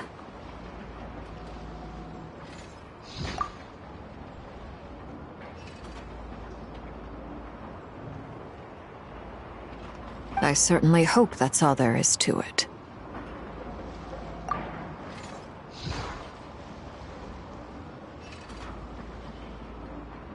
Regardless, you have been a significant help in this matter. For that, you have my gratitude.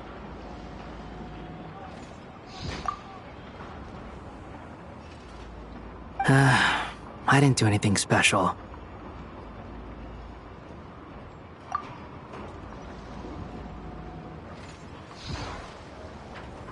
Sandrone's the one who completed a seemingly impossible formula and turned the tide of the entire battle, even giving her life in the process.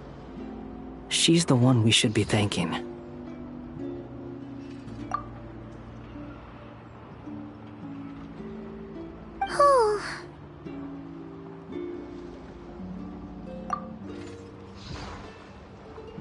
Even we were unaware that Sandrone had hidden the real formula inside Polonia's body.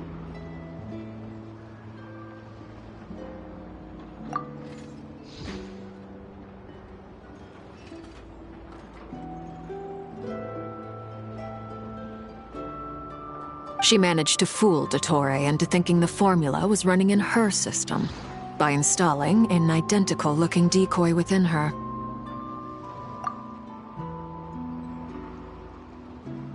She probably realized that she didn't have the strength to stop Dottore. But this way, she could at least get him to lower his guard.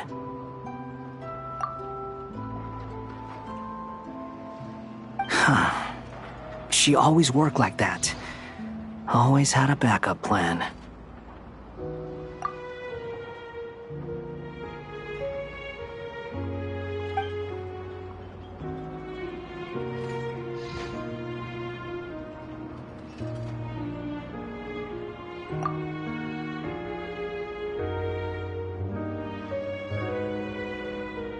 Well, that's why I'm traveling to Fontaine. She made a request of me long ago, and the time has come to fulfill it. Think of it as her will.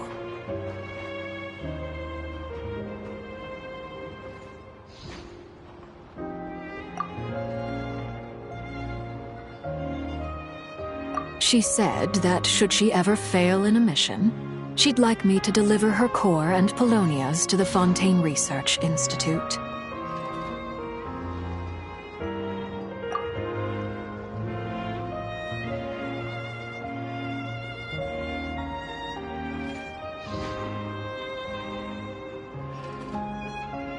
She also mentioned that she had made arrangements for people there to set her affairs in order.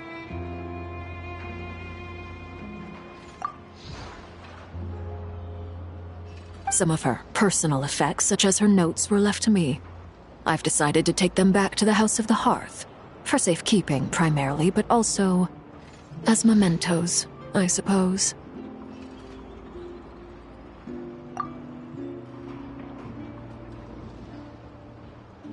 However, there is one book among them that I'd like to leave in your care. I'll have someone deliver it to your residence at the flagship at a later date.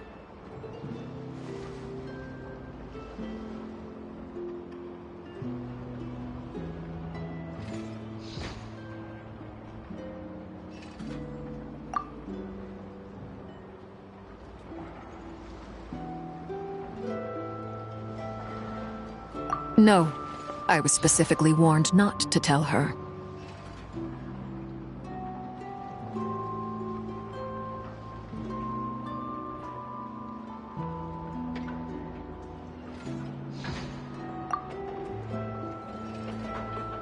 This is her last wish, and I will abide by it.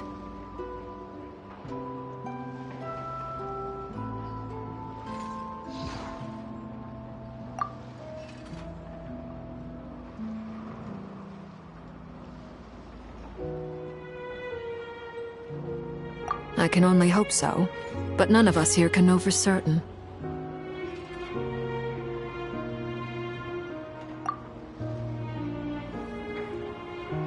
I bade farewell to Columbina earlier today. As promised, she turned the iridescent moon's marrow over to me.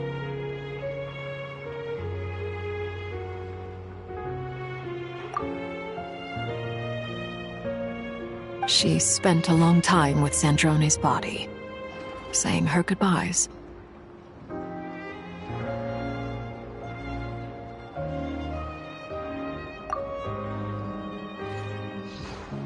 Oh, is she all right?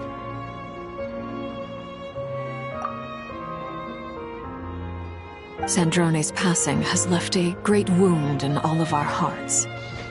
It will take time to heal.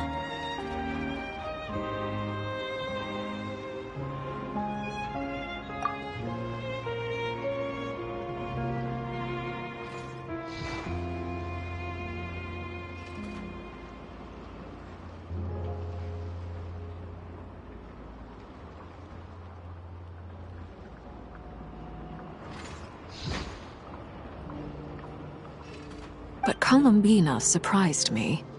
She offered me some words of comfort before I departed. Despite being grief-stricken herself, she showed an awareness of the feelings of others around her. She never used to act like this. Clearly, she has grown. And I suspect that we have you to thank for much of the change we are seeing in her.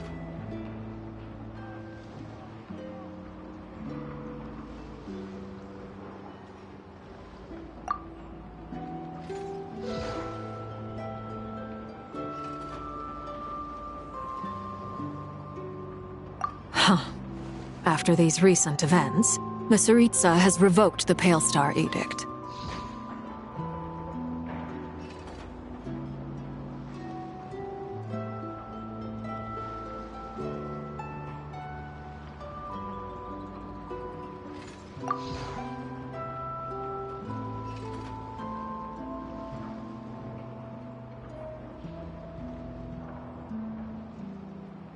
Snezhnaya now realizes that the arrest warrant for Columbina was just a ploy by Dottore, who coveted her powers.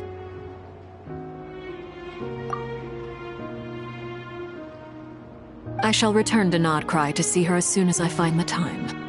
I hope that from now on, she too will explore more of the world.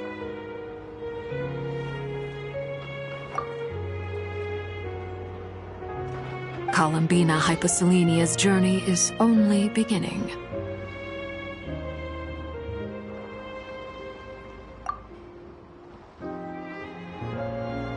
My ship is here.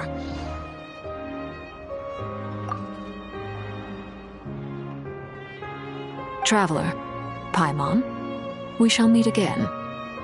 You too, Hat Guy.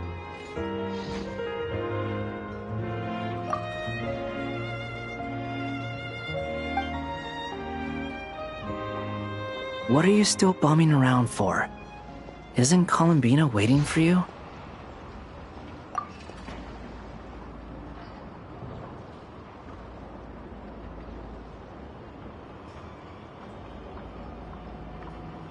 I thought today was the day you'd agreed with her to go find out the truth about your sibling.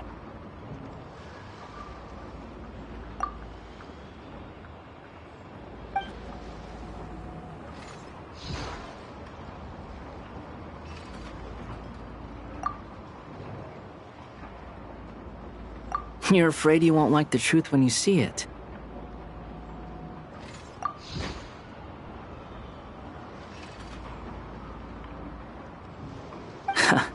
Well, this is new. I was starting to think that nothing could scare you.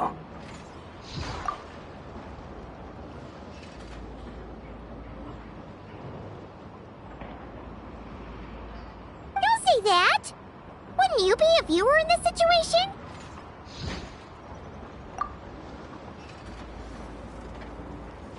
Fair point. But I'd say I have more experience facing up to unpleasant truths than the Traveler.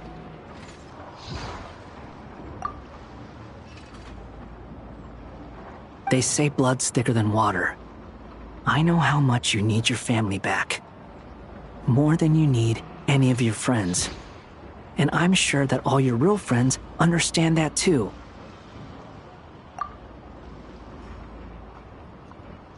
No matter what the truth turns out to be, they will stick by you and support you, whatever decision you make.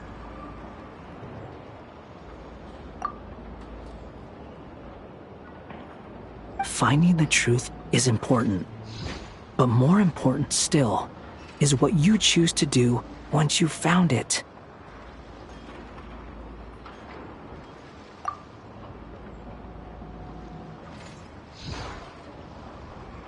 At least, that's the life lesson I've learned from my experience, grappling with the truth.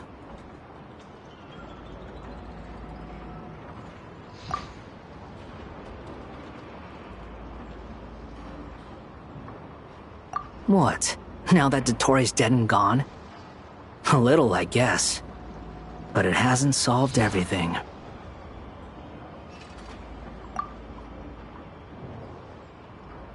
Maybe I regret not getting to end his life with my own hands. Or maybe it's something else. But for whatever reason, I still feel like I have a chip on my shoulder.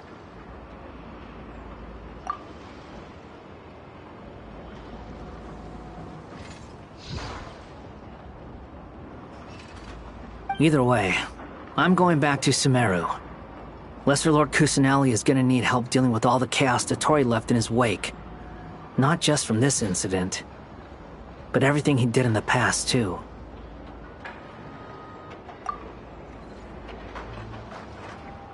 You should continue with your journey, as you've always done. Who knows? Maybe we'll meet again someplace else.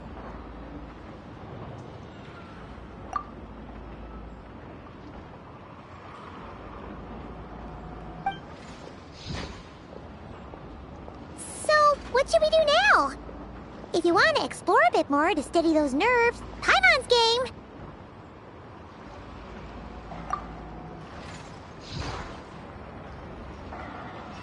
After all, when Columbina said she knew where your ship was hidden, Paimon promised to give you two some alone time with the truth.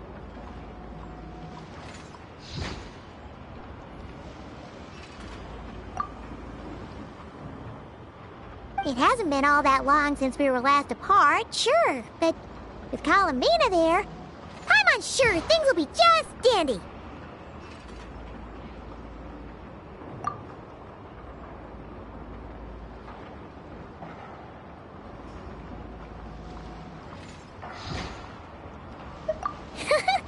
Ain't no biggie. Paimon might be all about that food and fun, but she knows how to do right by people.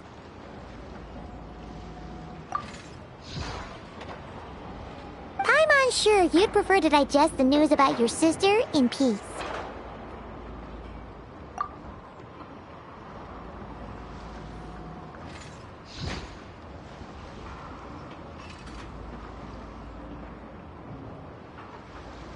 But, no matter what you see, just know you can share it with Paimon. Of course, as long as it's not super private.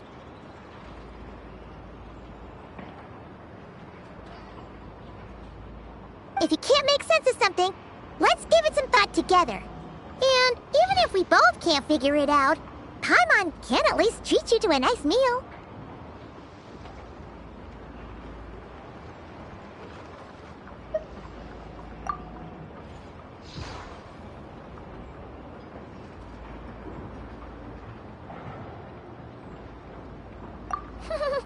Glad to hear it!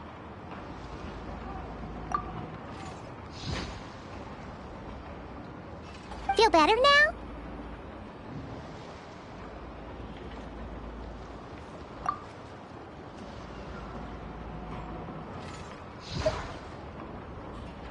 Alrighty. Next up, time to meet with Columbina.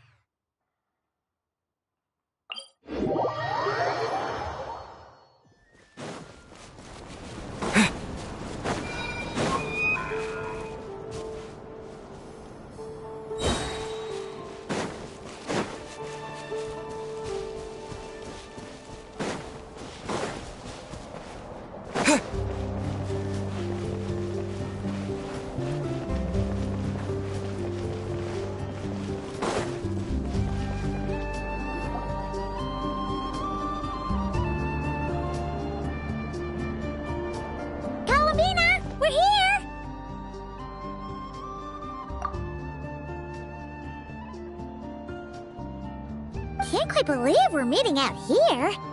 We've gotten used to walking over to Silver Moon Hall whenever we go see you.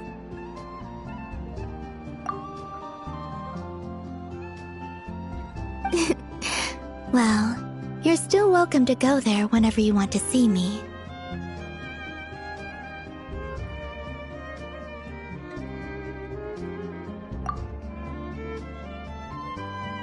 It's just, now that it's all over, I've decided to make some changes. Try and fit in with the Frost Moon Scions, like Lama suggested.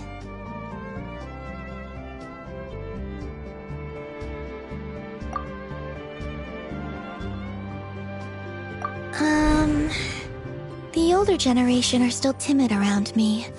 They don't dare get too close, and they bow their heads when I walk by. But things are much better with the children. I see more curiosity in their eyes. Hopefully, by the time the next Moon Prayer Night comes around, I can enjoy the festival with them as myself, without having to pretend that I'm only dressed up as the Moon Goddess.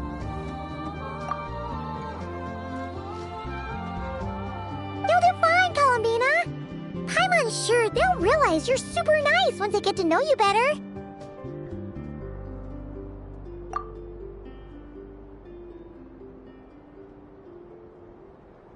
You really think so? When we first met, you thought I was a little up in the clouds.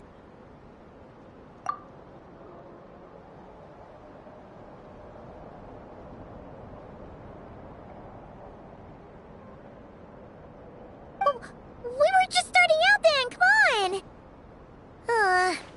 So Lama told you, huh?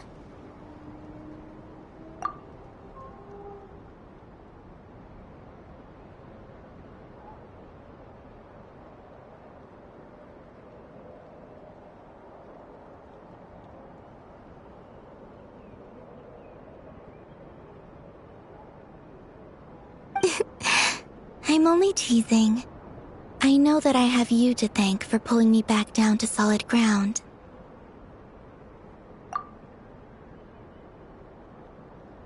It feels good to finally stand firm on the earth where I was born.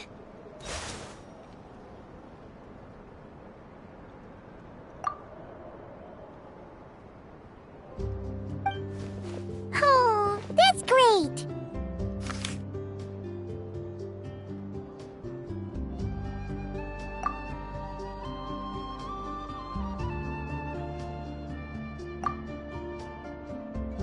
Thank you.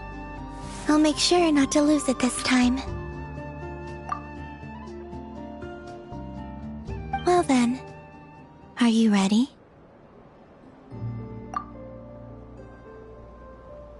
Lumine, what happened to our spaceship back then? Why did you leave?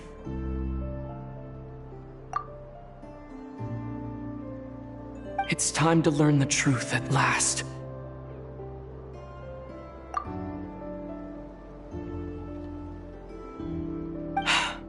Ready as I'll ever be.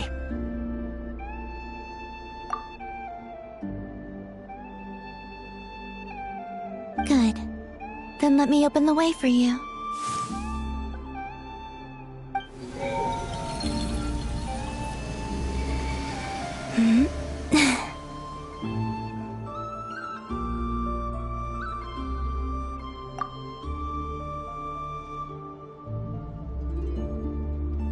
Where does this lead?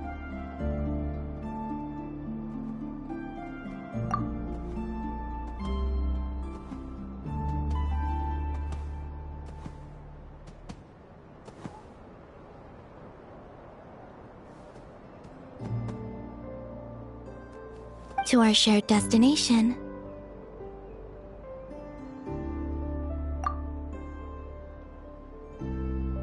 Huh?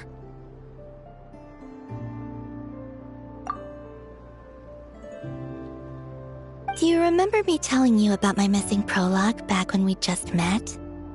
I said that my story began on the moon.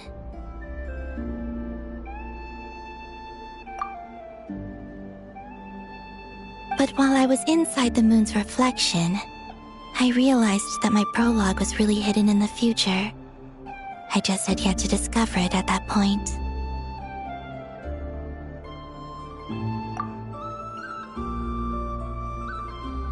The story of the time before I was born was in fact the story of my distant future. It's truly fascinating.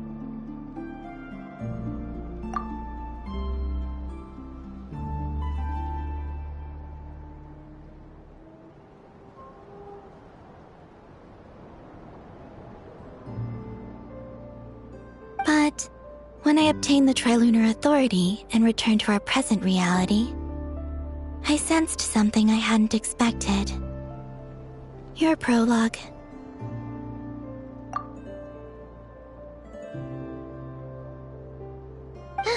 So you mean...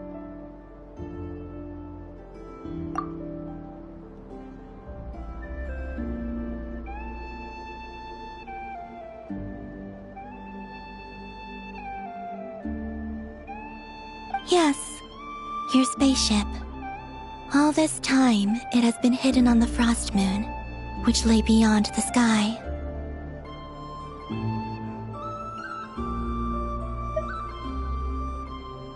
The great ruler of the firmament. The heavenly principles.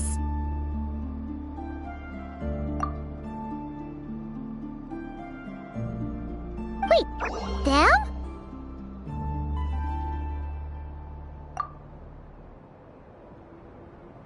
Why would they do that?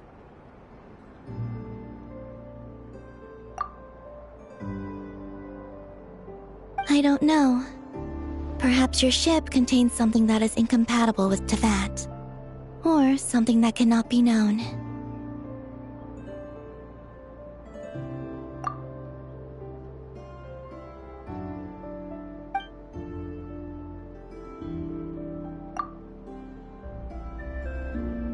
Oh, did I pick a bad time to say this? I know it must have been hard to work up the courage to do this. Maybe I should have waited until you were on the moon, with no chance to back out.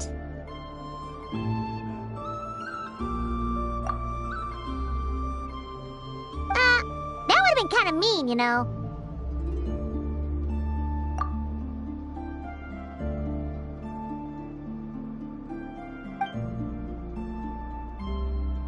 Take me there.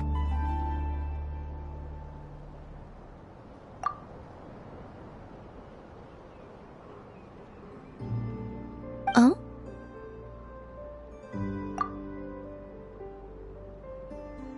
Whatever is hiding in that ship, it belongs to me and Lumine. Those memories belong to us.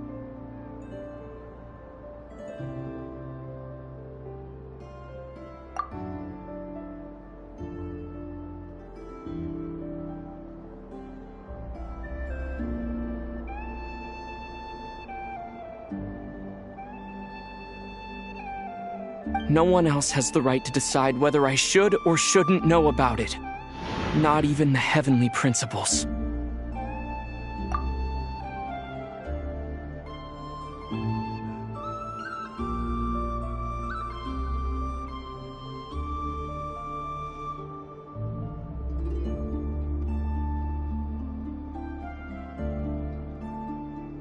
Very well.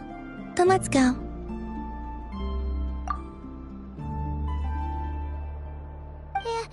You two take care, alright? And don't forget to come back soon!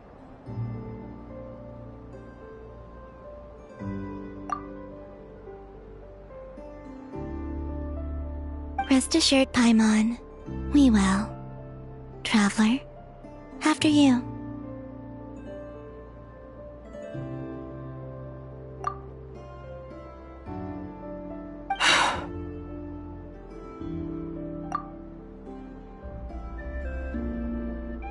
Thinking about the story that we'll find hidden on the moon?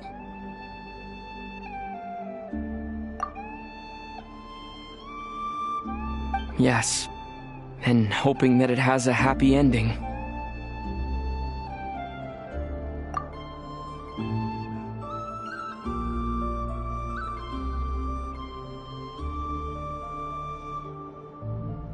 Stories like that don't exist, you know?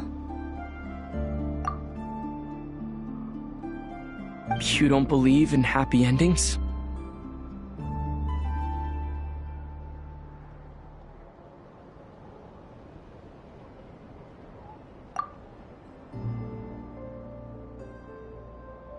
I don't believe in endings.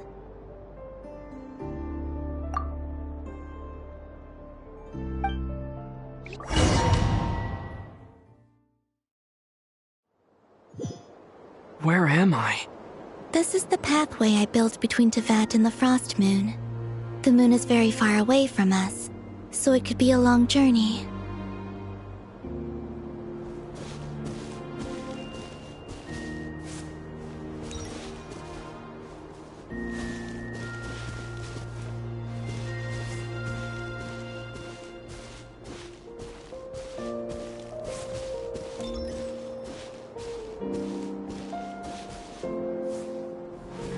After I obtained the Trilunar Authority, I unwittingly saw past events from many of my friends' lives. One was Lauma. She was so young when they chose her to be the Moon Chanter. From then on, the Frost Moon Scions looked to her to bring messages from their goddess. But, for better or worse, I had left Hisi Island before she was ever born. It was not until much, much later that she met me. I think it's for the best. Because of the way things turned out, you had the opportunity to become friends. You're right. In that sense, I think we were both very lucky.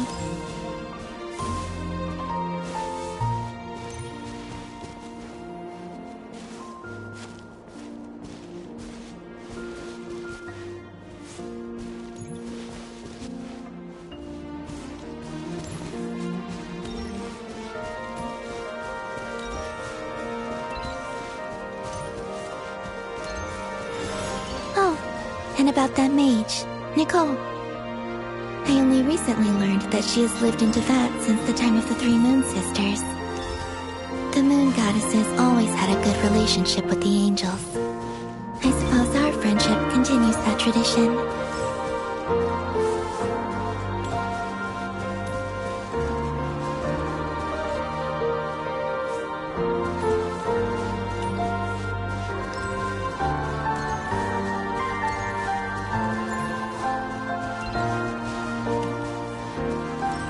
And then, there's Sandrone. I never knew that much about her, beyond the fact that she was created by someone called the Lord Artificer. She, too, suffered for a long time before joining the Fatui.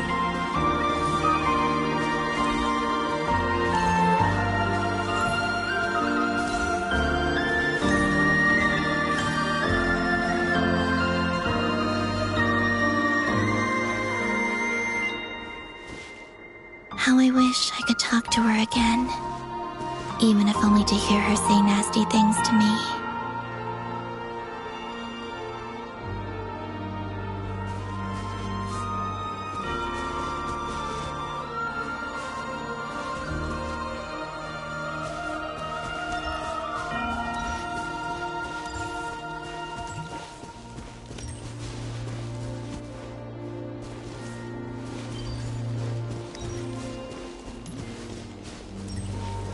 Also, I saw your sibling's story. I'm afraid I didn't see much. It seems that she rarely came to the surface, where the moonlight shines.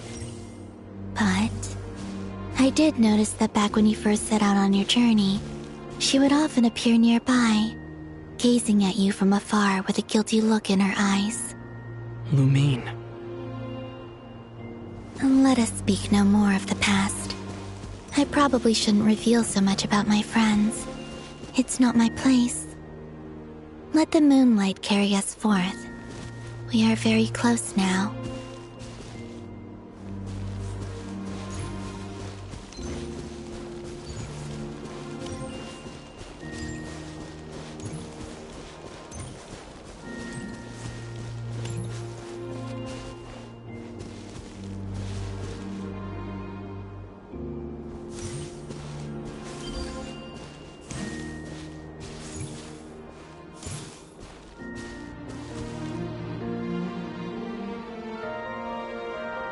After this, I'd like to bring some kuhenki to the moon as well. If they're willing, of course. What about your other friends? Will you bring them to visit too? Certainly. But I'll need to tidy the place up first. This home hasn't received any guests in a long, long time.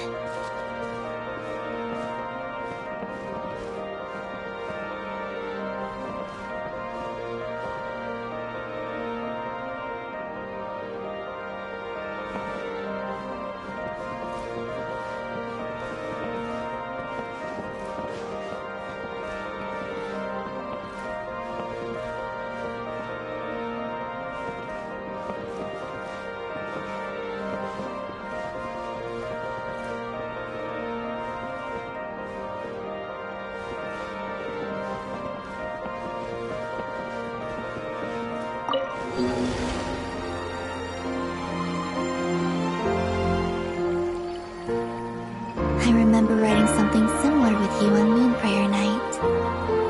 I believe it was called... Dodoko's whirligig. Yes, that was it. You asked me if I was afraid to return to the moon, and I said that I was. The idea that I had gained something precious, only to lose it so quickly. That frightened me. But I'm not afraid anymore. Besides, this time, we're traveling together.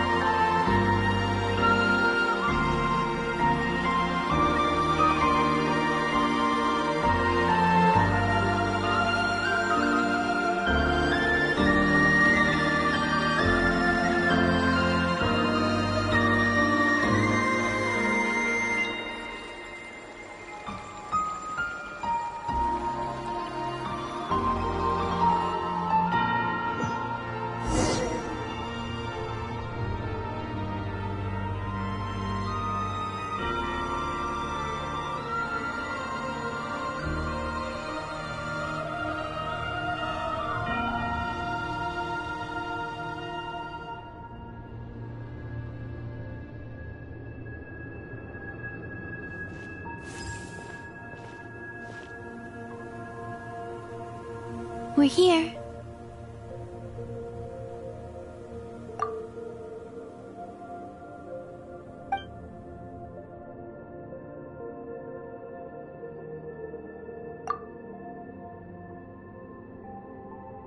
Over there.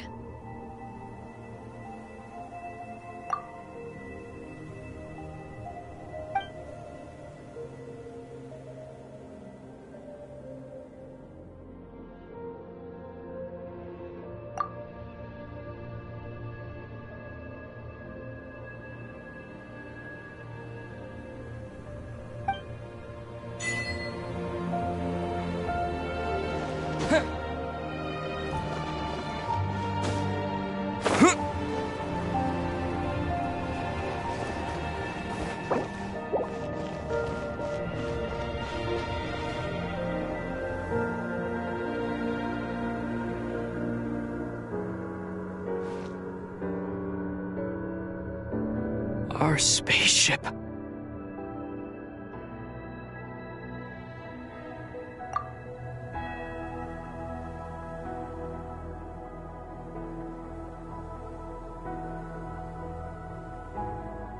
It's huge. I suppose that the moon is the only place one could hide it.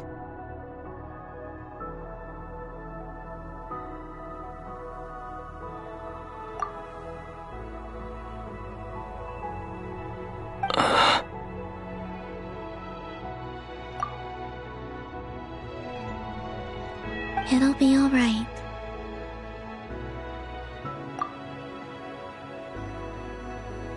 Huh?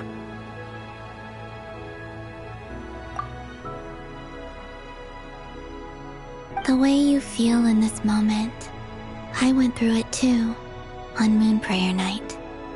The door was right in front of me, but I struggled to find the courage to step through.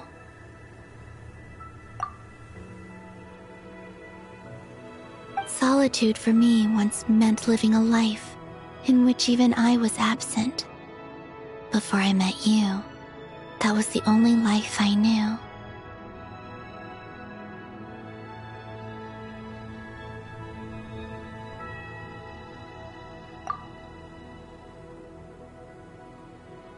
night. Solitude meant throwing away the life I had gained after meeting all of you.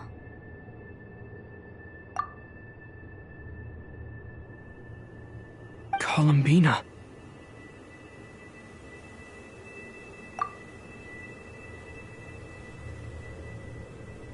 Go. Retrieve the part of your life that was once lost. Trust me, you will lose nothing by doing so.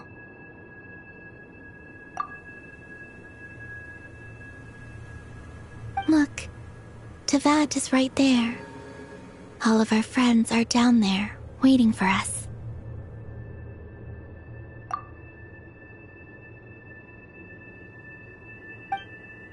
You're right. Thanks, Columbina.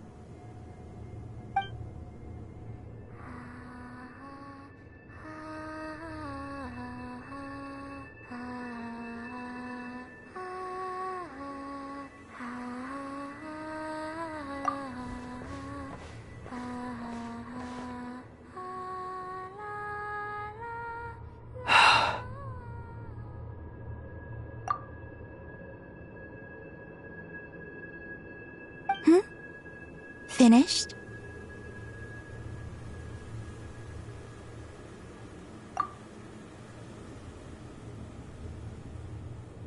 Yeah.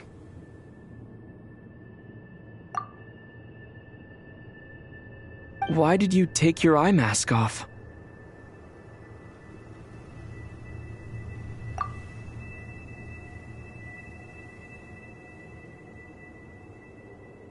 Well, since my return, I've decided to take more opportunities to see the world with my own eyes.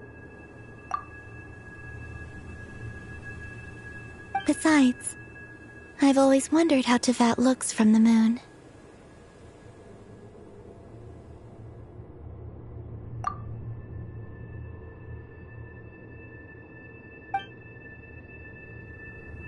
And what do you think?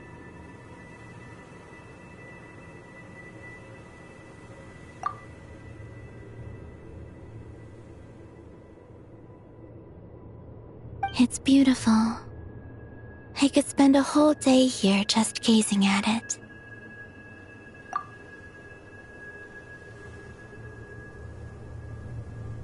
What about you? What do you think of the truth you found?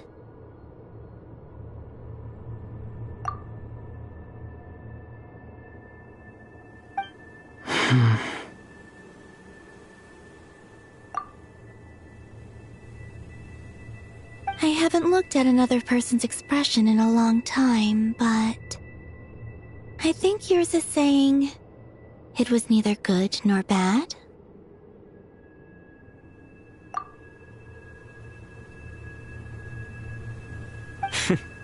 Keep this up, and it won't be long before you give Nephra a run for her money.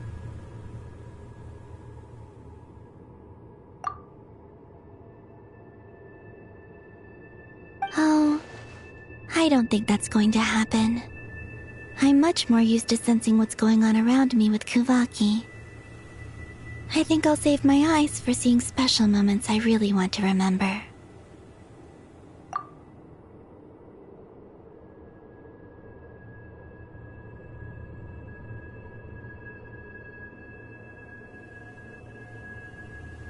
I read the spaceship's flight logs.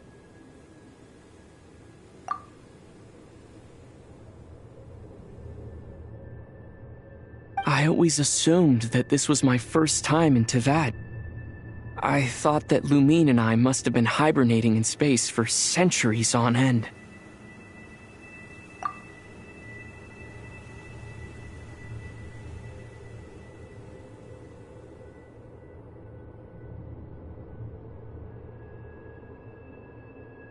But the logs show that our spaceship flew over the skies of Teyvat once before. A long, long time ago.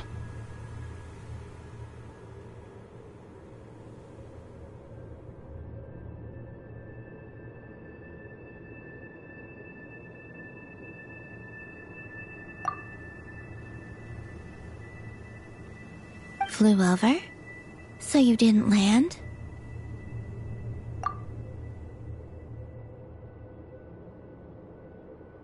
No, the ship barely came to a stop before flying on again.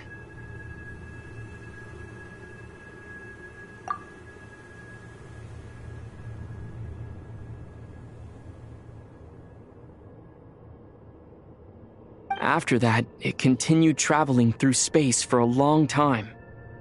Some of the data is corrupted, but I suspect that it kept flying for thousands of years.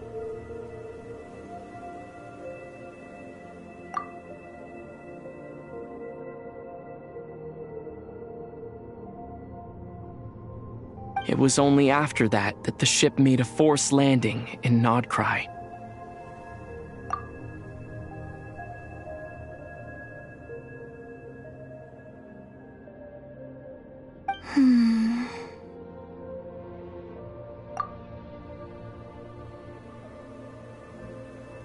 When Lumine found me, she came from outside the ship.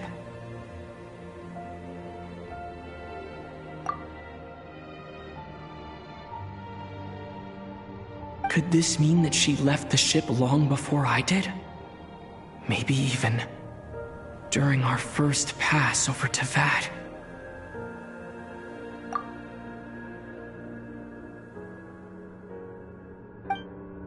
Are you all right?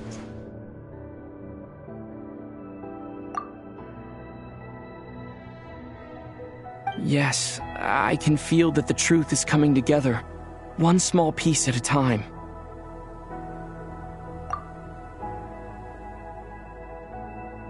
I remember Lumine telling me that when she first arrived in Conria, she could not recall the past.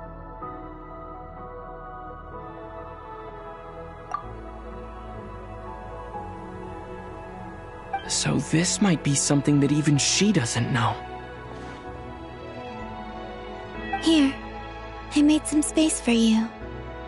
Your mind must be racing, and this seems like the perfect place to relax and clear your head.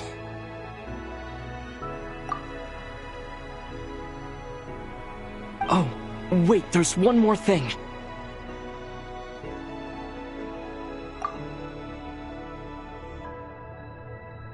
What is it?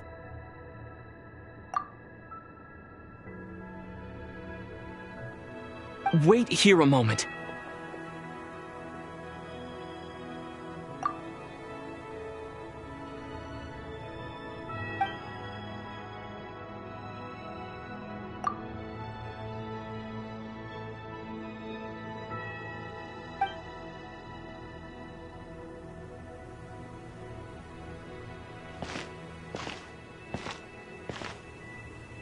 Hey, Columbina.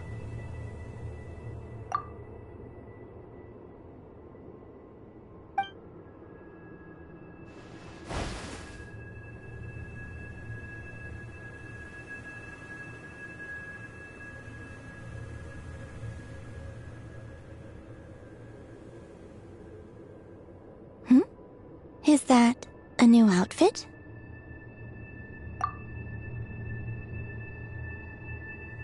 An old one, technically. It's been in a cabinet inside the ship this whole time.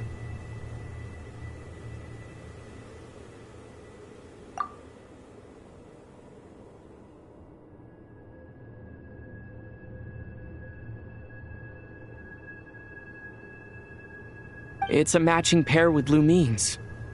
She always liked this set more.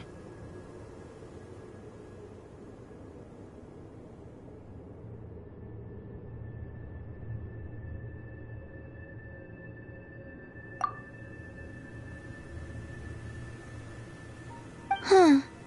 I don't think there's a huge difference.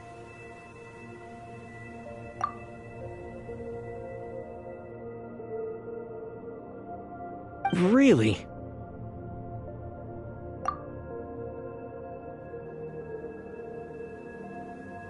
Yes, it's still the same you. You're the same person, no matter what clothes you wear.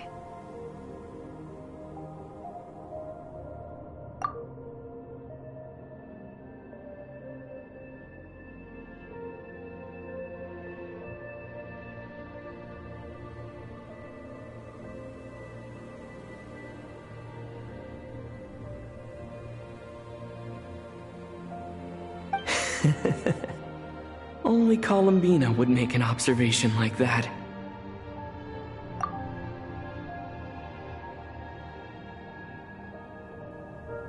Traveler, do you consider Teyvat your home?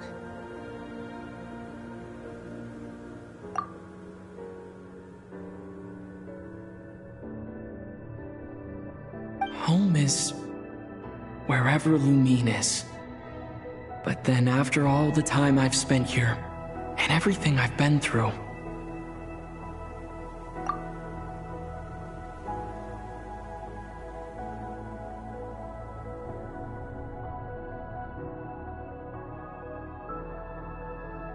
yes, I'd say it's my home.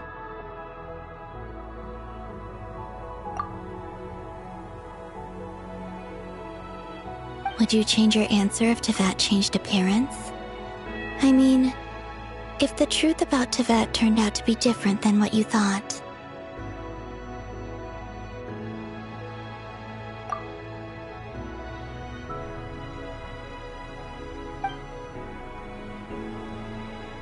I don't know, but I don't think so.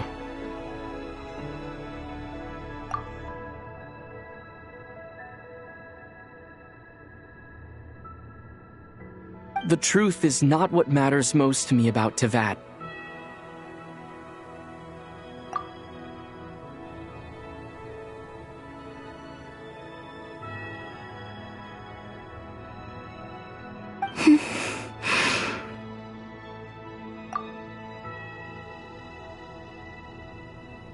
When I was first born, I longed for a home.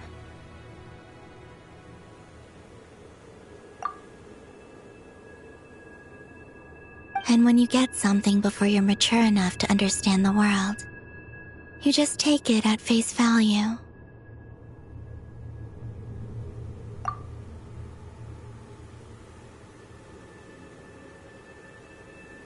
I thought that a home was a transaction. You give me what I want, and I'll do the same for you.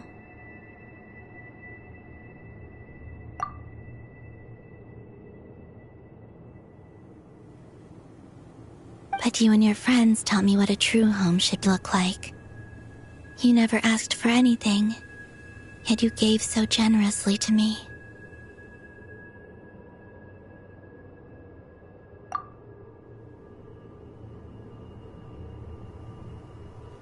That's because your friendship matters to us. It was worth it.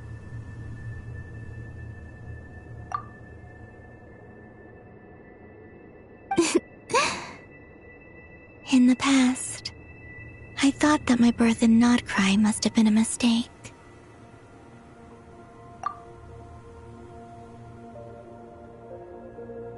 But after journeying to the distant past where the story began, I realized that it was I who chose Nod-Krai to be my future home.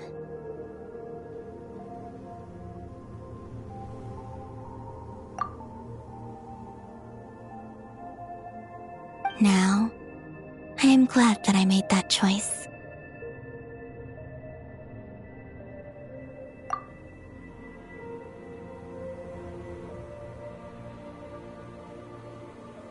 I'm sure your friends are just as glad.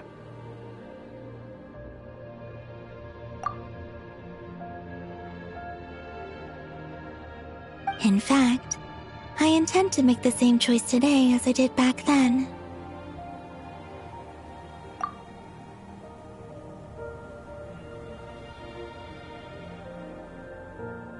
What do you mean?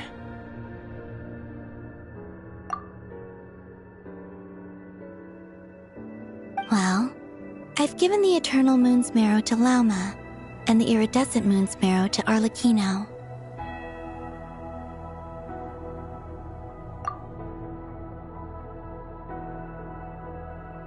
And now, I shall return my Kuvagi to Nod-Krai again, that it may continue to protect my chosen home.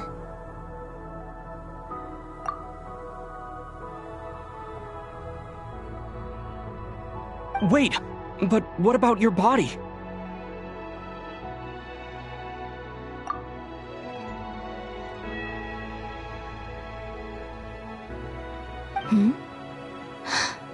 Oh, are you worried that I'll disappear again?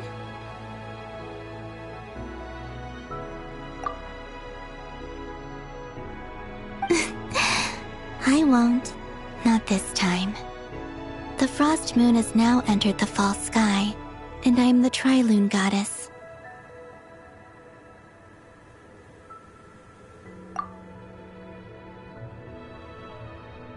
I am only returning to Nod-Krai the part of me that it needs. I am giving what I can, because my home is worth it.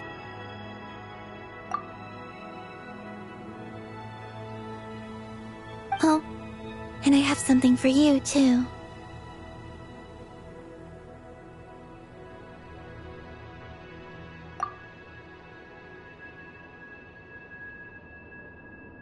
For me?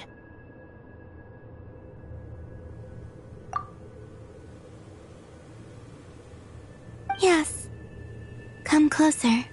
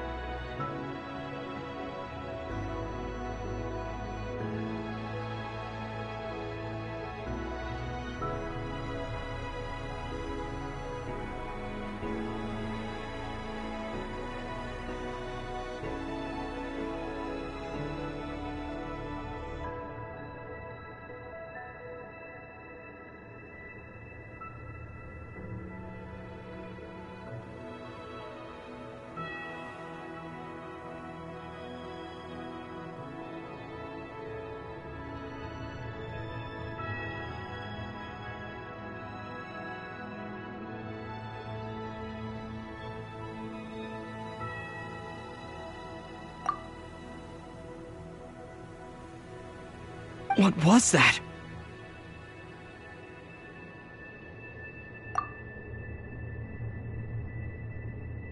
I lifted some of the restrictions this world placed on you. I trust this will help in your future adventures.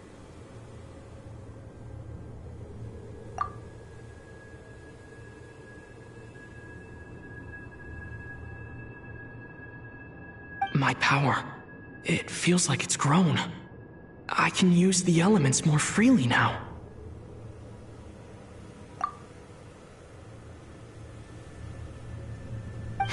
Thank you. This will be a great help.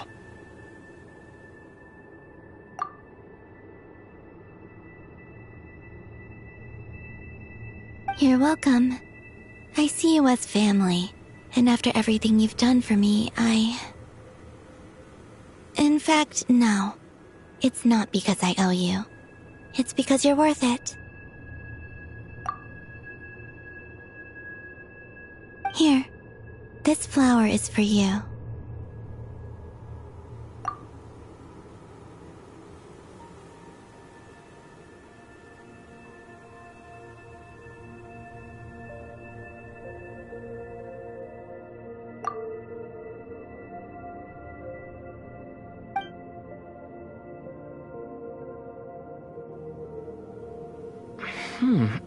Isn't this a moon prayer blossom?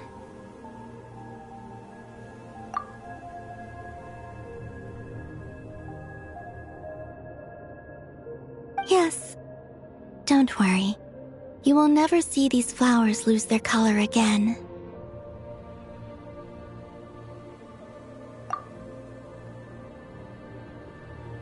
I'm finally discovering the joy of giving.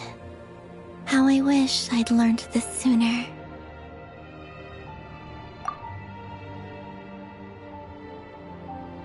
Hey, better late than never.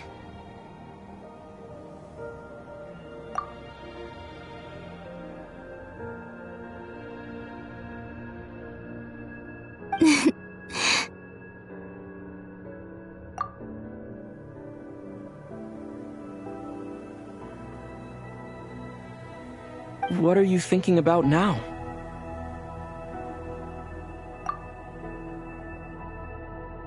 Why don't you take a guess? You get 1 shot.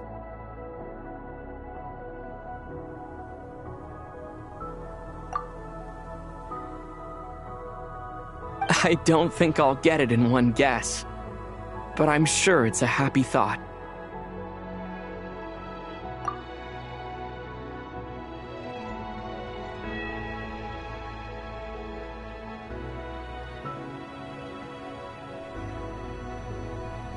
That's kind of a sneaky answer.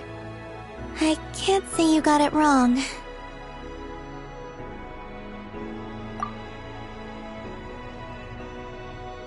Down into that, the moon seems so far away.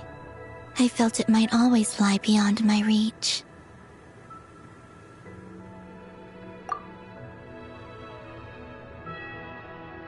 But on the moon, everything feels so close by.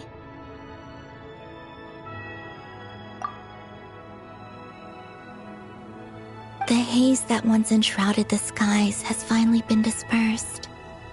I feel like a traveler on a winter's night, starting a new chapter in my tale by the warmth of a bonfire.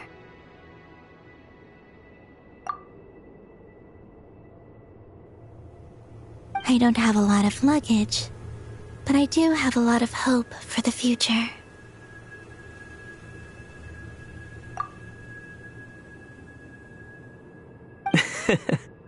Well, what's next?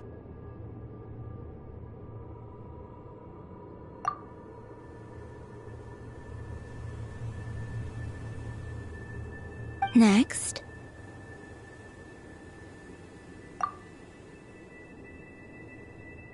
to start with, I want to stay here just a little longer.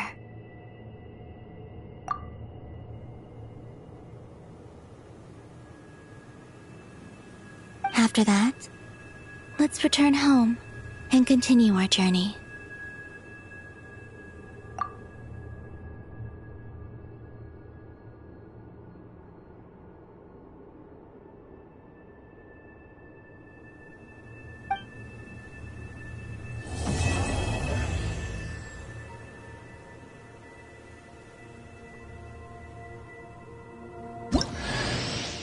These clothes bring back so many memories.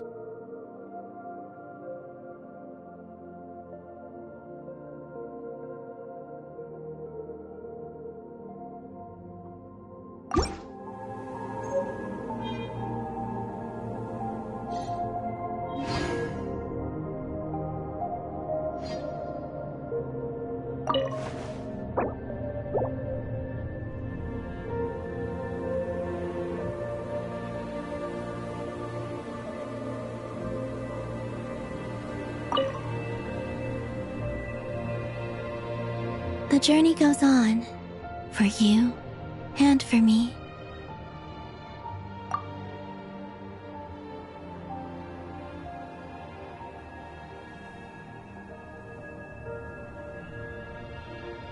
Like I said, this is not the end. I don't believe there has to be an ending.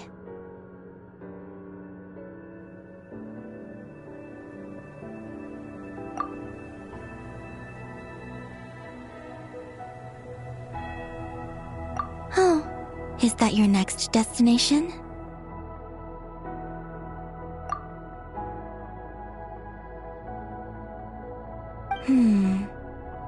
Most people would probably tell you to pack some warm clothes.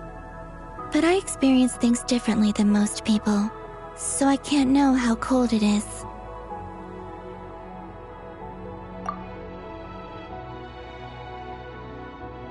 In fact, it is home to quite a wondrous heat source. I think they call it Kreshnik's torch. Every city in Snezhnaya is built around one of those.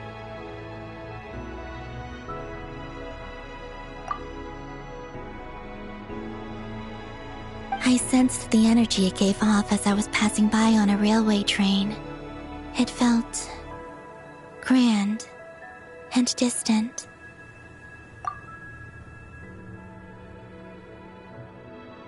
I also recommend the Korolievsky troupe in Snezhnograd. They give performances quite regularly, and entry was free for harbingers. I liked them a lot.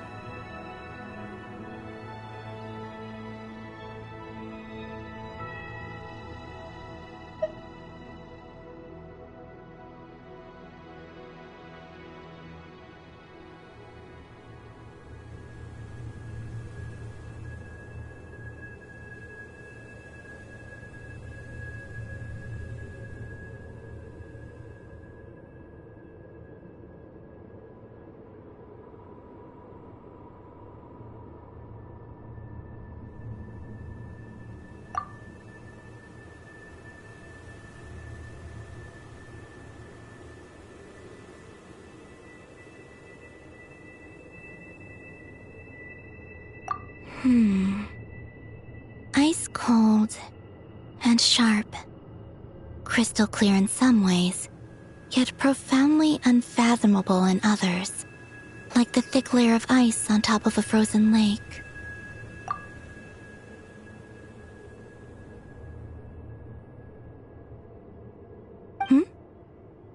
That's just the impression that Tsaritsa gives me. I was never able to glimpse what truly lies beneath that icy exterior.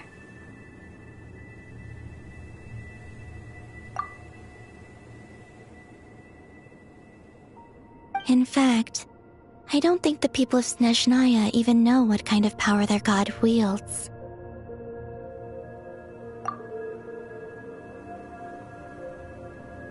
Maybe that's because the Tsaritsa herself has never acknowledged nor accepted that power.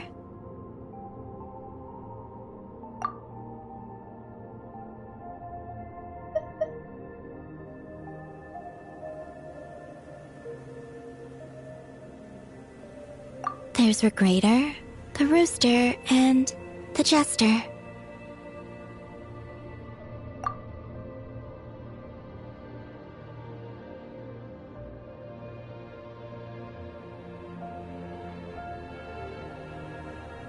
Between them, they control a lot of what happens in Snezhnaya, but I can never wrap my head around how exactly power is split between them. I just know they are each responsible for many specific domains.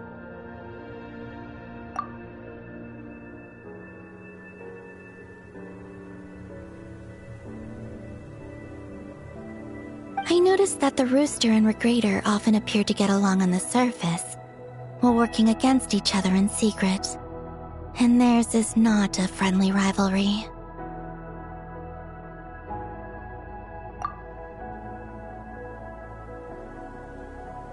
But I wasn't particularly interested, so I tended to keep my distance. Now that I think about it, the term Mistelton often seemed to come up in connection with Project Stuja.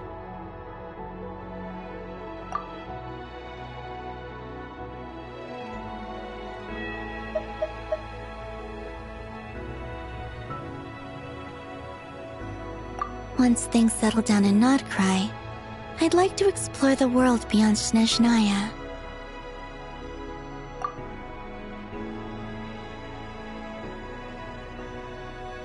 You've told me so many stories about the other places you've been to, and all the friends you've made there. I'm curious to visit those nations and see them for myself.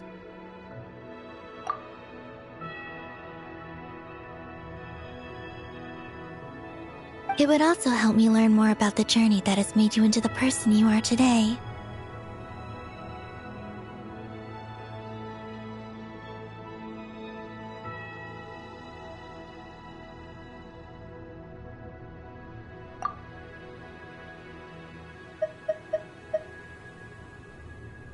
Okay.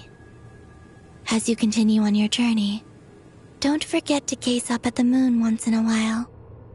It is, after all, no longer an illusion.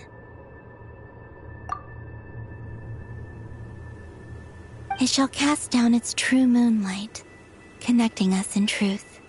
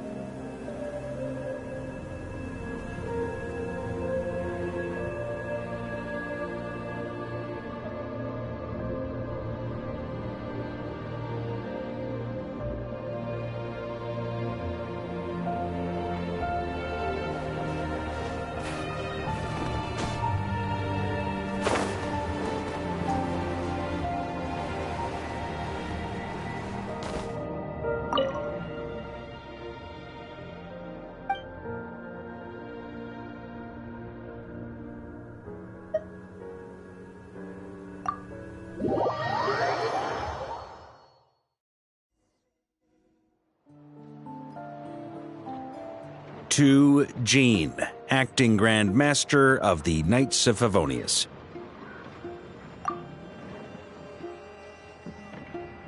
This preamble is such a pain to write. It's probably high time we got rid of this acting business.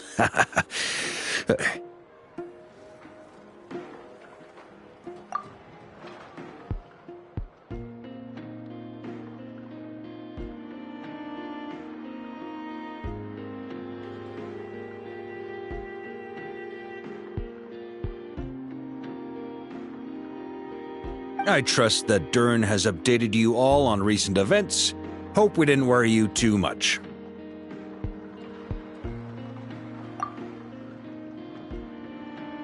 The good news is, we managed to come together and put a stop to the Doctor's evil schemes. With that, I think it's safe to say that Nod-Krai is finally out of the woods. As for the Fatui, not counting the Damselette, aka the Moon Goddess, who has left their organization,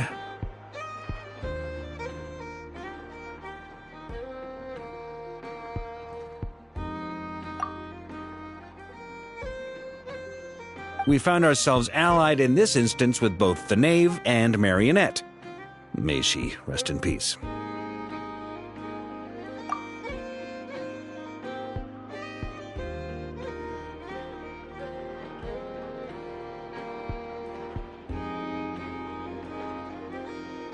As ever, we find ourselves better off for making friends rather than enemies. But until we can ascertain the Tsaritsa's true intentions, the future remains uncertain.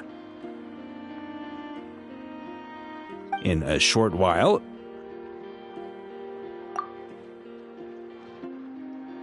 Wait, how am I meant to surprise everyone if I tell them in the letter that I'm heading home? Well, that would be a huge waste.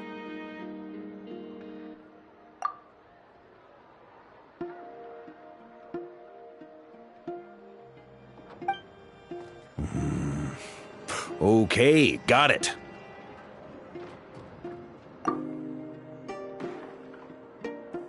I will begin sending the expeditionary team back home in waves. I'm sure they'll be able to answer any questions you still have.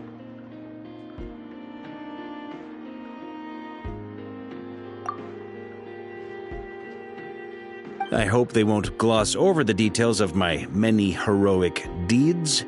But if they do, I'm sure it'll be because they're just too exhausted from the long journey.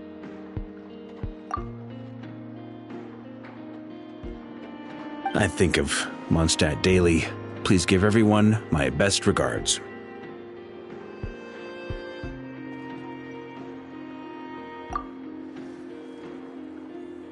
P.S. The honorary knight went above and beyond this time.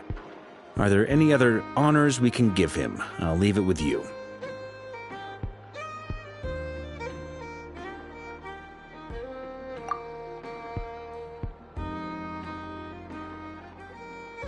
P.P.S. Please be extra nice to Klee for the foreseeable future. I cashed in on the last favor that the Hexen Circle owed us, so we need to earn some more goodwill. If there's any serious problems, feel free to stick me in solitary confinement when I get back. I'll do the time for her. Whew. And that, as they say, is all she wrote. End of an era.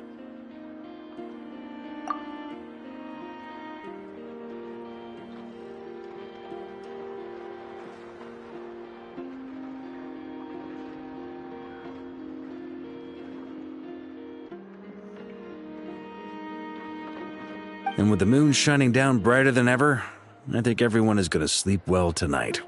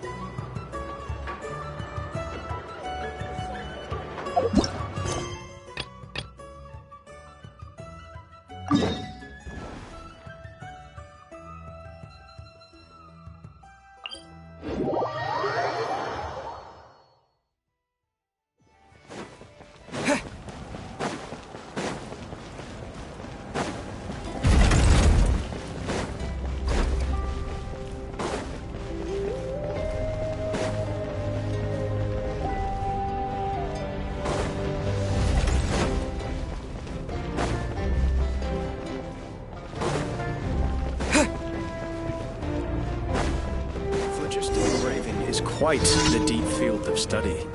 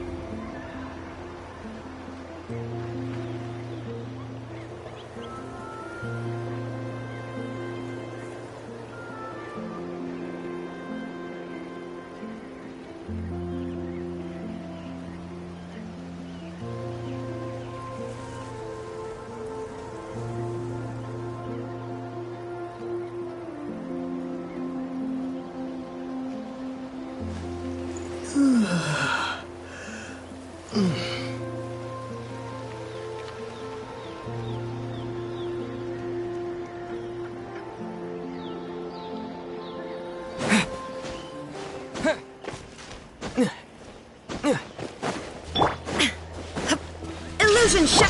Show no mercy! Wait.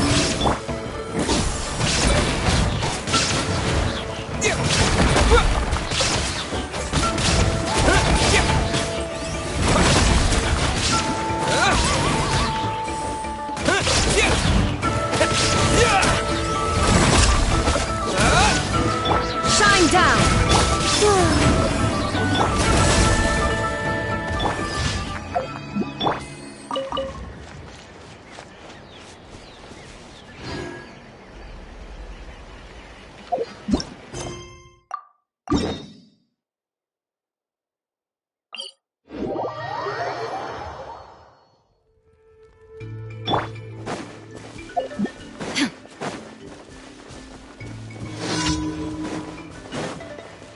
Illusion shot!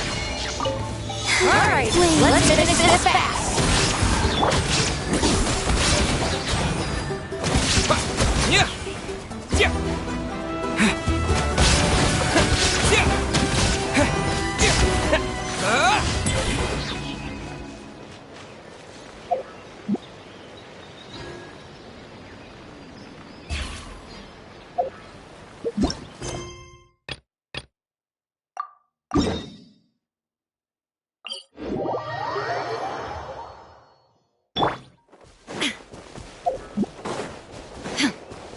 Shine down! Fulfill our pact!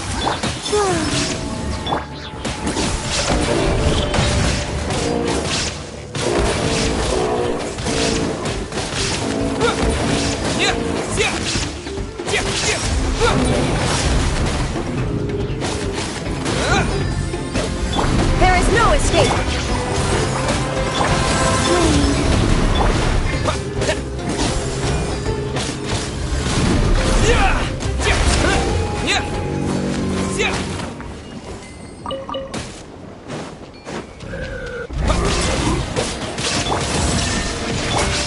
Show no mercy!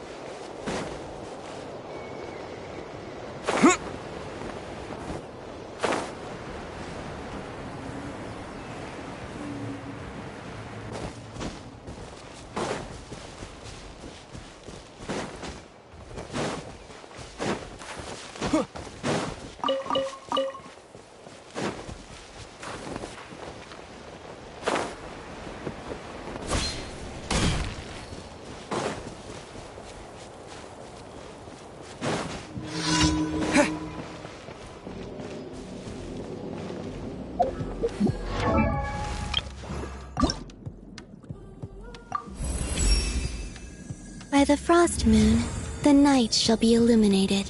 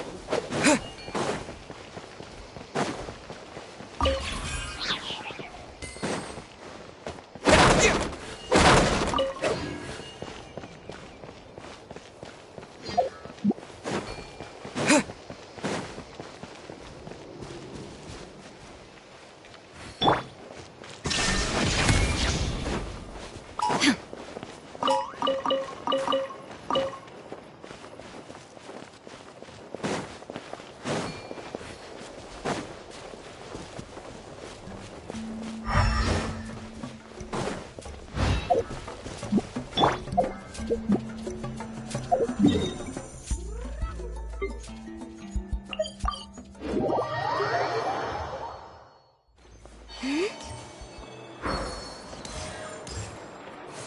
Astra Abyssosk. Welcome to the Adventurers Guild. Thank you for completing today's commissions. Here is your reward.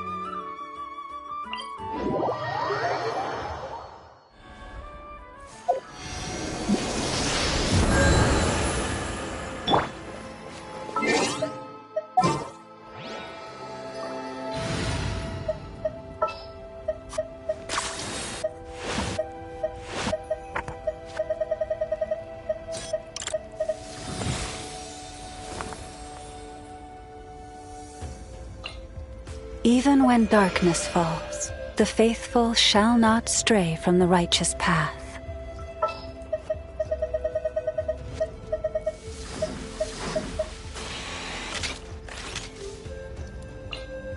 Warm-up complete. It's constant over the centuries.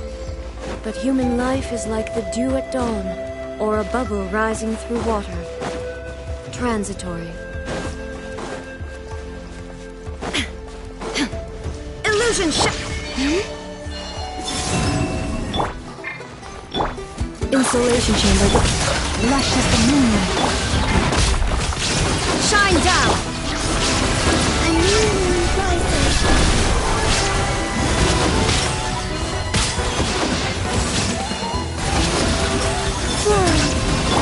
Branch into song.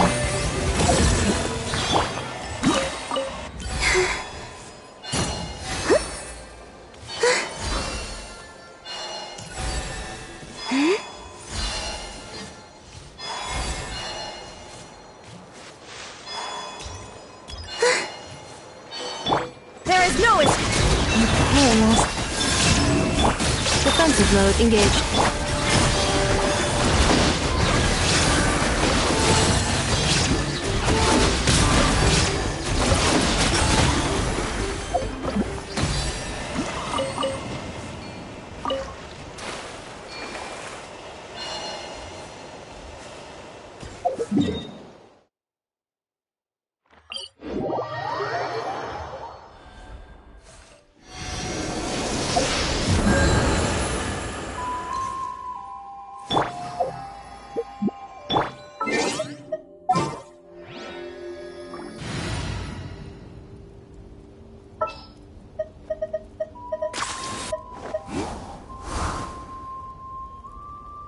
Never late.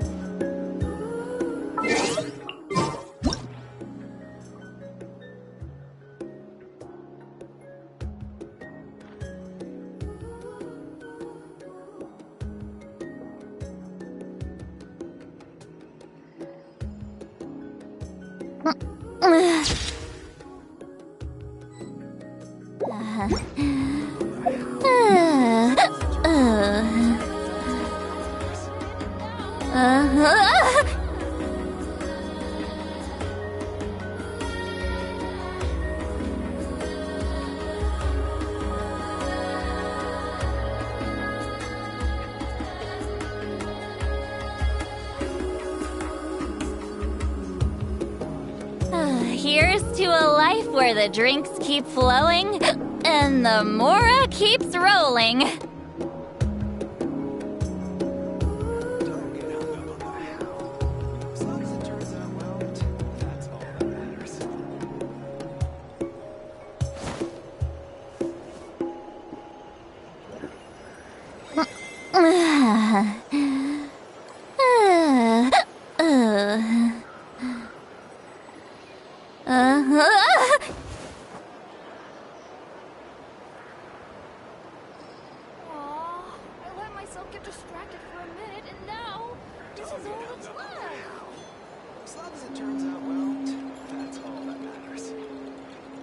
Going into a trance is risky for most people, so don't get any ideas.